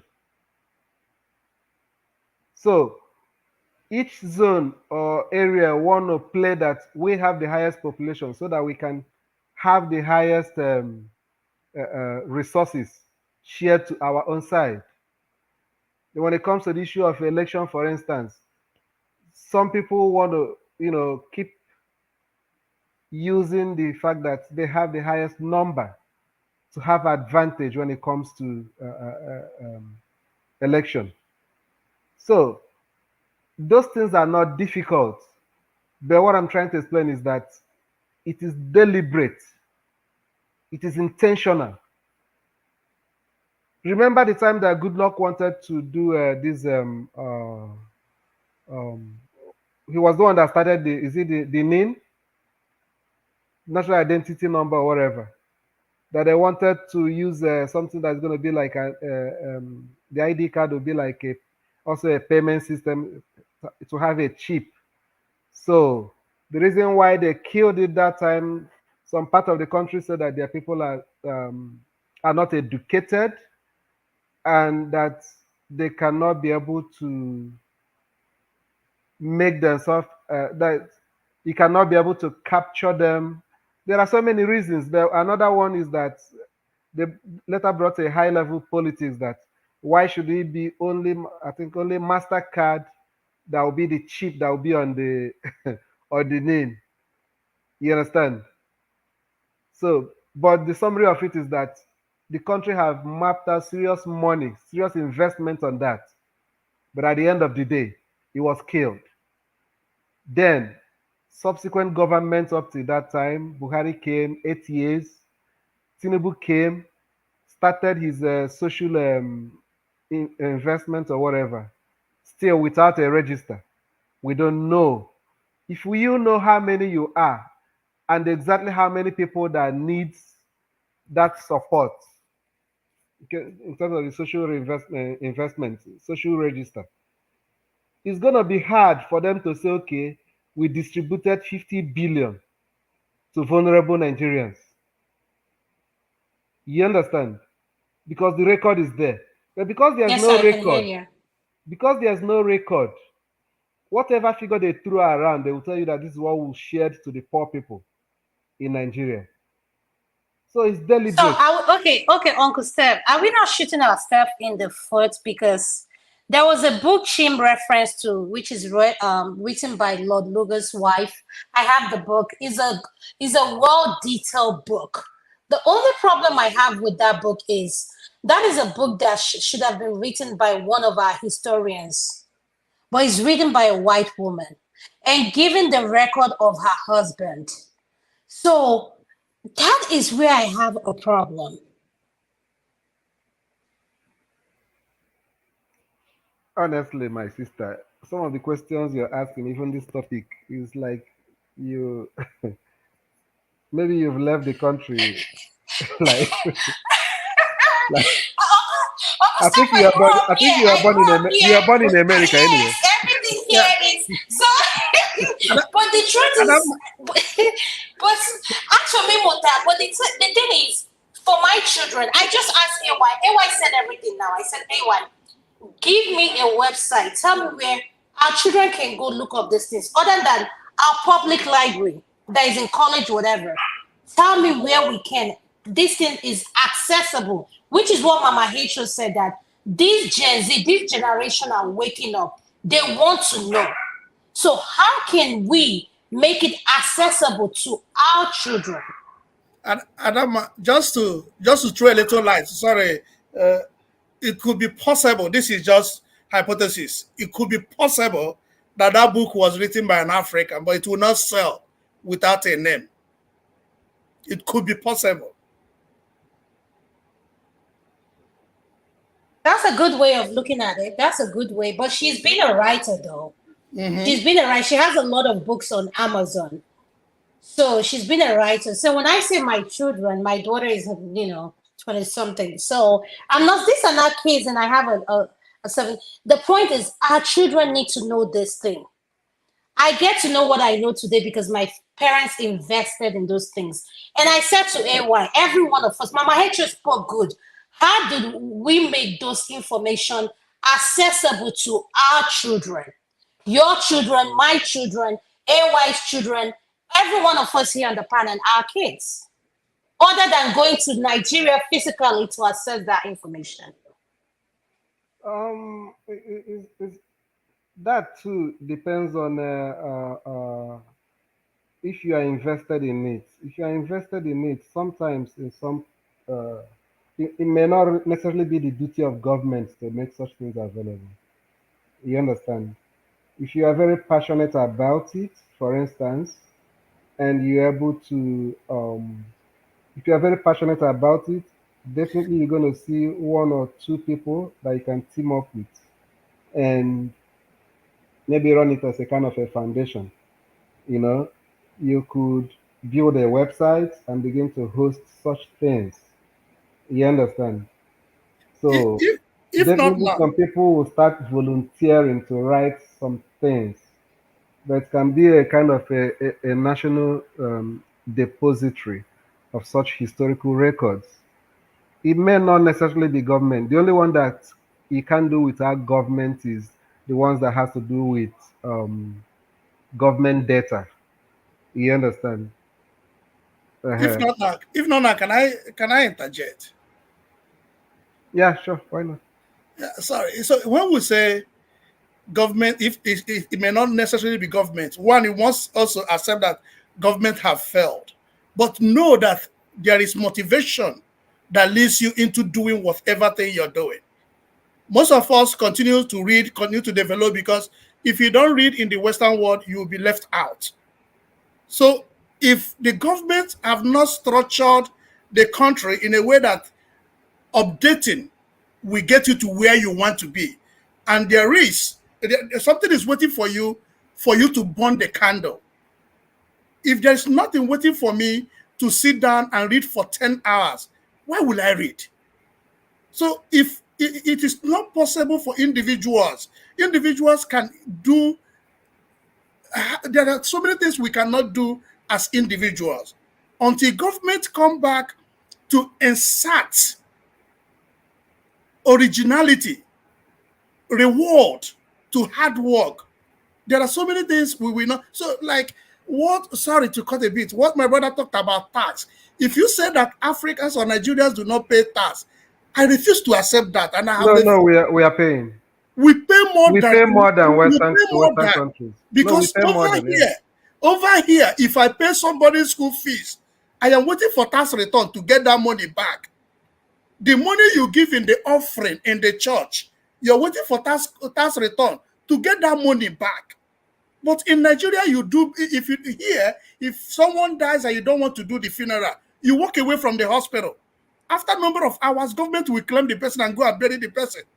But in Africa, you do the burial, you pay 100% of the hospital bill, you treat the person. So we pay more than tax. And also they eat our natural resources. They also, with the gas we produce in our country, money should be at our postal unit every month. Everyone should go and get his own envelope of return from sales. No, on the issue of tax, since you've gotten that side, we pay more. We pay more than any other country. Okay, can I say something before we close? This is a free flow. Whoever wants to interject, please. The only person that can interject and we don't question her is Mama H.O. So she's the mother of the panel. So I'm just making that clear. And no, I cannot mute him myself. Don't worry about that. And Mr. Moshola, he's another elder. So let's recognize, The issue of tax. The issue of tax. What I'm coming for is, we are in a country where you work, you get you're being taxed from direct source, from source. A lot of Nigerians are working. Some are working corporate, private, they may be self-employed. An average self-employed does not pay tax. When you say we are being taxed, it is value-added tax on all those stuff. They get tax from you. Do you get me? We pay an average UK person. We all pay council tax. If your councillor in your local government implements a tax system for every house, I've thought of this thing many times, that every house, no matter how small, in a month, you pay, like, let's say 100 naira in a local government. Do you know how much that local government will get it? And then if I say, yeah, I'm the councillor of this area, I am using this tax money to do environmental cleaning of the environment and provide you dustbin, and they clean the area. We have vehicles coming to pick it. I will employ people to do that job. I will have services being rendered from the council, and people are seeing me working. So the issue of you paying that tax won't be an issue paying tax, but the system we run is so terrible that those ruling us are enjoying, because I will always say Nigeria is not working because somebody is benefiting. If you sit down from now to tomorrow, the country will still be the same way, because a lot of people are somewhere benefiting from the government. Somebody working in council will not do his work. So the country, I don't seem to understand the way. What pains me most is that these people come here and see the things working. Can't we just copy? We copy their system of governing us, copy the system of police and all that. Can't you copy the system of life, the way of life here, and copy the same thing, and let us repeat it? replicate it in our own country. What is that system you want them to copy? Tax. How to tax our people, right? No, it's not even the tax. It's not tax. Development. This they come here, they see how things work. Is this a crime to come and copy what they copy and paste? They're not saying they won't pay you. Just copy the system and go and paste it in Nigeria and let it work. Just copy it, copy everything and paste it and make Nigerians behave well.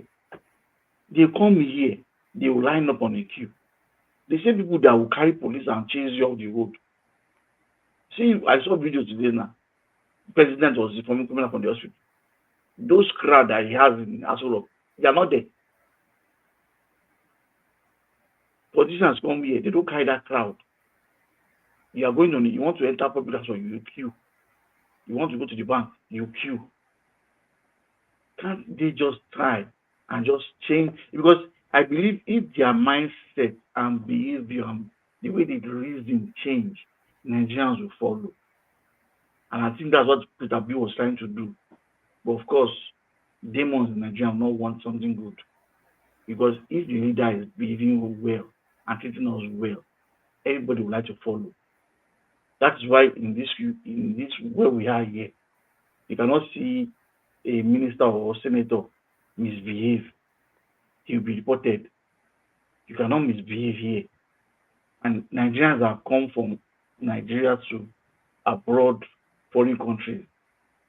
They don't go to any school to learn the way the people behave. They see it and you behave. You don't drink pure water in Nigeria and you just throw it away. Here you come, you've eaten McDonald's, you put it in your bag. You won't just throw it away, look for the closest bin. So we didn't go to any school to learn it. Just because the system is working. So if one state can, if just one state, if one state can just do it, maybe other states in Nigeria will copy. Thank you, sir. So now we are going to have our final submission before I shut it down. So AY, I'm going to start with you. What's your final submission, sir? Oh, final submission? So early? No, obviously. Yeah. I think I don't have much to say, but here is what I'm gonna say. So in terms of the record keeping, right, I think we can do better to improve the way we keep record, especially with the advent of this tech era. I think we can do better in making sure we keep record. Also, improving the subject in our schools. History is very important, to be honest, because if you don't, sometimes I feel if you don't know the history where you are coming from or where a country is coming from, you miss what is the destination, right? So I think it's very important to teach the right history, give the right information to the young ones. Well, in terms of the culture as a whole, yeah, I mean, same stuff every day. So the government needs to do better. That's just what it is. They need to wake up. Thank you. Thank you so much for joining us. a.k.a, could you please unmute? a.k.a. He's sleepy. He's sleepy. He's sleepy. Could you please unmute your final submission? He's sleepy. He ran away. I want to come to Mama H.O. right last. Mr. Augustine, your final submission, sir. Yeah, thank you. So my final submission goes with Francis Ende was like telling me that Asians and other we are also conquered, but they have moved on. That is exactly what I'm saying. So my submission is let us own what we have. I had a patient in the hospital from Asian country. He has been in America for 50-something years, and he could not speak English. And he needed an interpreter to communicate. But over here, if I stay with the same people from the same country, if I speak my language, it becomes offensive. They become angry with that. So if we own if we take what we have and get proud of what we have, we'll be able to move on. And that is the only time. How do we own what we have? By going back to what AY said, learning of our history. If we learn our history and know where we were and where we are, we can now decide to go where we should be. Thank you. Thank you, sir. Mr. Omoshula, you're next. Concerning the getting information to our children outside Nigeria and those in Nigeria, I would suggest an average child will get more information by watching videos and small stories. So if it's possible to put in a kind of cartoon, storybook, the history of Nigeria with pictures, it will go a long way because they have not finished reading their school book. It is not Nigerian history that is important to them right now.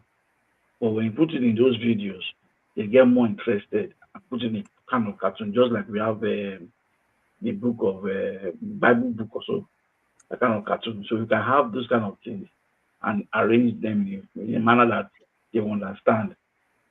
Even an adult will watch the videos. Thank you, sir. Mr. Steph, your final submission, sir. Yeah, the last speaker. That bring local P in. It's a request you bring him in. Who's gonna? And I sent you a message too. Who's gonna put it in video and others? Is it the government? No, it's not. Because we're not talking about government right now. People that are interested in passing. Yeah, that's why I said earlier that we have people that do cartoons, animations, storybook, comics, pictures. You can get more information across with pictures because sitting down, an average Nigerian doesn't want to read. An average Nigerian does not have that time to read. Now we there abroad, they talk of book. We the Nigerian not shop, but we carry book, and that is truth. I have bad news for you. It's not gonna get. Okay. It's not gonna. Mr. Steph, what is the bad news? What's the bad news? You can wish as you can. It's gonna get worse. Okay. Well, that's true. Yeah, that's true. It's gonna get worse. It's the truth. We know it's the truth. Listen. But Mr. Steph, before you go further, do you think it's getting worse because we are overworked? We are so engaged in so many things, and that's why we make it like we're busy. Some of us that work from Monday to Friday, or if you're in the medical fields or whatever you have going on, and the kids are busy. So why is it that we don't seem to make our time for things that are important? That's like why? I want you to put it into perspective. You mean things that are important that has to do with Nigeria? Yes, that has to do. I feel like we're so frustrated that because we're not seeing any results, things keep getting worse. And for someone like me who's not interested in politics, I like engaging in subject that I can learn from. When they are talking politics, I turn off because I don't know, that's a subject I just don't want to engage in because it's frustrating. It never makes sense to me and I don't see the results. Both sides are the same to me. That's just my personal opinion. So, but when we talk about our history, which is something that is so important to me because our children need this information. How do we make it accessible? And Mr. Moshola said video where we can upload. We have a lot of videographers who are very good at what they do. They work for big time companies. So how do we incorporate, and we have good writers. We have Chimamanda, Dr. Rudolph, who we're on his platform as a writer as well. We have so many writers, which I referenced this book that Lord Lugar's wife wrote, but I felt like that book should have been written by a historian, an African Nigerian historian. That's just my personal opinion. So when my child read that book, my daughter, because I like to introduce books to my kids, that's me. They asked this question. When I don't know, I say I don't know. Can we research together and find out? So how do we make the information accessible to our children? Yeah, that's why I said that I don't have any good news for you. The reason is because if you are honest with yourself, you know that you are not really interested in, you know, that history for yourself. You are interested in it for your children because you feel that you want to, sell to them the idea that they have a country somewhere. You understand?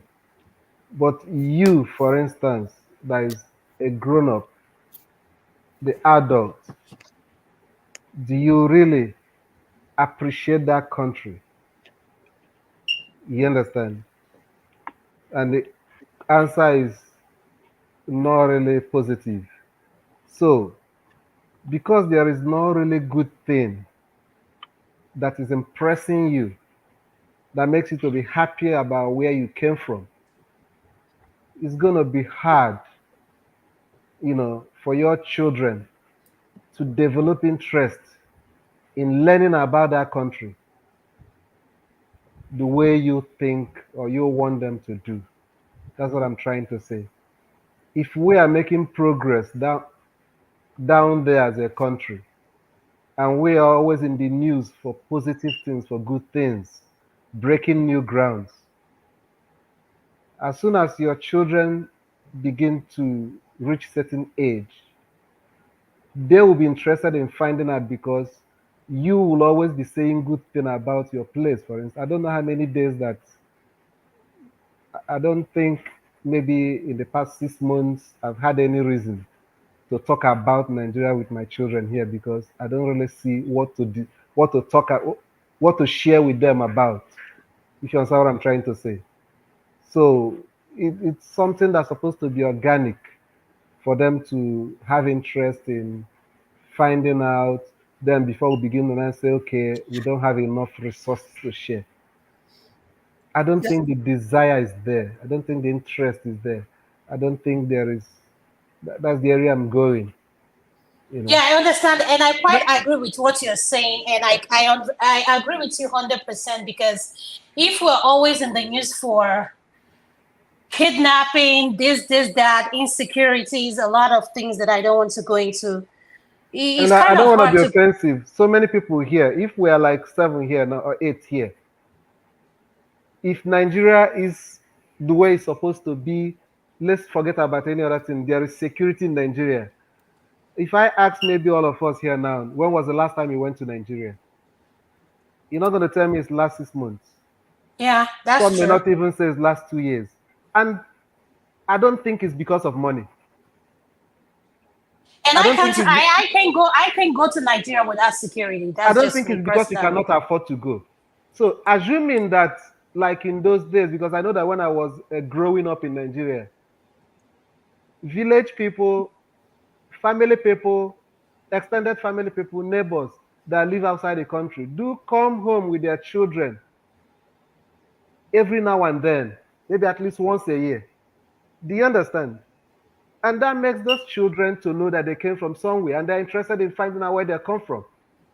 Do you understand? They look forward to it. But those things doesn't happen again. Yeah. So it's just Adama, let me add to what Steph is saying. Just think about Yeah, this. go ahead, sir. Go Yeah, ahead. think about this. If you retired in the United States and you say, "Oh, let me go and help Nigeria," you packed up your retirement levy and you went to Borno State and built a very wonderful hospital, a very Mhm. wonderful clinic, and this flood that just happened flushes it away. What becomes your fate? You're talking about your whole investment is gone. Yeah, only so there is. But if that But happens that's here, the risk that. But sometimes that's the risk that come with investments. no, Yeah. no, the Not risk all that investments no. use So profit though. no, the risk that comes with investment is part of you. Over here, if you do the Making same thing, risk. if Yes, you do the yes. same thing here, you're not gonna gain, but you're not gonna lose totally. Okay, Mama H, you're going to speak last, ma. I'm coming to you. Uncle Lokupi, welcome to the show. Have you speak. Then I'll have Mama Hicho. Hold on. Go ahead, Mr. Lokopi. Welcome to the show, sir. Go ahead, sir. You're next. Okay, how you doing, everybody? And We're doing nice well. to be Welcome here to the once show, again. sir. Good. From what Augustine just said, right? Said if you invest in Nigeria once anything disaster happen is when a loss. First and first, I think the summary of all what we are saying is culture, right? We don't have the culture of doing many things back home that we have the culture of doing abroad. And we complain that if you do things at home, it doesn't work. But if you do it abroad, it work. But you seem to forget that first thing first, there are two systems that's in place here. If you okay, let me start with something like insurance, right? If you have a disaster problem and your investments go down the drain, if you pay your insurance will be liable to get everything back for you, just the way it is here. Because here, no matter what you are doing, you are even forced, we are forced, technically forced or systematically forced to, to have an insurance in your car, your house, your business, and all that stuff. So that in case anything happens, you'll be, rest assured that your insurance is going to pay back. But in Nigeria, we have the insurance, but we don't have the culture of, paying or involving insurance in whatever we do in Nigeria, because we just believe God will protect us. It's not my portion. God forbid. If it's not your portion, whose portion is it? God forbid. If it's not going to happen to me, who's going to happen to? It's disaster is inevitable. It can happen to anybody. So that is where the insurance come into play. But Nigeria, we think paying insurance is waste of money. It's not going to happen. Am I praying for disaster? Why am I be paying? Why Sorry, should I be paying money? Loco, sorry. I have a pushback. So Which insurance in Nigeria? you don't know. Find out there. No, because I drove my car for years, and I was going to the government to renew it, and I was paying for insurance. They were telling me third party. There was no. But Mr. Augustine, they are insurance. Just because you don't know about them, So I said they there do was have no offer. I went to government office and I was asking for insurance. There was no offer of coverage. No. But all these insurance are independently owned. They are not by financed by the government. Is it wherever you are staying? Is it the government that owns insurance? Oh, No. the insurance. Oh, Yeah, so that's the thing now. It's private that's people good. that own. No, but the issue where I am, I can't even roll the car. No. He's asking a realistic question. Where you are in the United States or in Europe, is it the government of whatever country you are that owns the insurance? No, it's not. Let's be realistic here. No, but the issue is, the United States doesn't have third-party insurance. Nigeria takes money from you.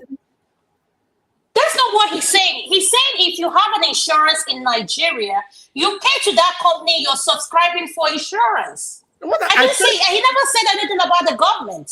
No, so what I'm saying is that I paid the only insurance they offer you in Nigeria. Mr. Lokopi, could you please explain, sir? Thank you. Mr. House, like I said, if you don't know, just ask. Or the internet is a friend. Find out. You understand? Sorry. Did you drive car in Nigeria? Let me. I need to have a realistic conversation. Mr. Augustine, let me finish now. Okay, Augustine. Let me finish. No, don't worry. No, please, Mr. Emotional. He can speak for himself. Trust me, Mr. Lokopi. You don't know him. You can't help him out. He can answer for himself. I understand what he's saying. I've been that issue. Look, emotional. Come, Augustine not be daft. Listen, if I explain, he can understand. Right? And if I'm explaining something, I'm not rubber as I just be talking as if I'm talking to kids. I'm talking to adults, and I will break it down the way adults understand. Even little kids will understand if I break it down. So chill, right? Don't worry, I can explain. Thank you very much for help anyway. Like I said, Mr. Austin, right? Look, if you are looking for insurance, right, the government will advise you to have one. You understand? Nigerians do engage in third-party insurance because it's cheap than comprehensive insurance. You understand? The last car I was driving in Port Harcourt before leaving the country, it was comprehensive. AXA Mansard. You understand? So of GT or whatever, I don't know, but it's AXA Mansard. The global international whatever. You understand? It's full comprehensive insurance. Anything happens to your car, they will pay you full. You understand? I even had accidents in my car one time, right? And I wrote to them and they paid for the repair. I even small Nigerians. I see as small journal we don't spot before. I had a journal, they repair everything. You understand? So it's there. It's called comprehensive insurance. Our problem is because we don't pray for accidents, we don't want to pay. You can drive car 3 years, 4 years, 5 years without accidents. You understand? So you like so if I'm paying insurance for that 5 years now, so I will not be wasting that money. And I know I did not have accidents. So you see that crime, that crafty mentality that we have in Nigeria. You don't want to waste money. You want to act smart. But when you fall victim now, you start be crying wolf. So that's how it is. So if you pay your insurance, right? Don't worry, insurance got you covered. Then for the general topic where I came, when to talk about history for where people can actually can get knowledge of the past. Like in Benin City, right? They have the Benin Museum. You understand where you have artifacts there, where you have stories of the previous Obas, the Ogisos before the Oba dynasty. They were the Ogiso era, the Ogiso dynasty. They have historical facts there that you could go and check. But the problem is, they don't have a school, a primary school. You stand behind the they call it Oba Palace church as Oba's cathedral, where the Oba goes to worship. It's like a church, but they call it a native church. You understand? It was co-founded by the first what's it called Catholic priest that went to Benin there to evangelize. So they co-founded with the Benin Papalas then. So the church is still there today. Behind the church, there's a primary school where it's supposedly meant for where children should go and learn about Benin culture. But the truth is, these days parents don't. Okay, it's a systematic issue anyway, whereby we just work and work and work and work and work, trying to gather the whole money we can gather. Then we forget about the culture. We forget about our existence. We just want to copy the West all the time. Want to funkinize everything. Look at children these days now. Everybody's on social media, YouTube, watching whatsoever. They think they want to be civilized, and no internet content out there is saying anything about your native land, your culture, your traditional stuff, your traditional rites, the festivals. None is even saying there. You understand? It's only of recent, not of recent anyway. A couple of years back, few though, when some Americans, people in foreign land started doing cartoon books, in black cartoons as in animated black history depicting your people, so that if children are watching cartoon, they can be watching black characters instead of the Disney, Tom and Jerry, Barney, this and that. You understand? So they start doing that also to embrace these kids that look, you can be watching cartoon that looks like you. You understand? Even recently where they even do Little Mermaid, I think it was the first Little Mermaid that featured the black princess. You can see how I saw the interview where little children in America, they were so happy watching Black Mermaid princess. You understand? Little Mermaid. So like that, I think if we imbibe in that culture, because everything revolves in culture.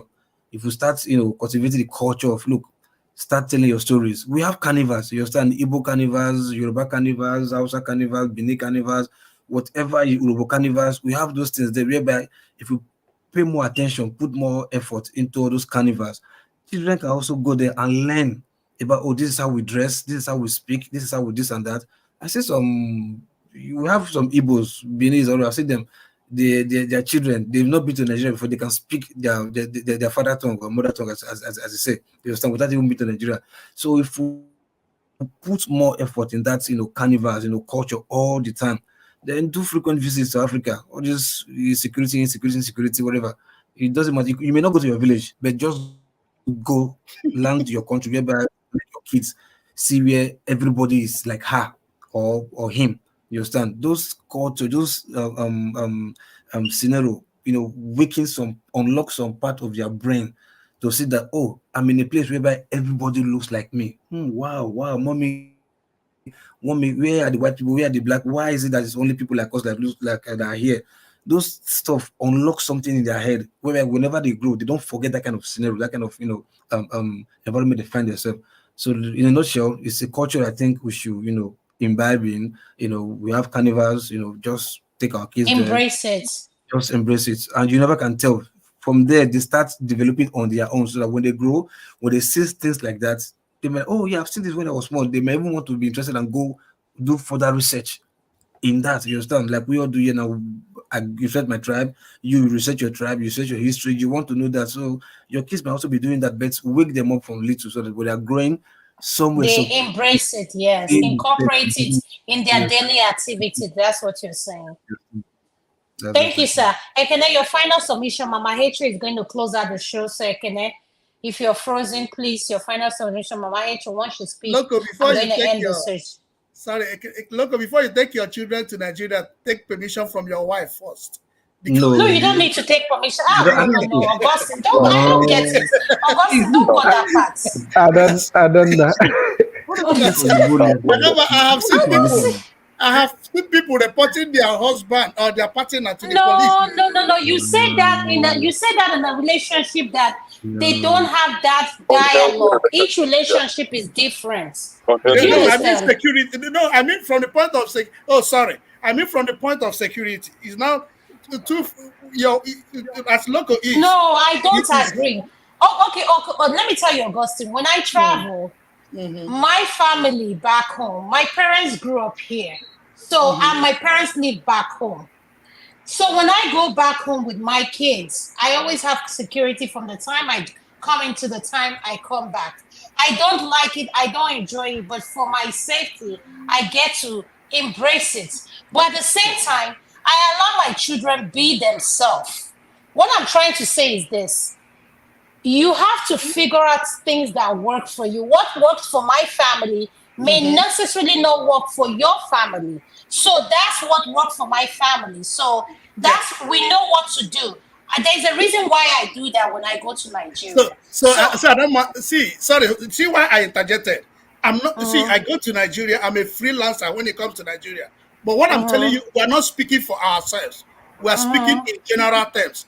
I know families, I know people that the husband or the wife very, very happy to go home, but the other person will be like, because of what they are hearing in the news, they are very. You can't take your children anywhere. They can't even move to Nigeria. Augustine, so let me tell you the truth about Nigeria, right? Security, right? Look, you know where you are going to. You're right. No, do you get my point? I'm not saying. Hold on. I get your point. But my question to you is my response to you is this.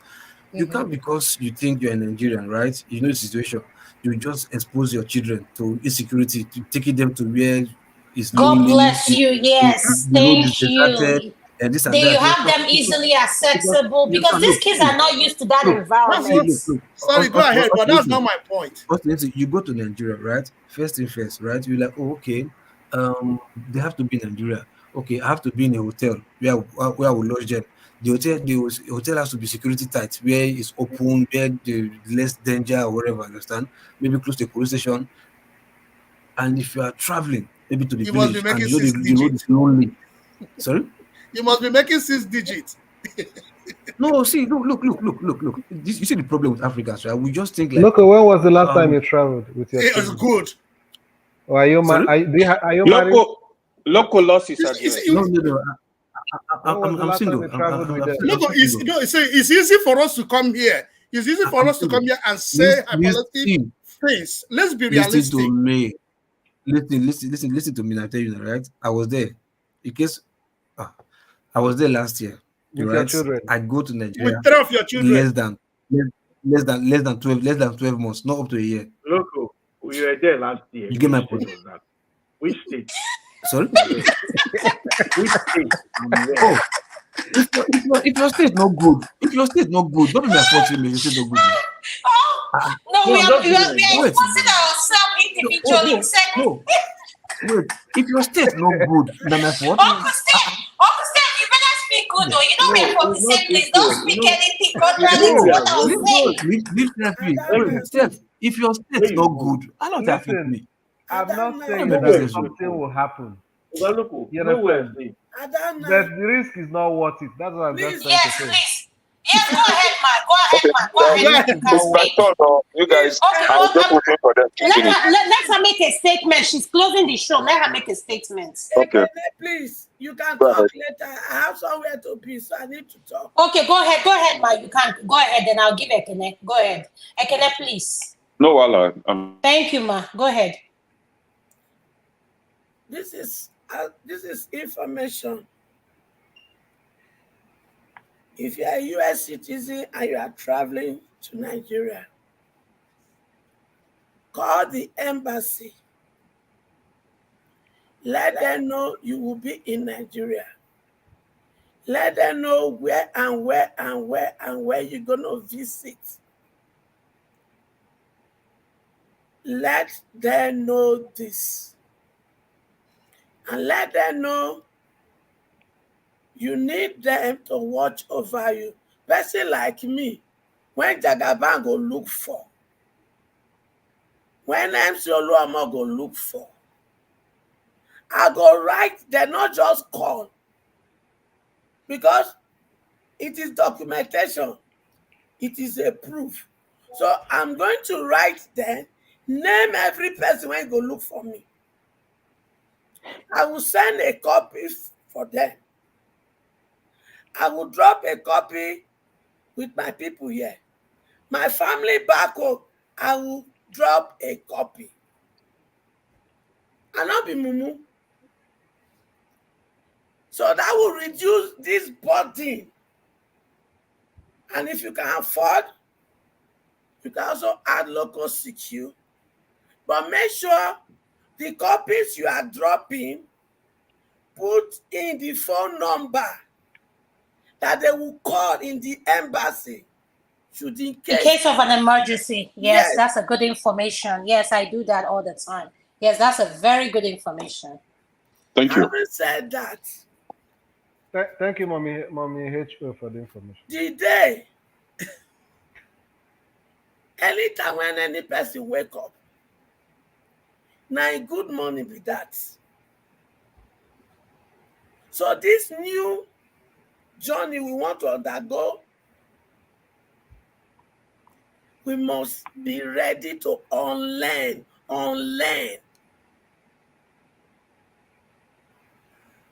All of us, including me, I am unlearning every day. And I'm learning. Because I just learned one this evening. The family tree. So now I want to put pressure on the head of my family. I need a copy of our family tree I have requested years ago. I just learned that. Which one be family tree? I have not requested for it. I have not followed through to get it. It's not mango. I came late. Which it's one not is mango. Tree? No, family tree. You don't know what family tree is. Have you heard of this company called Accessory, where you know where your forefathers? Could you highlight it, but don't go far. Yes, Mama H, so just brief. Okay, to know where my forefathers came from. Yes. No, you can simply I know where my forefathers came from. Adama, you should leave Steph to be here. No, we're talking about. This is a serious matter. No, he's my uncle. I have to recognize him or leave him or he's from my place, so I'll give him extra time. I'm just making that disclaimer. So let everybody ask me why I'm allowing him to speak. So I know what I'm doing. I like to explain that so that those who are learning. Yes, I can. Please go ahead. So why we made reference to the family tree was when we were talking about documentation. How do we document history? So I made reference to family tree. For example, some of us, we don't even know our great grandparents. We don't know their names. We don't know where they come from. The women in the family, we don't know the family they were, married from. It's all about oral, kind of documentation. But we can do better by having something that is editable. You can have in your system where you'll be able to have a family lineage or family tree. Your great grandparent, his name is this. He come from this village, or my great grandmother is her name is this. She's from this village. You break it down. You can still pass it on to your children whenever you are living. It's in a kind of a storage device.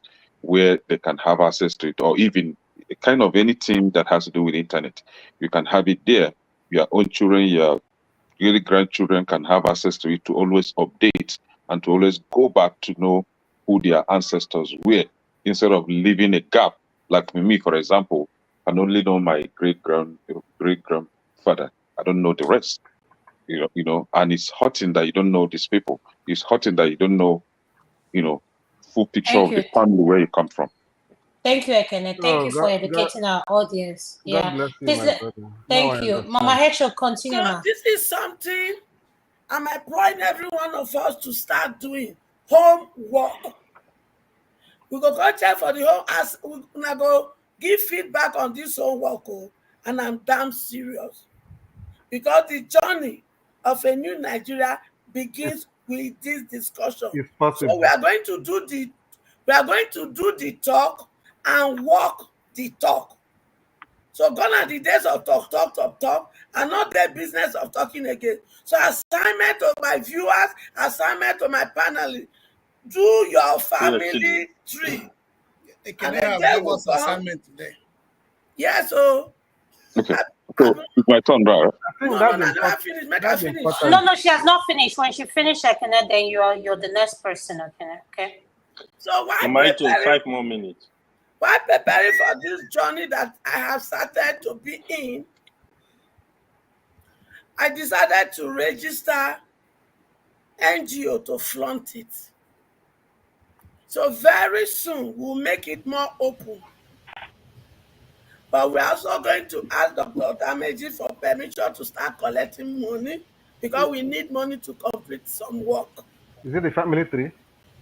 So, Steph, so when Who you is can that be on the person they have to no wrong way.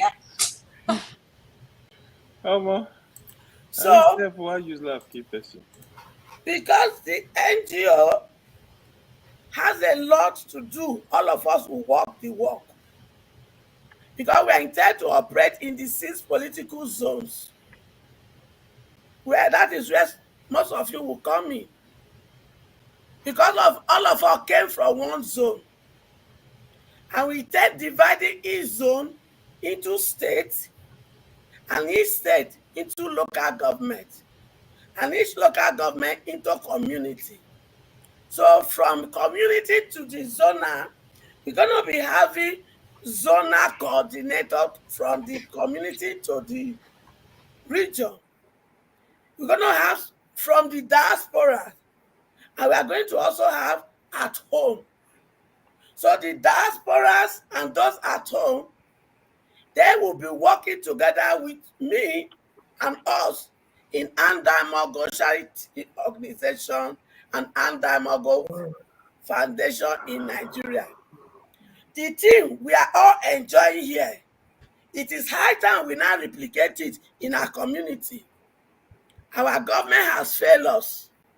Like I said, in creating a new Nigeria, we are going to work as a team. Me and my children are a bunch of broom. You cannot break a bunch of broom. And you can sweep the house neatly with a bunch of broom. So we are going to do the talk, and we are going to do the work. So we will be needing men and women of this value, because this is our value in anti-mortgage. Accountability, competence. Ekene, are you listening? Please start listening, please. She needs all the men, AY, please. All it's the men. AY that should be listening.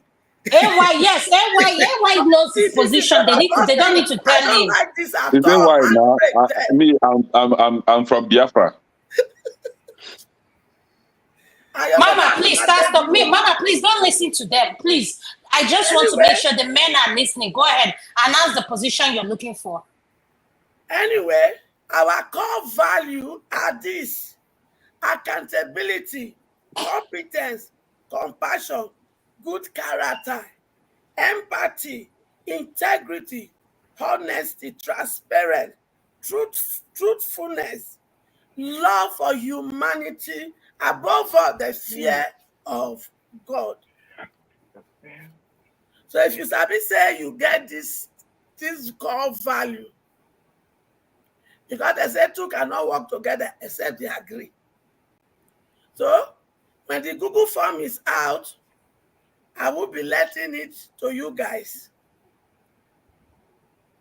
Those who want to walk the walk, not just do the talk, you are highly welcome into this journey with us. And see, if you don't want, make me and you wear the same trouser. All this, us taking things as just trivia. Gone are those days of that. I am in a serious business here. Because leaders of tomorrow ends in my generation. The generation of my children, they must become the leader we told them they are. And this second value is what we will use to select those who will enthrone the throne and dethrone these wicked ones from councillor to presidency. If Nigeria survive for 2027, I'm not going to be here saying, election will not be there. Then when election comes, we'll come do wuru again. Election will come. That is my belief. Maybe na Shogore way now go come and not sabi. Maybe na Obi way now go come because that's how I classify them. Shogore way now make we hit the street now, and I support her with full chest, and all of them go join me support her. Obi Yes, ma'am. way now make we do election. So we go take this one the whole body while we prepare for this one. And for your information, they like to us. Say city president, they don't overthrow. I said, I like be that. They like to us, say, especially Jagaban. I said, I like be that. They say he get all the apparatus of darkness for his hand. I said, Koburu, but me and my children, as they get all these apparatus, we have only one. He that seated upon the throne. He said, one with God is majority. That is why we are going to not just do the talk anymore. We will do the work. So some of these things I just described, they are part of the work we need to do. Who born them? They say na Godfather, now they put them for power. Correct. But for Nigeria history, Godmother never play role for politics. So I don't come now gidigba with the back of heaven and with the knowledge he has deposited in his brain. And with everything he has given to me, spiritually we did there, physically we did there. So the battle go come be between the Godfather and the only Godmother of our time. There is a story in the Bible. They said there was a time Israel was besieged. The men could not, they were afraid. They are tired. And they see that this war must be, they cannot fight it. And there arose a woman called Deborah. And Deborah said to them, follow me. They cannot defeat us. Read your Bible. What was the end of that story? The victory was assured. They said there was a time in Israel, nobody see the king. But Esther, Mordecai was disturbing Esther. Esther, you were born for this moment. Arise and go and talk to the king. That Haman is about to destroy us. If you don't go, the storm will fight for us. And Esther said, Okay, my people, let us wait on the Lord for 3 days. The Bible says on the 3rd day he went before the king. And as soon as he approached, the king lifted up his scepter. That was never done before. And he gained favor. And the Bible says, the very night that Haman was coming to take permission to destroy the Israelites, the Bible says, the owner of the universe could not allow the king to sleep. The king was restless. That was when he remembered that there was a book where he wrote something Mordecai has done for years. Thank He you. was restless. The Bible said the king was restless and he was looking. I have not rewarded this man. Oh, what should I do? He was restless and Haman was coming and he entered. The king said, thank you, welcome. I have been confused of what. Preach. Let me finish. Don't mind. He said, there are 2 people. He There are now 2 said, people, shall. what can Yeah, I do? I'm bringing them in. Yeah, let her Please, finish let because us she's go. getting ready to leave. Yeah. What Mama can Michael, be is done gone. for a man? Yeah, I want has her to done finish good so I for can the take her king? out. Yes, Haman ma'am. thought it was him. That And Yes, he ma'am. dressed him in your royal robe. Give Yes. him your gold ring and give him your horse. Let him ride. And the king said, okay, go and do that for Haman. Go Thank you, and ma'am. do that for Mordecai. Thank I you, don't ma'am. know, say Mama Michael no Bible like this. At So the Mama Michael, end I of think the the day, Reverend Father did there. Please let her, very ma'am. wise, Please, much yes. president. Why now you caused this? You gave her. The Bible says at the end of the whole journey, the Mama Michael, very, Father there beside you. the very gallop that in case you need Haman some. taught for the children of Israel, he fairly taught it. And what does that test me? Jagaban, the very gallop you are digging for my children.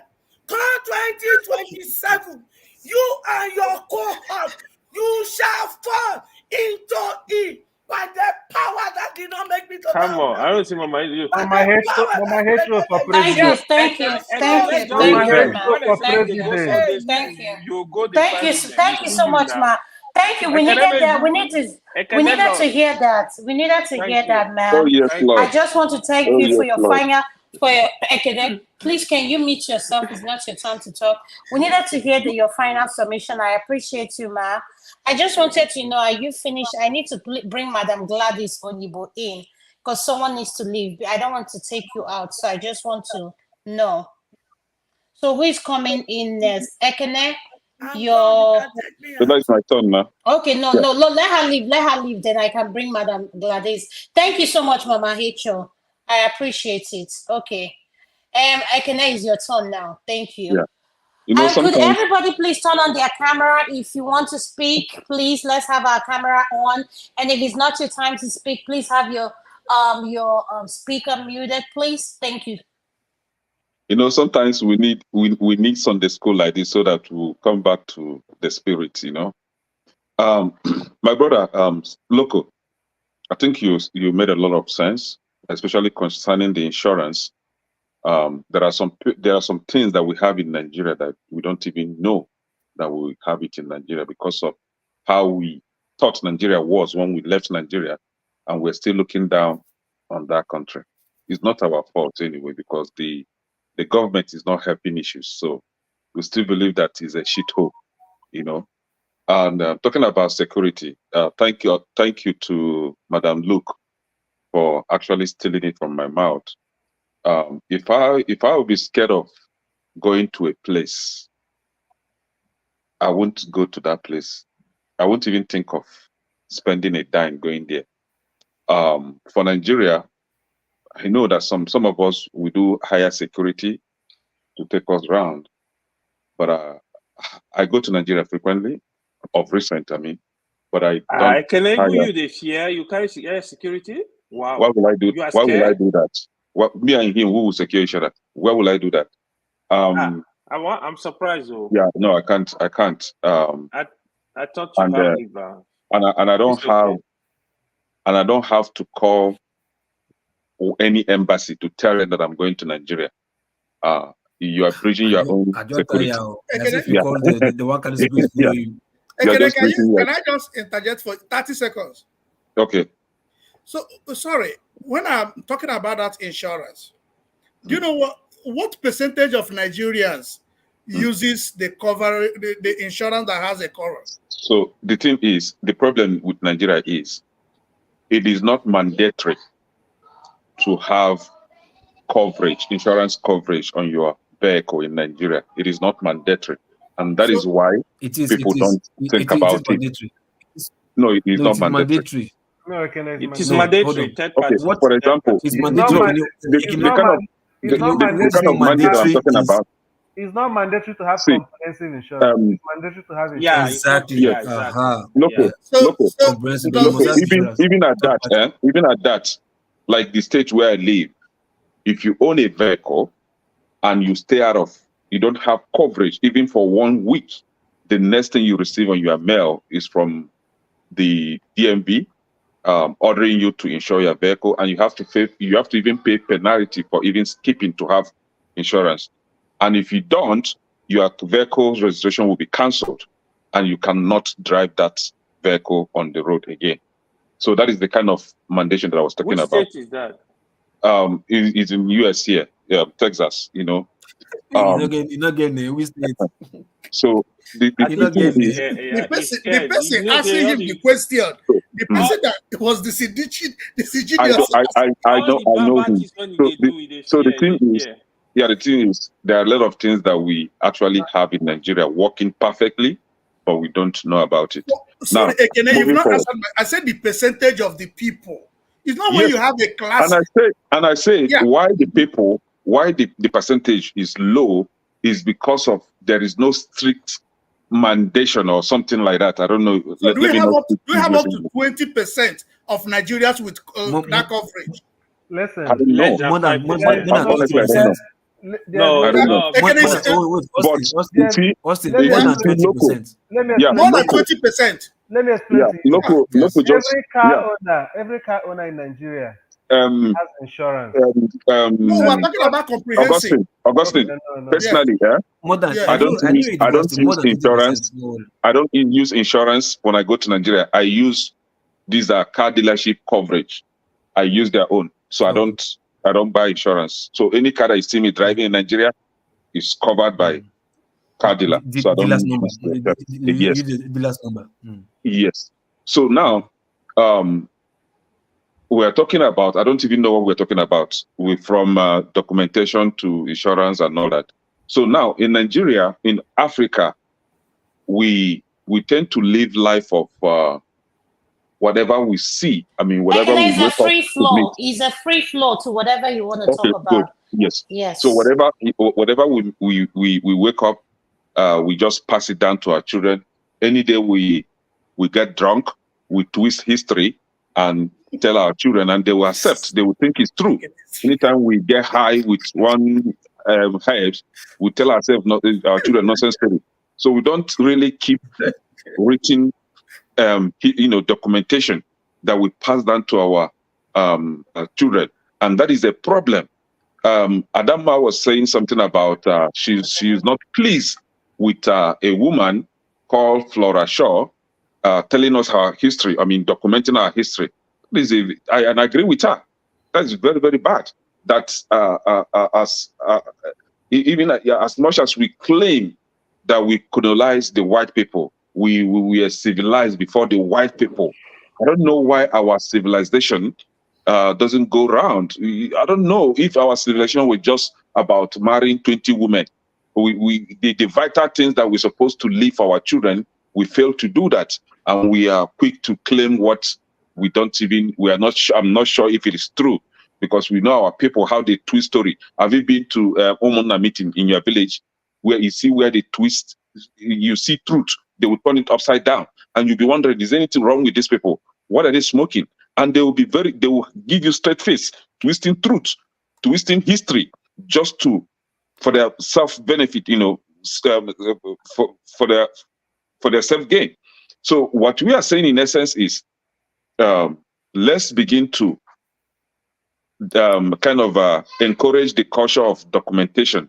That will help us, because if we don't do that, somebody else is going to tell us our story. Just like our brothers here, the so-called Black Americans. I don't like calling, referring them to that name, with that name.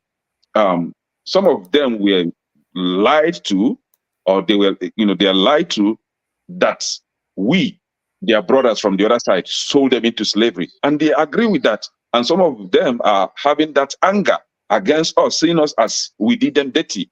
But in actual sense, we can't even tell the real story. It is the white people that are telling us the story. That is the shameful thing. It's very, very shameful that we can't even tell what happened. But we know in my place that even as of today, some families are still going through the atrocities of the olden days, where some of them were actually sold into slavery, some were forgotten, some were kidnapped, and all that. And then it's coming through for those that are Christians or traditional worshippers. They say they're Sorry, having can you round up, family. please, so that Yes, we can have the next yes. person speak, please. Yeah, Thank you. so they say they're having family issue because family problem because one of them was sold into slavery in the olden days, or one was not buried, and then they have to do family cleansing and all that. So we have to begin to keep the real story or the real history, so that we'll be able to pass it down to our children. We can't just be living like, I don't want to use animal, because it's only animal that cannot write and keep documentation. And we're believing in the power of our brain to retain things, when we know that anything that you didn't put on the paper, there is a tendency of altering it. When you're passing it down from one generation to the other, there must be alteration. So we have to begin to put things down, so that we'll be able to pass a true story or true history to our children. Thank you so much, Ekene. I'm going to go to Mr. Yinks. Could you please unmute, sir? Welcome to the show. You're next, sir. Can you hear me, sir? Sir? No, I think he's muted him. He's muted. Yeah. I think probably did. I hope it's Go not to can eating. do now, maybe. No, You just go to the next Let me person. Don't worry. Go to the next person. Don't worry. let me unmute you. Mr. Yinks, can you hear me? You're next, sir. Oh, I'm sorry, I wasn't paying I attention. no, that's okay. I had to unmute you. Yeah, go ahead. You're next. Yeah, well, Welcome to the show, sir. thank you. This is my first time here, and Wow. so I'm reading the headline Where's here the about Chapmana? Japa syndrome and who would take charge of the country if we all Japa. Yeah, this is very, a free flow. Sir, whatever you want to talk about, you're free to talk about. Adama is eating the dogs. Yeah, can you hear me? Hey. Adama, what's the name of your dog? Adama is eating the dogs. Her name is Zoe. This is Zoe.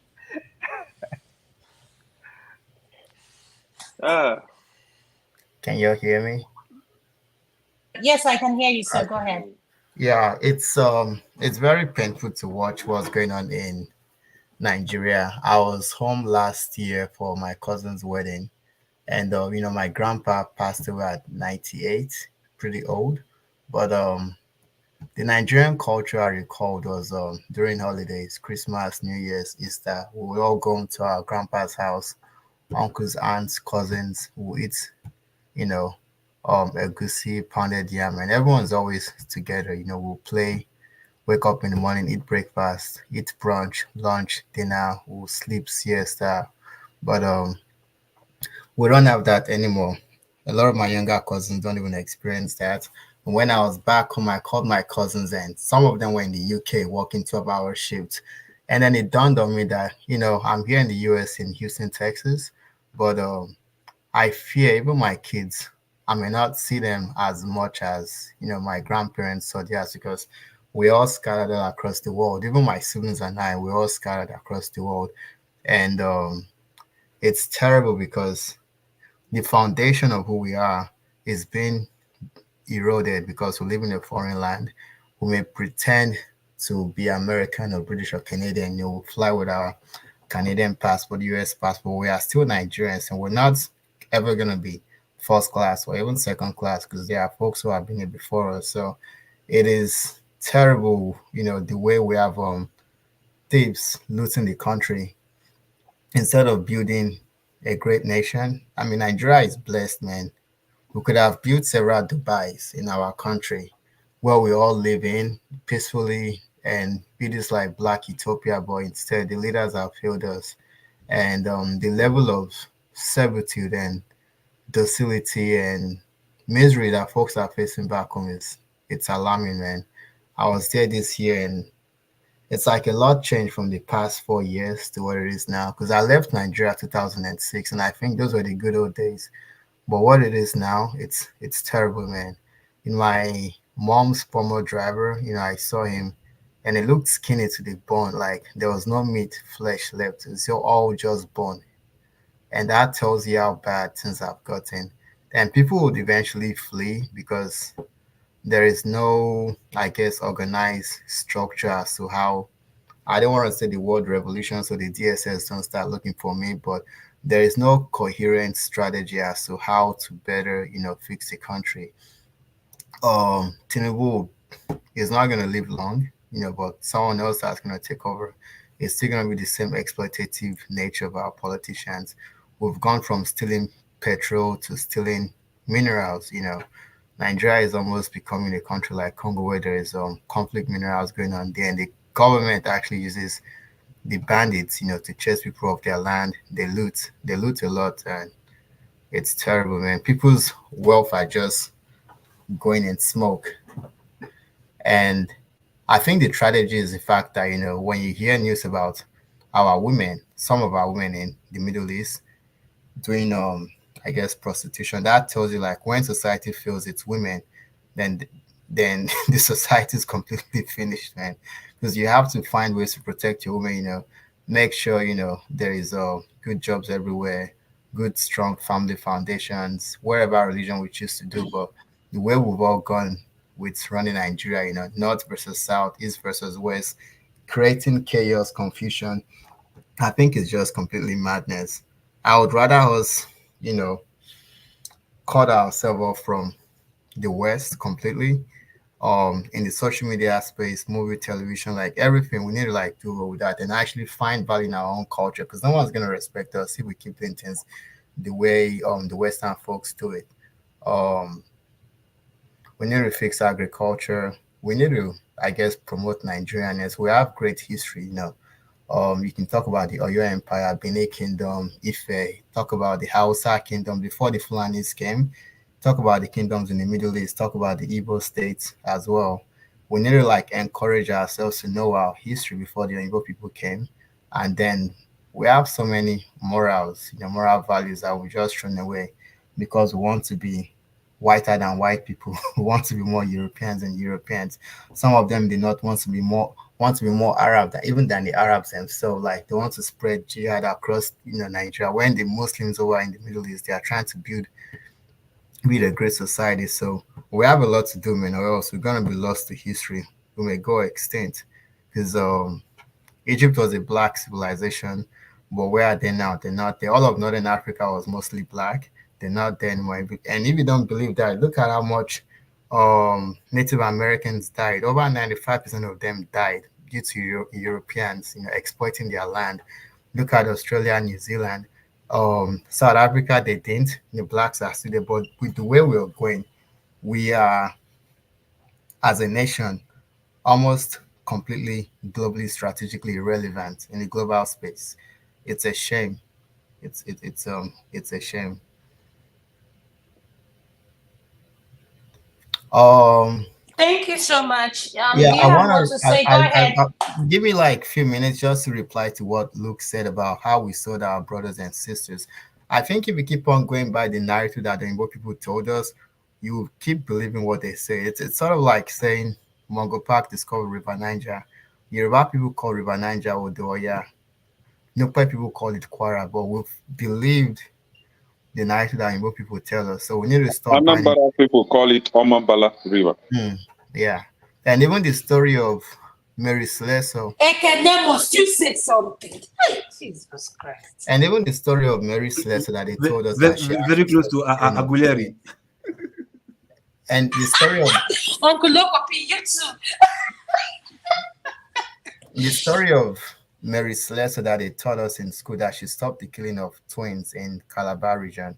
If people actually study history, the Calabars actually have a religion. It's like a twin religion where if you have twins, you take your twin to the shrine. And those twins were seen as sacred, you know. But when the Brits were trying to take over that place, they got rid of the king, put his younger brother in, and they told him, like, hey, you guys' religion is bad. You guys need to do things our way. And your religion that actually keeps your society in check, it's demonic. So this younger king got rid of that religion, you know, that actually says twins are sacred. So it was the mothers of the twins that were actually fighting against, you know, demolishing everything religious wise, including the twins. But when Mary Slessor came, she brought like maybe one or two letters. She met the mothers fighting that, you know, killing twins, and then all of a sudden they told us she was one that stopped the killing of twins. Like it was actually like a relatively short period of time. So we need to stop believing God bless one you. narrative. There is a book you guys should go read. One is called A Fatherless People. Then there's another one called A Slave Ship Called Jesus Christ. So it explains so much about what we think or in what people came to do. We sold ourselves into slavery. There were kings that actually fought against slavery. Some even wrote to the kings in Europe to stop enslaving their folks. So we need to do more of history research as opposed to buying into the narrative and what people told us. They exploit, they loot, they destroy. They never build civilization. They destroy civilization. China used gunpowder for fireworks. They use gunpowder to kill. So we need to stop believing in their own narrative as their way is the best way. All they do is exploit. So that's all I gotta say. Thank you.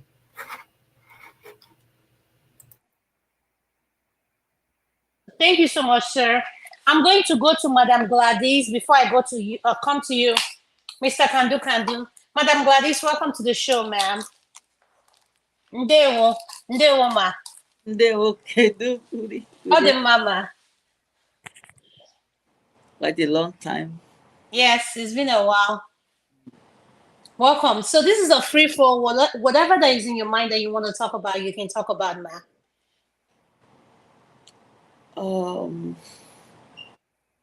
Let me start with the Japa syndrome. That as we all are out there, who are we leaving home for? I know that most people who are living, not that they are living because they do not love the country Nigeria. They love Nigeria so much. We've heard of stories of people trying to go through Italy and so on and so forth, through Libya, and they got drowned. Nigerians are so desperate to leave the country to elsewhere to find out any means of surviving. Because at the present now, the way things are in the country, things are really going out of control. That I do not know, maybe a cloud is gathering. It may look as if nothing is going on. And we hear stories of people being killed, people's parts being removed, maybe for money rituals and the rest of them because of the situation of things. The 19-year-old boy who killed a person, is he 16 or 19? There are too many happenings in the country. And then what is the way out of this situation? It has become such that if you sleep tonight, by the time you wake up in the morning, you do not know the next way out. What is going to take place? People may agitate and say that why don't we go back to our different regions to govern ourselves? Most of these places have been actually turning to war zones. A lot of things have happened. If at the state level or the local government level, we couldn't arrange things to this point in time, when are we going to arrange them? Nigerians went on, they went on, what did they call it? Strike, or what was it? They went on protest for about, was it for just 10 days or so? What is the next line of action? What is going to happen again? Because things are not actually uh, looking rosy or nice for us, or we all know it that the cloud is gathering, and what shape or form this cloud will take place, no one knows. We may pretend that we do not see what is going on, but I know that those who have actually plugged us into this bad situation, they also have most of their family members living outside and schooling and working. They don't have their families in Nigeria. Their families are, most of them are out here in the Western world, Europe, and so on and so forth. To pray that maybe the youth, if we leave it to the youth, because the older generation, they have failed us. I think they need to give chance or opportunity to youth to actually come on board, see what is happening in Senegal. How old is the new president there in Senegal? And so on and so forth. And there are other radical leaders too in Africa who are trying to do it their own way. What, how, how did we get to this current situation that a bag of rice is how much? You can't even send your children to school anymore. The hunger in the land is becoming outrageous. People are busy being kidnapped and asking for ransom. What is the next thing? I don't know. I do not. I just do not want to say what I have in my mind. But the situation is getting tougher and tougher. That some people might say, "Can we take the bull by the horn?" Possibly things will be well sorted out. But who are those who are going to take the lead, that will not sell us out? Those that will decide and say, I think we have had enough. I think, can we go it this way or can we not go it this way? That is my contribution here. It is it's a very dicey situation. Even if you look at it, it's as if the cloud is such in a dark form that people know that something is happening in Nigeria, that I wonder how it's going to come down. Is it going to come down in a very peaceful way, or is it going to end in bloodbath? Whatever it is, we pray God to take control. Thank you so much. Thank you so much, Pam. I'm going to do, for the people asking for the name of the book, I'm going to put it on the chat section. I'm Thank going you. to come to you, Mr. Kandu. Welcome to the show, sir. Thank you. Yes, good evening, everyone. I actually decided to log in, I guess, about an hour, 20 minutes ago, because I heard that the show was ending. So I was hoping to be in the back room so that we can do what we do back there. So that's why I actually logged on. But, I've been listening for, I guess, I don't know, for quite a while. And a lot of people have spoken well. Um, And I know, we gather in places like this all the time and talk about whether it be the government's failure, the Japa, the Japa, and similar things. And I am of the opinion that Nigeria will not only survive, but actually be one of the greatest country in the world. It's just that I think that it should probably not be until possibly the next 50 or 75 or so years, not anytime soon. Um, I do take solace when I look at history of the world. You can take the Chinese experience. I think from some of the things I've read and seen, it appears that about 40 million of them died due to starvation because they could not cultivate their land properly and grow the food that they needed. Similar experiences in Russia. Back in the days, people were suffering in Europe There are all these fancy European people that you see today. Their grandfathers were basically surviving on potatoes, just potato, no eggs. Oh, but now they're all fancy people. In any event, you can look at Rwanda, 900 and something thousand people macheted to death, neighbors against neighbor.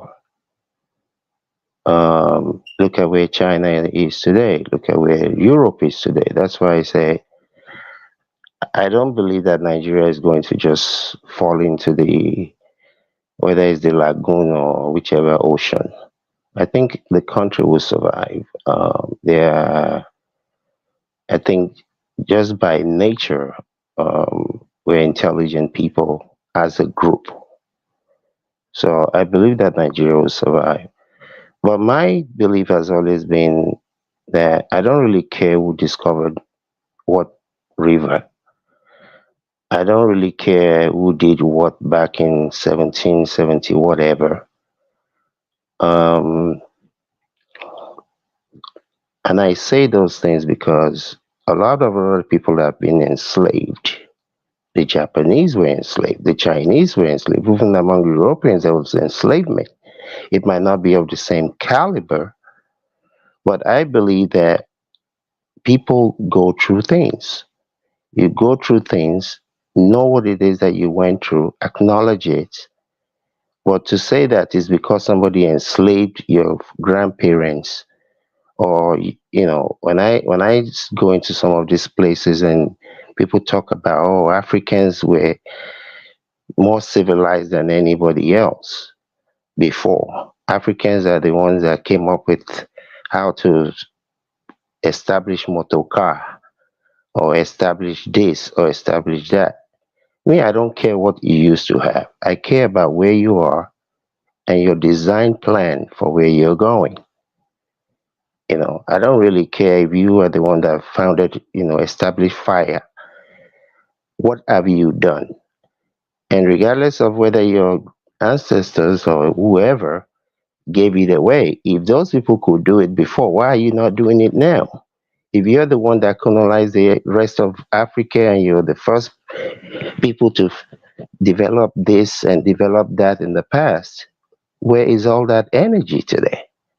So me, I don't really care who came first, who developed what first, who developed Tylenol or aspirin. It doesn't. To me, it's really irrelevant. If you're not doing something with yourself today, it is immaterial what your grandparents did. If your grandparents were the first people to do whatever, why are you not doing it today? So again, I don't sit around and cry over spilled milk. I believe each each group of people, they pass on what they can. Those who can, they copy and paste. We all know where China was in the 60s and the 70s, and look at where they're today. They went, like I said earlier, they went through untold pain, you know, true pain. If you think people are suffering in Nigeria today, go and see what the Chinese people went through. Yeah, people are suffering in Nigeria. Um, but any group of people anywhere that has ever excelled in any civilization is because you have people with plans, leaders with plans. Unfortunately, the leaders that we had in the 60s and the 70s, they were not visionaries. They were not people that could look 50 years down the road, you know. And I think the Bible says, in all you're getting, get understanding. But with those understanding has to come people who are going to create a future that they themselves will not live in, who are going to create a future that their children and grandchildren will be able to see. They themselves will not get there. It's just like Moses in the Bible. You sit down, you anchor down. It's never about you. It's always about the next generation. And unfortunately, we've never had that. As far as I know, in Nigeria. And unfortunately, some of the cultures that we have cultivated from the 60s, the 70s, 80s, it's all about let them see me. I better pass this other person. I don't know where people get that foolishness from, but that's part of the problem. The average people in places where things work, they don't worry about what you drive compared to what I drive. But that's the average Nigerian mentality. Even here in the abroad, you see them. you know, you see them. It's about, hey, who has more of what? I don't even understand. Something that you cannot take with you when you go.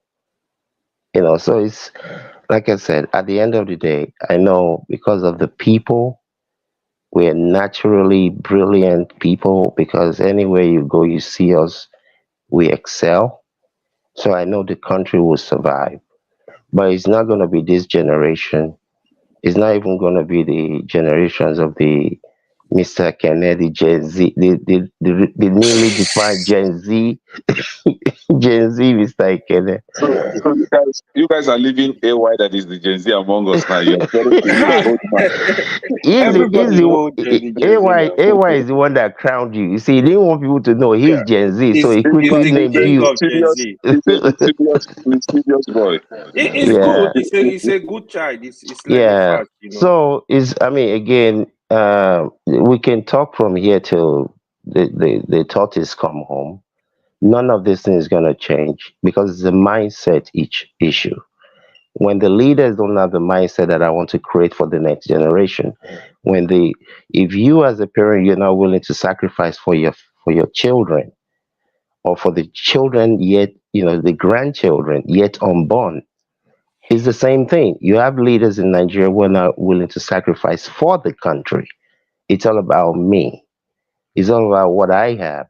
When you have a leader or people like whatever his name was, who has an oil block that said, I got $500 million from this oil block deal that I don't even know what to do with. When you have a leader like Jonathan that said when he went to one of these West African conference thing that because of the number of Nigerians that attended that function that came in private jets, that means that Nigerians are not some of the like Nigerians are wealthy. You don't define a society by how many people have private jets. Why the vast majority of them cannot even eat 2 square meals. Like that gentleman said earlier, he saw the parents former driver and how thin he looks. I experienced the same thing when I was in Nigeria in March, April. People that I've known for years, I mean, they look like they were two-thirds of what they should weigh. So we're going to the average Nigerian on the ground is going to go through this suffering. You cannot not go through this. You have to go through this. The Well, reality Mr. is Kandu, Mr. Kandu, the question I have for you is how long do they have to go through it? Do any of us have an idea of how long we're going to go through this suffering? yeah, I believe it's going to take about 50 years. Yeah, that's what I believe. I mean, way after I'm gone, and even the Gen Zs or the now acknowledged Gen Zs are gone, because it's a How mentality, man and Ekene don't suffer today? the thing is not even Ekene, what are you hearing it? All the Gen Zs. You and AY. you see. The problem is not even the suffering; it's the mentality. It's not the actual suffering itself; it's the mindset. Until the mindset changes, nothing will change. You can say you want to do something, but if you're not willing to have the mindset to even begin the process of doing that thing. And from what I hear and what I've seen, and people that I deal with in Nigeria, you know, you'll be dealing with people, you're trying to help them to create a future for themselves. and they'll be telling you about the type of Ashwebi they're thinking about buying. It's like, wait a minute, what am I missing here? Do you really understand your situation? I told somebody this morning in Nigeria that called me. I said, if I were you, I wouldn't go to any party. I even said this 2 years ago. I said this 2 years ago on this platform, and I said it to my dad. I think it was November 2 years ago. I said Nigerians should not celebrate no Christmas, no Ileya, no nothing. I said because the suffering that I see around the corner, if they think they were suffering before, it's going to get worse. Because these things are not hidden. You can see the handwriting on the wall. In the 80s, you could see the handwriting on the wall when Buhari and Idiagmo were in power. You could see things changing. So this is nothing new. If you don't prepare for your future, that future, if you live long enough, that future will still come, and you have to live with whatever the consequences are. Like somebody said, there are 10 commandments in the Bible, but the commandment 11 is do whatever you feel like doing, do whatever pleases you. But there is a 12th commandment as well. Be willing to live with the consequence of whatever you choose to do. So we're living with the consequences of choices that were made by, I don't even call them, these people are not leaders. Leaders are people with vision. Leaders are selfless people. It's just like being a parent. You have to be selfless. You have to die of self in order for your children, for your family to grow. If you're not willing to do that, it's just a waste of space. Thank you. Thank Can you. Can I we have chip in a? on some of Yeah, the go things ahead. that were just said? So, Yeah, go ahead. Given that you're yeah, just coming in, go ahead. We're going to have our final submission, then I can end this segment. Thank you. okay. So, with all due respect, I want to disagree with you with a lot of the things that you said. Um, so when you said you think Nigeria is gonna make it, you're comparing Nigeria to China and Russia. So what you need to understand is that China and Russia, they've been around as a nation for like 500 to 1,000 years, right? Nigeria, we're not one. We are different people. If you look across the world today, we go to Spain, it's for Spaniards, they speak Spanish. You go to Japan, one people, one language, one culture. Here in Nigeria, we're put together by or in both people. We have Yorubas our own history, Igbos have theirs, Hausas have theirs. So we're not one. We have so many ethno-linguistic group of people. We don't speak one language. And secondly, the religion aspect splits us in two. So there is no way a country that's as heterogeneous as Nigeria, where we don't see ourselves as one, would actually make it. I think Nigeria is going to split. I don't hate other tribes, other ethnic groups, but we didn't create this country. So it's going to split. And two, if you think we're an independent nation, we didn't win our independence. We didn't fight for it. It was granted, like you don't touch this, you don't touch that, you sign this, you sign that. It was granted to us. We didn't win it. The Tafara Balewa and all of them, they were stooges of Britain. In fact, there was a letter Tafara Balewa sent to the last Governor General of Nigeria where he said they should give him 10 points on what the North needs to rule Nigeria in perpetuity. And the Oyinbo man, Richardson is his name. I don't know his first name, but he said, you don't need any 10 points. We've given you 50% of the parliamentary seats. If at all democracy breaks down, it's those that control the military and the police that will rule the country. And they told the North to send their kids to the military. They also prevented them from going to education. They Okay, said, sir. A lot of what you're saying, and I see where this is going. I know. Me too. I went to school. You see, I don't care who put you together. It's immaterial. And if what you want to do is split, go and split. Nobody cares. If you survive, nobody cares. If you don't survive, you think you're really that important because you're 200 million people? You're not that important.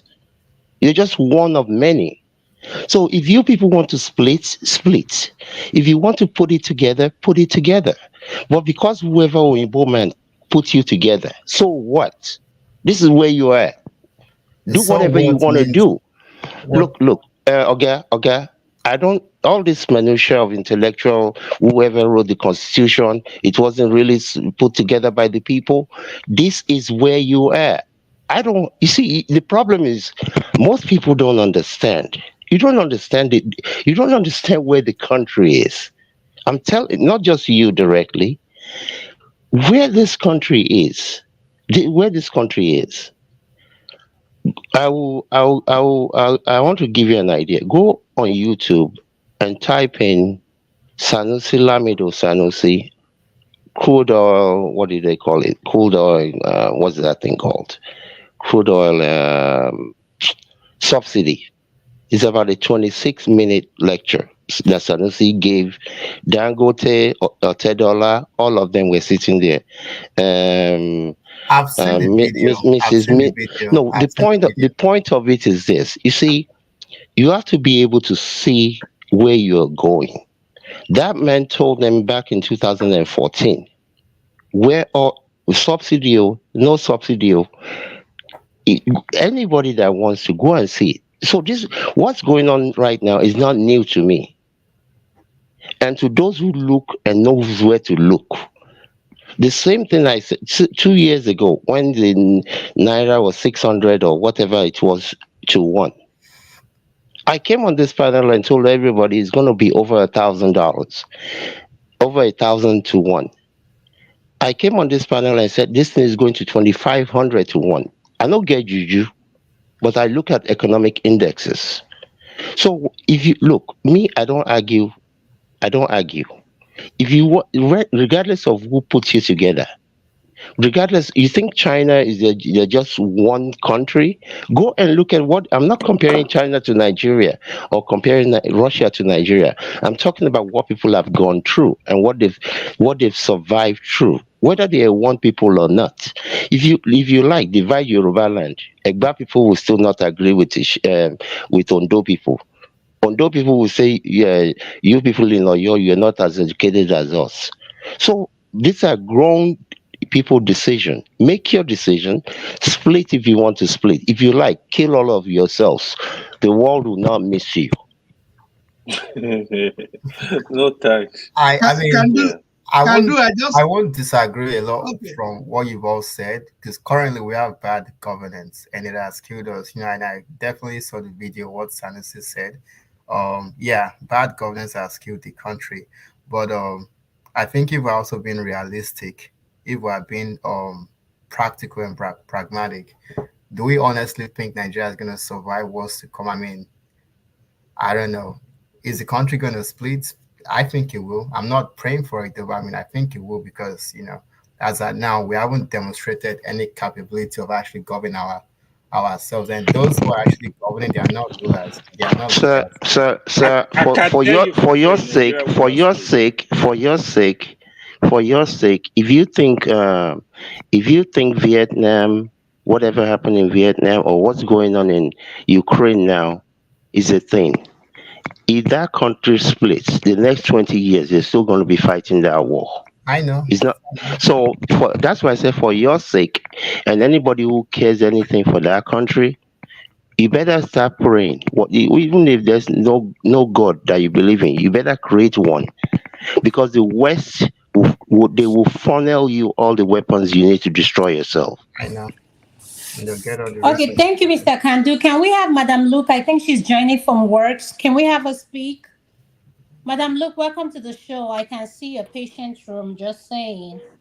Hello, how are you doing? I'm doing good, ma'am. Welcome. All right. I'm going to be sneaking in and out because we are busy doing our brew here. No problem, ma'am. Go ahead. So, a lot of things people have been saying have been catching my attention. And one of the things I think it was Kene, this problem with African Americans and Africans go back a long time. We actually did sell our brothers. It's not a matter of what they told us or what is not there. Once one tribe with another tribe fights, they will be the ones to supply the slaves to the West. It's still going on now, even in Nigeria as we speak. We're still selling ourselves. We export ourselves to Italy. We export ourselves everywhere we go. So no, it's not what they told us. And although I know for a fact that it is kind of childish for people to say that, I mean, to have that negativity that we did sell ourselves. We were not there when this thing happened, and it's all affecting us. Whether you're an African American or whether you're a Black American or Nigerian, it's affecting the whole Black race. So I don't know why anybody should be more upset than the other. The people in Nigeria or Africa, they're not having it good. So I don't know why anybody should feel like one group is better off than the other. So that was my main take on all those things. And then coming to what my HO was saying about going to Nigeria, you see, if I didn't have anybody in Nigeria, I would never go there. I don't see why I have to pay money to go on a vacation of paranoia. I will hire a bodyguard, and then you can't trust the house helps to cook. I mean, one thing I love about this place is I can go into the kitchen at any time, cook my food. I don't need any house help. I don't need anybody. But that hard life in Nigeria that makes you cannot, even when I go home in Nigeria, I can't go into my kitchen. I cannot. The heat alone will not even allow me to stay there. So But why? But sorry, man. But why? Why can't you go to your kitchen if you're in Nigeria? Why would I not be in the kitchen in Nigeria? We say you cannot go to the kitchen and cook in Nigeria. Why? Why? Because it's not conducive for me. It's so hot. It's not hot. She has lived in America for too long. That's yes, why. I can't even. If once I come out there, we start sweating. Yeah, so but you can get yourself an AC there. Like, how would you power it? Where do you live in America? Even the AC inside the room. See, power in America? Nigeria AC works two ways. It's either it gives you pneumonia or it's not working. There's no in between. Jesus Christ. No, come on, man. No. We have good products in Nigeria. No, we have good products. There's no in between because they can't regulate it. That's not true. Does AC give pneumonia? You guys almost every year I go home, I change my AC. Wow. You know if you have you ever checked about mold growing in your in the wall? Exactly. Every year you buy a new AC, you go home, the next time it's not chilling again. Now fake AC you buy, you are buying fake AC. Oh my god, you're buying China. You're buying China. Trust me. Look, you live in a Nigeria that no one understands. That's why you think this way. Look. No, what do you mean? I don't understand. I don't look Nigeria self. Oh my god. Nigeria finish you. You see, only men can enjoy going to Nigeria. I don't know any woman that goes to Nigeria and enjoys. What do they enjoy there, though? I'm asking for my friend. Who, the guys? What do they enjoy? AY. You started again. They enjoy both genders are enjoying. Let us speak now. Come on. They enjoy bushmeat. Like all those things they do there. Women don't eat bushmeat. Women don't eat bushmeat. No, I'm talking about human bushmeat. I'm talking about human bushmeat. Madam, look, say the way they do, they get there to misbehave and have the side chicks they want to and do whatever they get to do to. That's what. So they all know what they enjoy. For them to come here and act naive and act they don't know like what we're talking about, they can pretend all they want to. They know what they enjoy. I think everybody has his own priority anyway. Some of us don't have time for that. Oh my god! No woman will go to Nigeria and enjoy Nigeria because, first of all, there's no entertainment value. There's nothing to do there. You know, your men will go out and hang out in bars, meet their friends, but women, we can't roll like that. It's either you're going for a party and you come back from a party, what else do you do? When I go to Nigeria, it's like my brain dies. No entertainment. Change your gender now. If you are no, I don't have to change my gender. I have to change my location. But it depends on where you live. Identify as a man. Depends on where you live. Where you live where?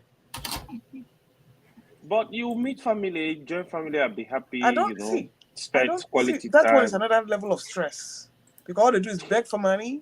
They're not on the same level with you. Look, you're always solving one problem with the other. Relax. I think one thing we need to do, and I think that's one of the problems we have is, can I say something? I think one of the problems we have, this is one of the problems we have in this platform. we tend to think our ideology is everybody's ideology. That you're passionate about Nigeria does not mean everybody's passionate about Nigeria. Exactly. Leave people where they are. Respect their views. You don't have to like it. No, That is their view. Don't No, try to convince them. Follow your narrative and see where stick I'm to coming it. from, yeah? Okay, Adam, see where I'm coming Okay, from. Yeah? Look, boss. But hold on, please. Let her finish. She's at work. When she finish, then you can. Yes, I will just take 3 minutes. Thank you. Thank you. It's extremely boring, and everybody feels I have to be in Lagos or Abuja. Why do I always have to leave the comfort of my own state to go to Lagos or Abuja to go and have a good time? Sure. You can have it in your state. The whole everywhere is all bush. Until I Where's go the to state? Lagos or Abuja, I'm not arrived. So you see, and then finally coming Who to state are you that. from? What state am I from? Can we not interrupt her? Leave her, let her speak. Please, she's at work. I'm from the bushest state in Nigeria, which is Edo State. It's not complaining. The bushest state in There's Nigeria. food in Edo State now. God forbid. I said though the bushest state. That is surprising. Madam, so sorry to say that means you don't know your Tawakato. You don't know your Tawakato, sorry. I'm surprised. Next time, come to go to Anambra or Owerri. I said what I have to say. Or Port You don't Harcourt. like it, you don't like it. I understand. No, But coming back to Nigerian matters, you see, I like to come and discuss topics like this because Nigerian matters give me heart attack and they give me palpitation. And you know, imagine see the way Madam H.O. was reverberating in here. Meanwhile, the people in Nigeria, they are captured. They cannot over 150 million of them captured. So my question is that is it fair for us in the diaspora to be fighting a ground war? I mean, will I say an air war when the foot soldiers are not even moving?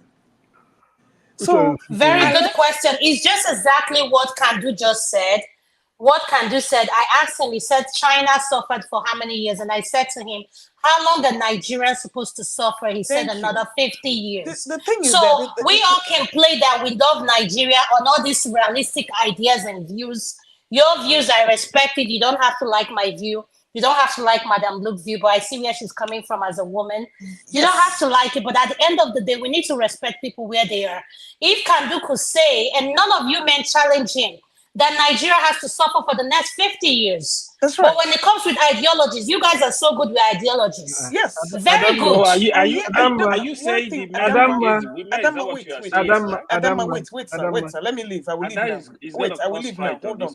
Look, Madam, look, don't leave. I have a question for you. Kandu is being very conservative now. If Nigeria better No, listen. No, the man just asked him a question and he buttressed what he said. None of you said anything to question what Kandu said. You all kept quiet and allow him to speak on his views. But when a woman says something that doesn't sit well with any one of you, you guys have a million things to say. And I don't think it's right, quite unfair. And while I'm speaking, let me finish.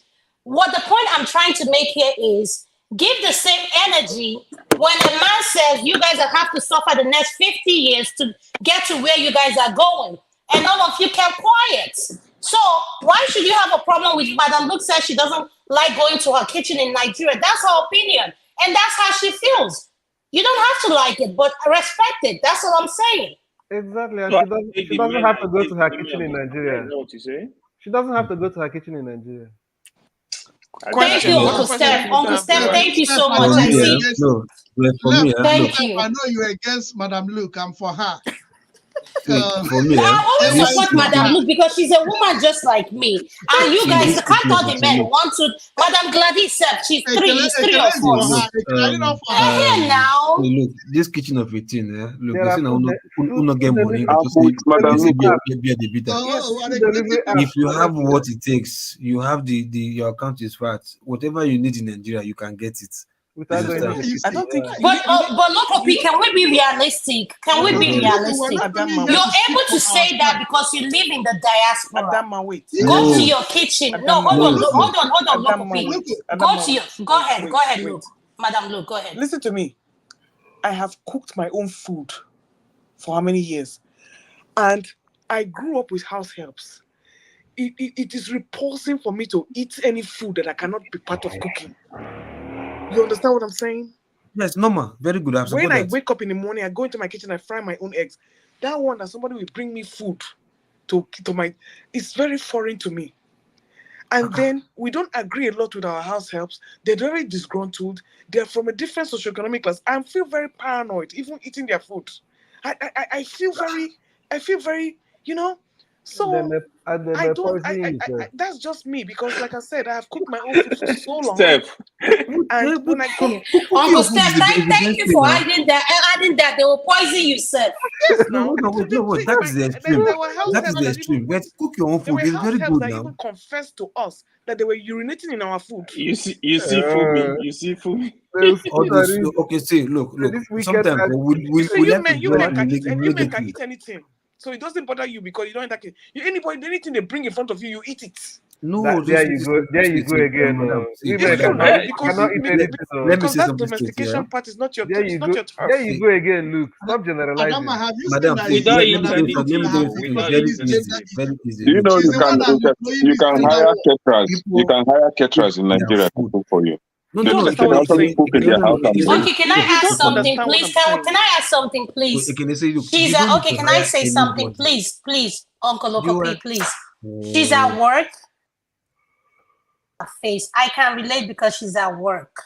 Let's allow her speak. When she finish and she mutes, we can all counter what she say. Please. That's all Exactly. I'm begging. On Thank a you. It's final difficult to note. listen to her On a and keep final quiet. It's note. very difficult. On a final Try note. now. Try. If you have a wife at home, if you're arguing with her, can't you just keep quiet and listen to your wife? Loco is Listen, on single. a final note. On a final note. Everybody has what pleases them and what makes them happy. I love my Oh own my God. independence. I love my own independence. And I don't want even to fold my own clothes. I like to do things myself. When I get to that point when I can't do it, that's different. But in America here, I didn't have that luxury of anybody going to, caterers. You talk about caterers. I mean, people are putting Tylenol in meat and cooking things. Okay, Nigerians have a lot of kidney problem. You don't even know what you're eating. She put her face to this conversation. So you see, you do what will fit you. But like I said, Nigeria is not conducive for me because the comfort level I have is not what money can buy. Exactly. It's not what money can buy. It's my independence and my going to my kitchen and having that freedom. So hey, thank you, my people. Let me go feed my babies. God bless. Thank you. Thank you, Madam Luke. Thank you for joining us from work. I know where I can see you in I don't want to name where you are, but I can see So you're dealing Adama, with do you the know baby Adama, do you ladies. know her as a person? Yes, we know her. If I know her as a Okay. person, will I disclose that to you? Because What I would that wanted do to Listen, to see you now? I What wanted would to that see you her want me information face. do to you? I wanted listen, to see her. I wanted her to put her face to this listen. conversation she She's made. a very Tomorrow, nice looking woman. She's very why? aged. Can I She takes care Can of I can herself. I can I you guys can I you can guys I know add something? Can I add something real quickly? But if you I want to don't Go ask ahead. a question, think please, Mr. anyone Kandu.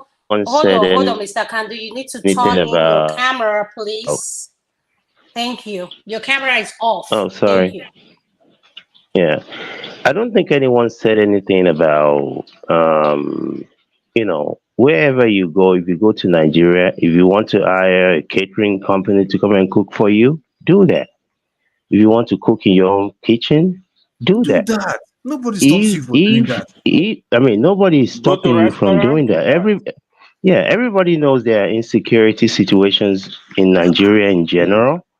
But at the same time, there are certain cities in this America that I wouldn't even go there to go and buy anything. I won't even go there to go and buy a bottle of water because the neighborhood is bad.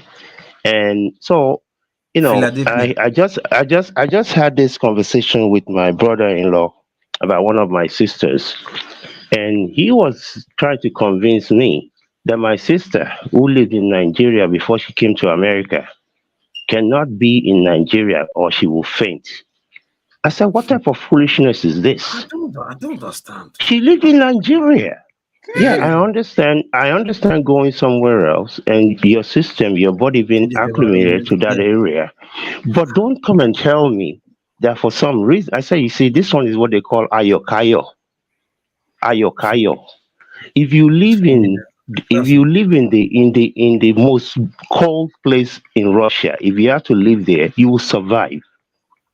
It's just because we've gotten used to our comfort zone, and everyone has a right to be used to they whatever they're used to. But if you say now that you've come to wherever you've come to, and that's why I even said, even these Europeans, go and look at some of the videos. You will see them picking potato. They didn't have food, just surviving on potato. Now all of a sudden, your yanga don't become too much. Your shit no they smell anymore.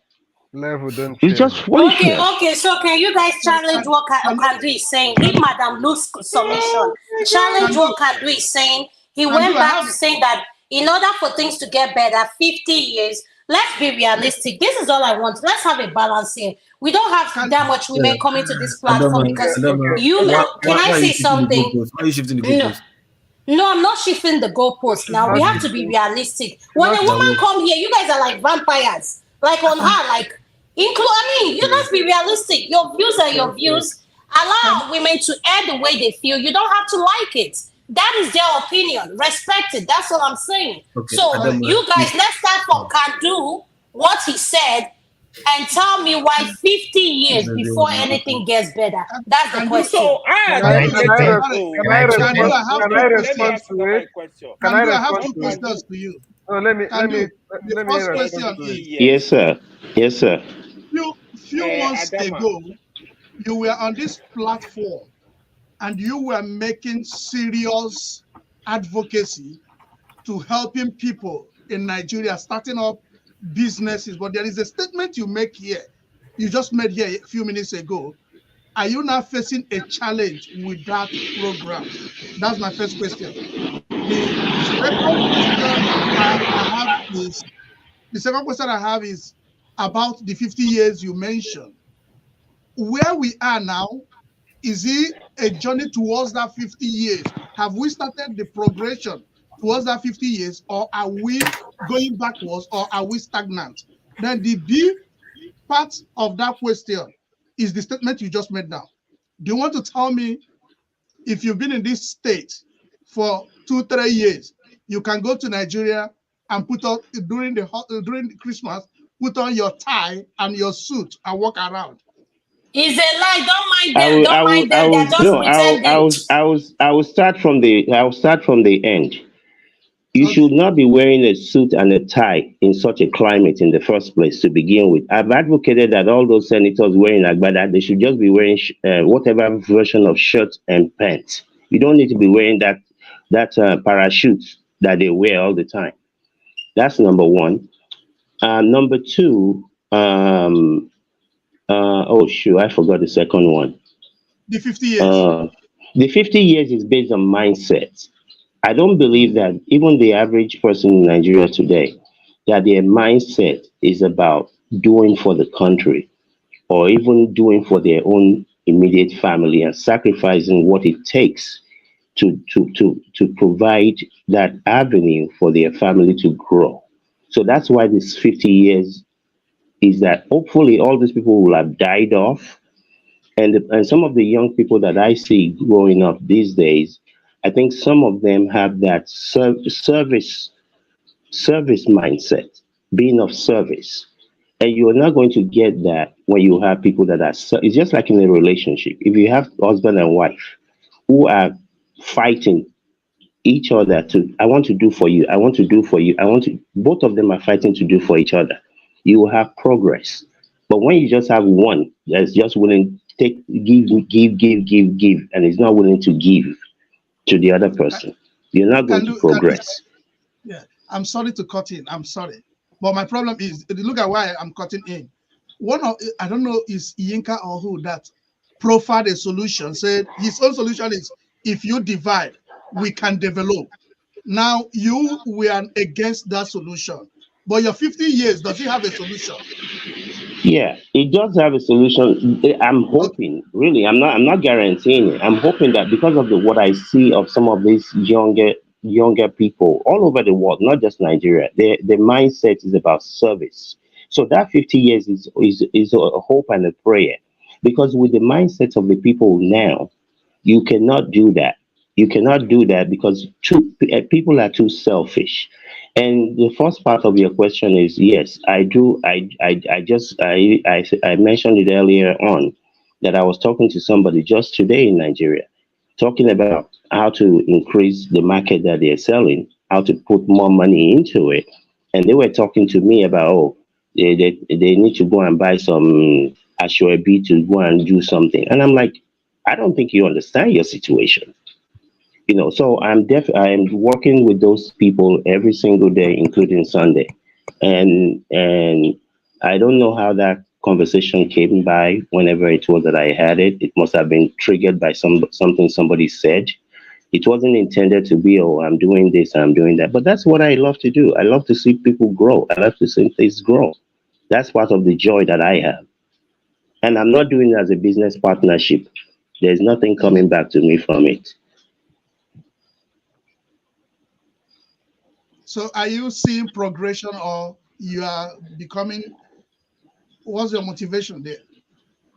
No, it's not. I mean, my motivation is to help people help themselves. I don't believe in helping people. I believe in helping people who want to help themselves. If you're willing to help yourself, then count me in. But if you just want to sit down, me sending you money for your children's school fees, for this and that, I'm the wrong person. So I'm seeing a lot. I mean, it's a lot of work. I talk to people in Nigeria for 2 3 hours every day, just keeping tap. Okay, where are you at? What have we done? What are we adding? Should you reduce what you? I was talking to someone. Part of what they're selling is crayfish. They said,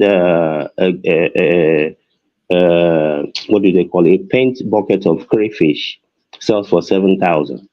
I said, okay, how many buckets are in a bag? They said 28. I'm like, okay, do you know if you sell your own for 6,000, based on the amount you're paying for the bag, you will actually be making on each bag, you're making 85,000. But you need to give your customers the incentive to come and buy from you. If everybody's selling for 7, and if you can still sell one bag and still be able to make 85,000, you have more customers come and buy from you at 6,000 than go to other people for 7. So it's just that daily consultation with people. Yeah. So just stuff like that. Because they're Okay, like, why would I sell? so Go whoever ahead. have a question for Kandu, his comments is open, so you guys can ask him any question before we ask Madam Luke any question. Let's deal with Kandu's question first. Thank you. Then we can do our final submission. Madam Luke is here. I'm not asking can do question. Rather, I want to explain the reason why I didn't ask him question on the 50 years projection. Is because I am of the opinion that he's being conservative. That if Nigeria works and become a better country, and that can be reckoned with in the next 50 years, it means that it made progress on time. Yes. So that's the reason why I didn't argue. So he's been. So you're suggesting that it will take longer than 50 years, but that's what Oh, I'm yes. reading. Is it not It has not obvious? started. Okay. All right.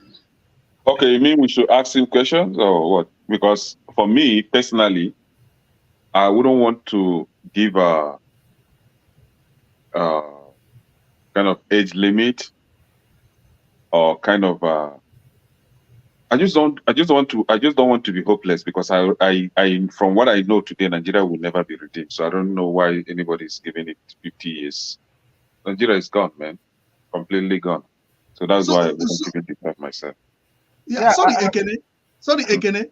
Yes, What sir. is what do you think that can be redeemable? If you go regional, if you go, how do you think that the nation, or the people that made up Nigeria, how can they go beyond where they are today? No, the people are very poisonous to themselves. Very, very poisonous to themselves. And I don't think any human being, the way we are in Nigeria, the way we interact with our neighbors is very poisonous. And in as much as we go to church, we are very religious people, but we still behave this way.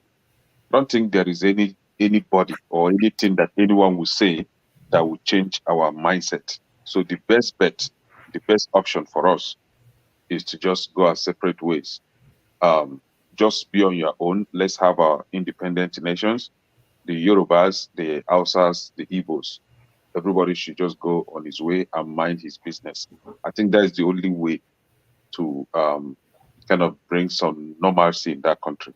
But if you're going by what we have right now, it's inborn. Like, I don't want to use inborn, but it's in just is in the blood. You can't clean it. It's just there. We're just wicked, like wicked people.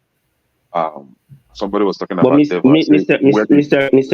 Kenne, but Mr. where Kenne, else do Mr. you see Kenne, devil Mr. other than in Kenne, Nigeria? Mr. Devil Kenne, is not Mr. present in Kenne, Nigeria. Huh? Mr. Kenne, even if you go your separate ways, isn't that embedded evil still within those No, those no, no, separate no, regions? no. The evil is between it cut across tribal. Like, it's between tribes. I don't know. It's between intertribal kind of stuff. The Igbos hate Hausas. The Hausas hate Igbos. Yorubas hate Hausas. How, it's just like that going around. We just hate our tribes. Our ethnicity. We just hate for the fact that you are Igbo, you'll be hated. For the fact that you are Hausa, you'll be hated. You just going that way.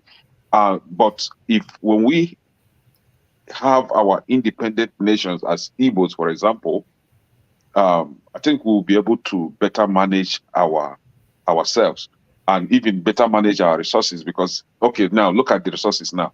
Most of this oil is getting from the so-called South, which I don't want to use, but it's from the Southeast anyway. And what happened at the end of the day? Go to these areas where they got this oil from. You can't even live there. You can't even like pick something from the market square to eat. No, you can't. It's just so dilapidated. Their soil is destroyed. Their water is Yeah, destroyed. but But Mr. go to Kenne, Abuja. Mr. Kenne, Hold on. But go to Abuja, for example, that don't even generate one kobo to the country. See how developed Abuja is. Go to Kaduna, Kano, all those northern states. So it's more or less like a parasitic relationship, and that is the reason why they will not accept to go separate ways. And if we manage to have it, you see those people that own the resources will better manage themselves. They will have a better kind of way of living. The resource will be for them, and them alone. They will be able to use it for themselves. Can I yeah, say as much, I hold on, completely hold on, agree. I as completely much as Can agree. I, I say hold on, something? hold on, Can Hold we on, can we as hold say on. much, something? Hold Let on, me please. land real quick. Let me land real Please, quick. please, Let please, me. can we wait? Can we all mute, please? Let's wait. And can you said something about everybody going their separate ways. Yes. So, in your views, you think within the Igbo communities and whatever, the Biafra thing, whatever your belief is, you think we all get along real well? So, if someone No. asks you now, you Even say within ourselves we get along. no. Even when we go to our family unit, you find out that in family unit you don't even go along in family unit. But what I'm saying is you were better, like our people say that you were one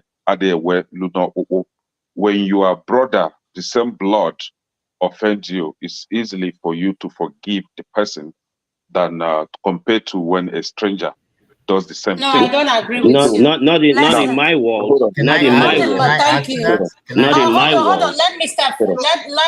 Let Mr. Fem ask his question. Go ahead, sir. Let your brother ask his question. Can I go?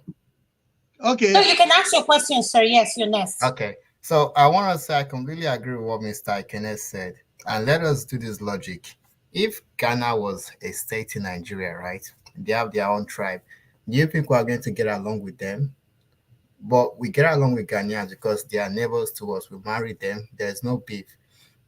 Also, which European country do you see one single country, Germany, where there are two different people, two different linguistic groups in one country?